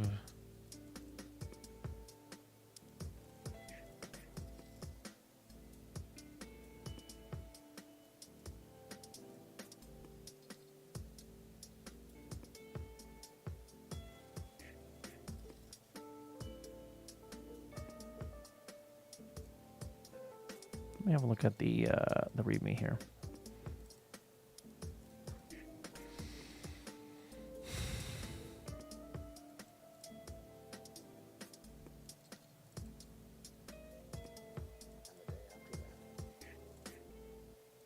I need to get rid of those? IBB, because I think I installed that, honestly. Wine time? It doesn't work in wine either. Hang on, let me close out of that. Yeah, go away. Close out of that. Come on over here. What was it again? It was... Shit.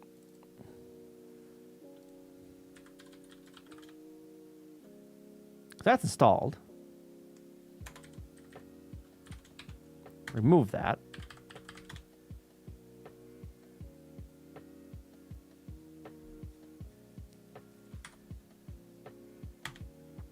And remove AirScan as well. Because I added that specifically for the shit. And that didn't do anything.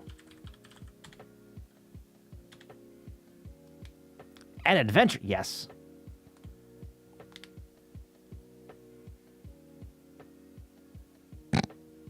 Only on Windows. Fantastic.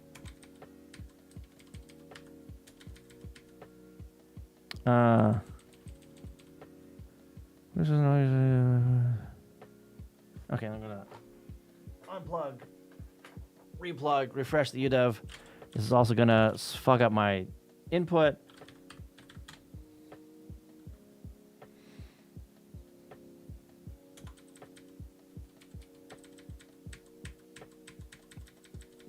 Did I not use this window for this? I didn't. I bet you it's because of these fuckers. Plus Tech.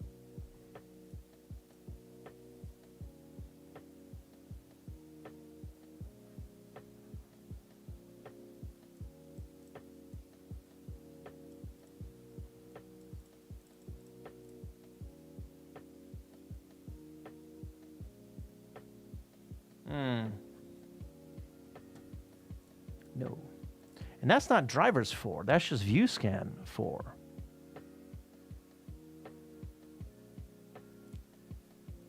So that's a little misleading. Whereas...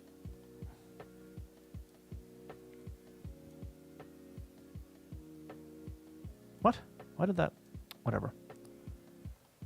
So this is like, hey, don't you hate... You gotta... Yes, actually. Tell them install the program. Okay, I did that already, though.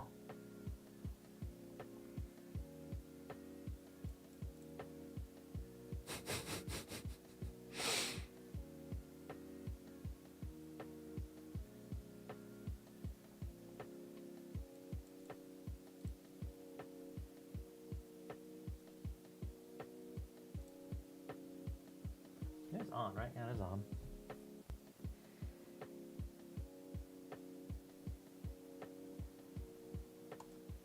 Yeah.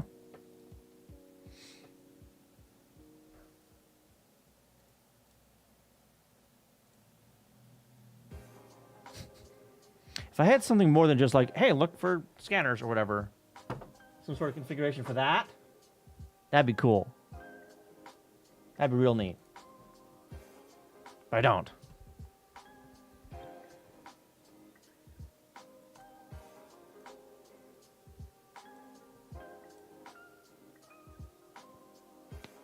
I'm having a problem with ViewScan, maybe. Huh. What scanner am I using? ViewScan log? When? What the hell is that?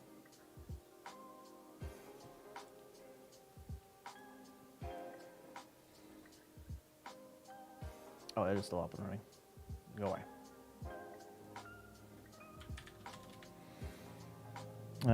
Mention when I manually configure the scanner, we click passage. Really? Ah! Hello! Is it Pharaoh for you? It's Pharaoh for you. I can never get your name right, I don't think. Welcome, how you doing? I am distracted now, and I'm fucking with printer stuff. Scanner stuff, excuse me. What's wrong before using your Wi-Fi scanner? Nope. It's USB. It's not that. Look at the USB vendor ID and USB product in the supported scanners list. Where is this? Set prefs network scanners to manual. Oh, okay. Hang on. No accessories. View scan.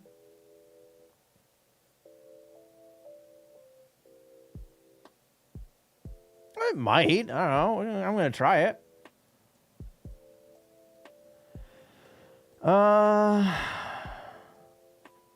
Prefs network scanners.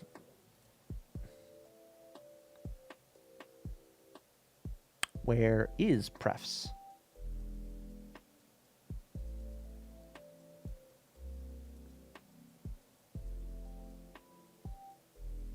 Scan plus. Nope.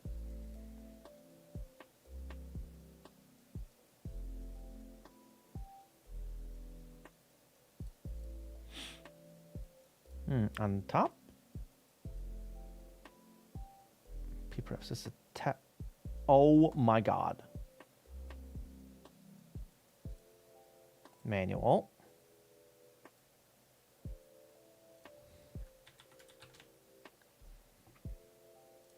Shush! No!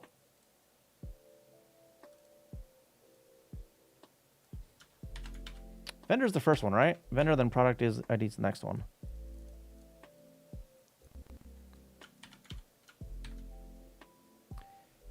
Go away!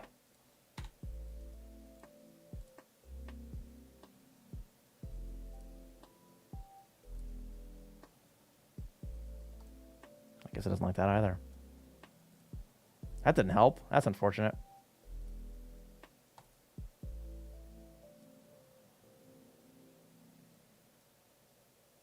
No, absolutely not. Oh my god. Default up. Damn it. No. Manual. Yeah, so that didn't work. Input crop filter. What? 0 7. No! 7. B3.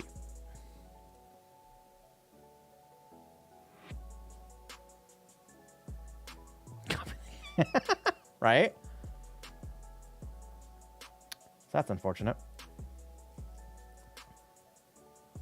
Maybe I'll send them a something. How much is this offering you? A year? What?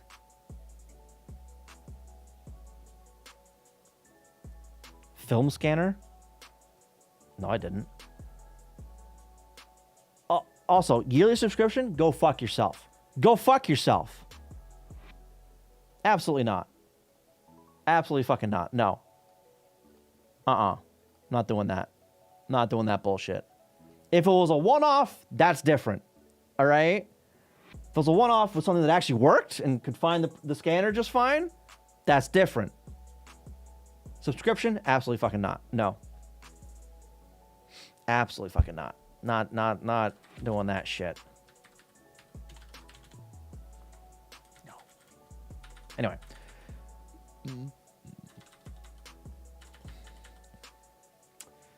$7. First we had printer ink subscriptions. Now we have scanner subscriptions. Yeah, for the fucking software of all things. Like, I already bought the fucking thing. Yes, I've tried Sane. Sane doesn't know what the fuck this printer is. This scanner is, excuse me. Which is unfortunate. Yeah. So the kernel knows what it is, or can see it as a USB device. And I think, what the fuck was it? Sudo scan image L. This we'll see and go, hey, this might be a scanner. Right? Maybe?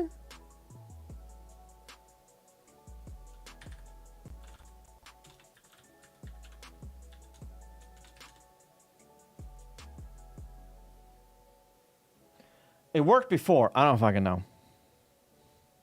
This is a native Linux version or a bottle down for what? Okay. Sudo scan image. This should list out the devices. I think, right?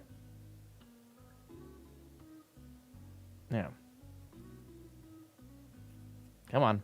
This is part of the Sane package. Sweet, whatever. Really? One time when I did this, it actually listed out, hey, this might be a scanner. I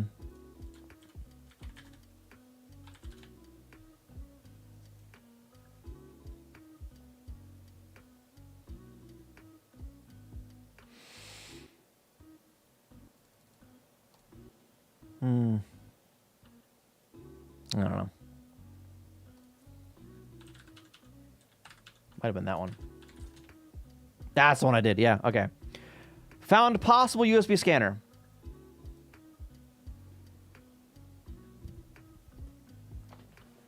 Yeah. So he goes, I don't know, maybe. And it's like, well, fucking hey, man.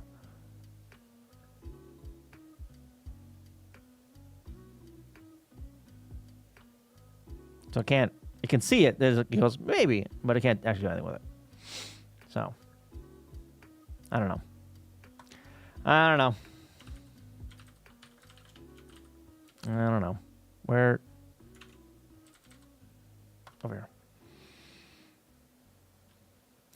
Your USB scanner was probably detected. Yeah, thanks. Where's that LS? This guy. All right. 7, and then I want yoink. 8.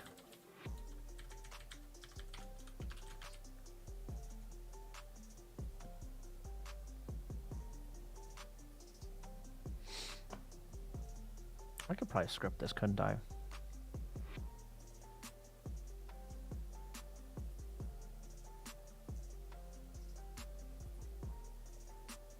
Does one have a way to emulate Windows? I do not know. I haven't gone that far down the rabbit hole yet. So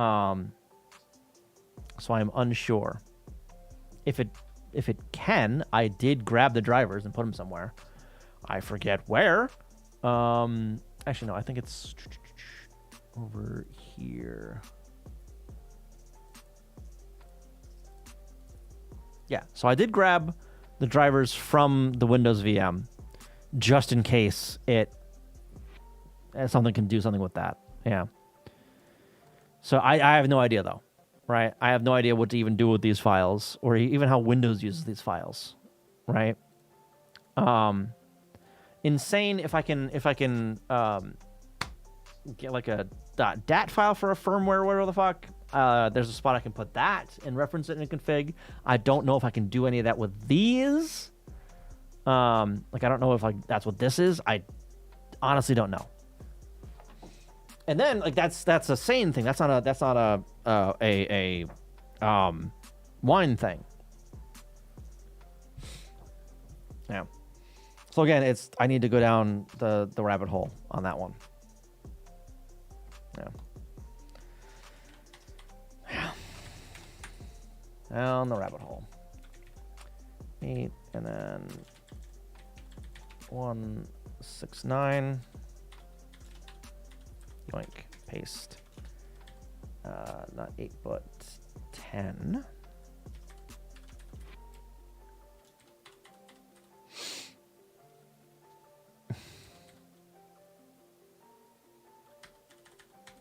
I could probably script this, but I don't feel like it right now.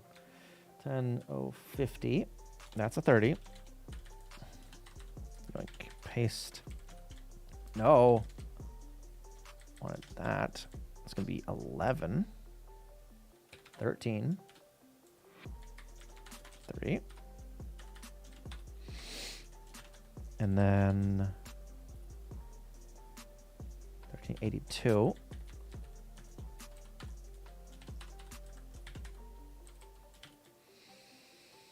And 16.3.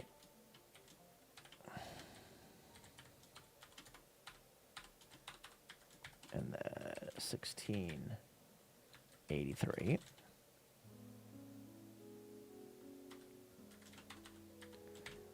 Then, nope. Find the 6. Change that to an 8. 18. 22, 27 are both 3. Just one of them. This is, or do 2 of them. 20, 22, 27. 27, then 27 has another one as well. 27 is 44. Almost to the end. 30's got 2.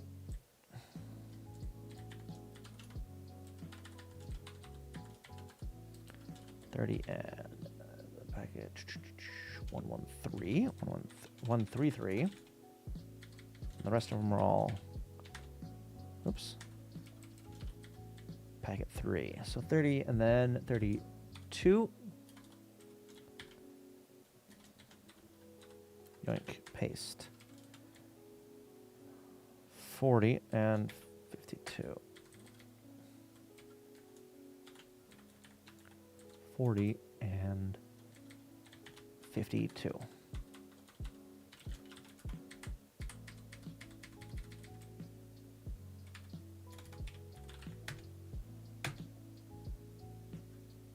I didn't include it yet, that's why.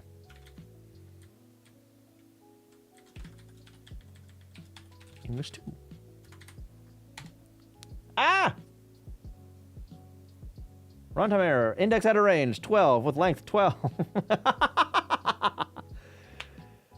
Okay. Is this the one that is like no size or whatever the fuck?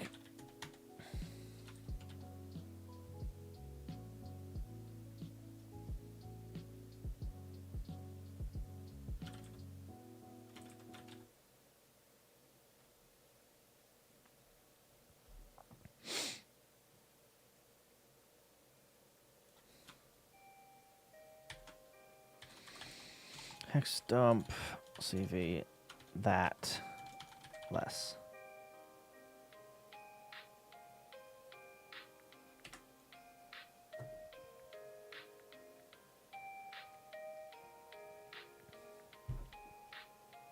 I'll code prep. In the prep?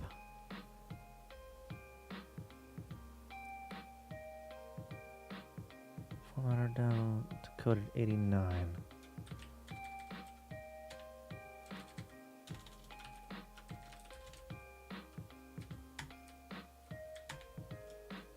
Uh, 89.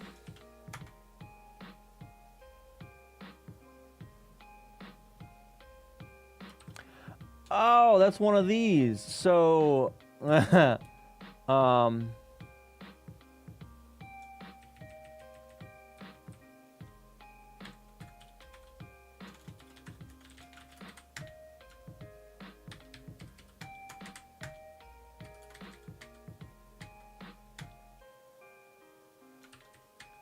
52 broke.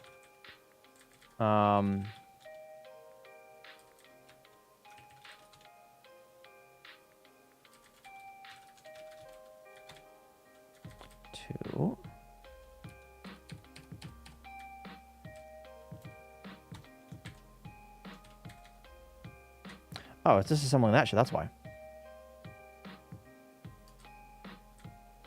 Probably. Yeah, it's disassembling stuff that isn't data. That isn't instructions, rather.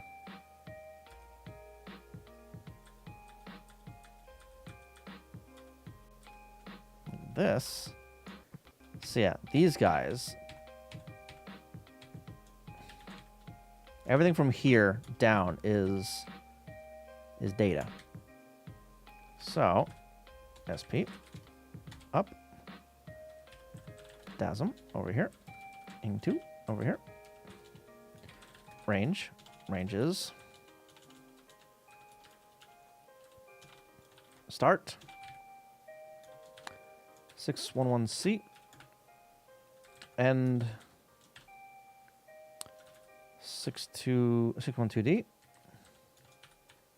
612D type words.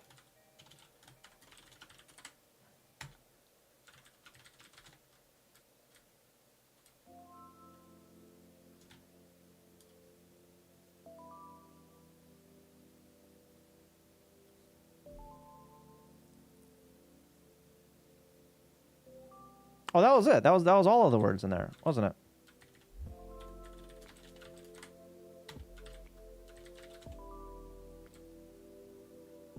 Yes, it was. Okay.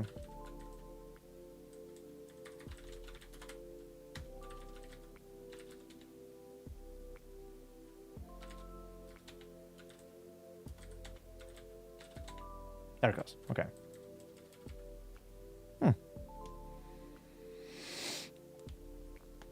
Does not understand that halt opcodes end a run of instructions like opcode. So this one doesn't do that smart disassembly anymore. This one just disassembles everything in sequence, right? So if it sees shit that's inline data, or you know this kind of stuff, it tries to disassemble it, right? Yes, this one doesn't do that. In the previous one I was doing that, but I started to miss a lot of stuff, right? So here I might do something where I default to the earliest variable found. So this kind of stuff, right? So certain instructions operate on variables. What I could do is keep track of the lowest address for a variable, and everything after that address, by default, I can make data. Yeah, it assumes everything is code unless told otherwise. Yes, exactly. Yeah. Also, what is it on about global RAM labels?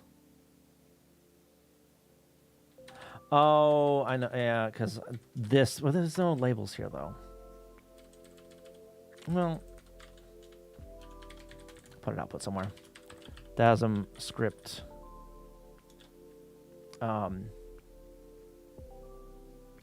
Other.sbs.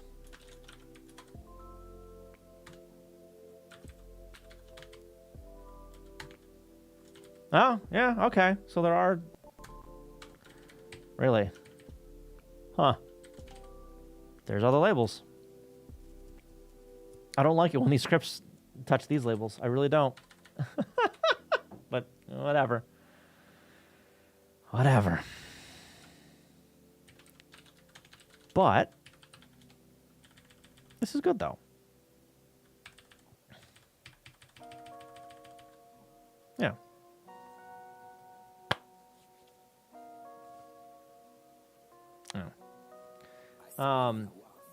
So I might write a script to make the skeletons for these configs. This isn't something that I would want to like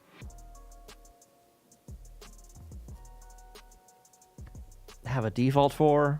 I would actually want this stuff in the configs, right? Because I need it in the config so I can like start adding labels and shit, right? But yeah, I do have 70 goddamn tapes to go through. So I'm not going to do that on stream. But I am getting hungry, though, so I do need to get some food. Yeah,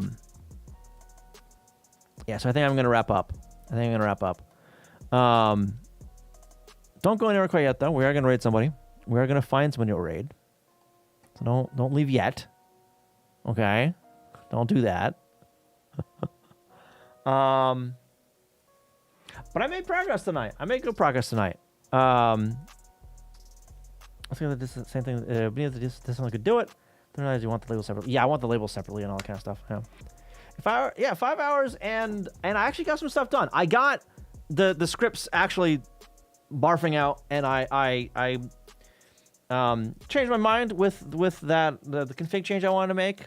It turns out I didn't really need that, which is fine. Probably. Yeah, I got some stuff done, so we're doing good. We're doing good, I think. I am gonna go raid somebody though, so don't go to quite yet. I should be back on Friday. Should be. I'm gonna go over here. I'm gonna go over here. It's been a while since we set out this guy. But yeah, hopefully next time I can hear. I'll be able to hear out of my left ear. So we'll see. But yeah, come with me to say hi. I really appreciate it. Appreciate it. Shouldn't be too hard to make a small bash script. Yeah, probably. But I'll do that off stream. All it is like I take a template and just replace some things in a template. It wouldn't be too bad. Ow. But anyway, come with me to say hi. I really appreciate it. And yeah, I'll see you guys next time. Okay, bye.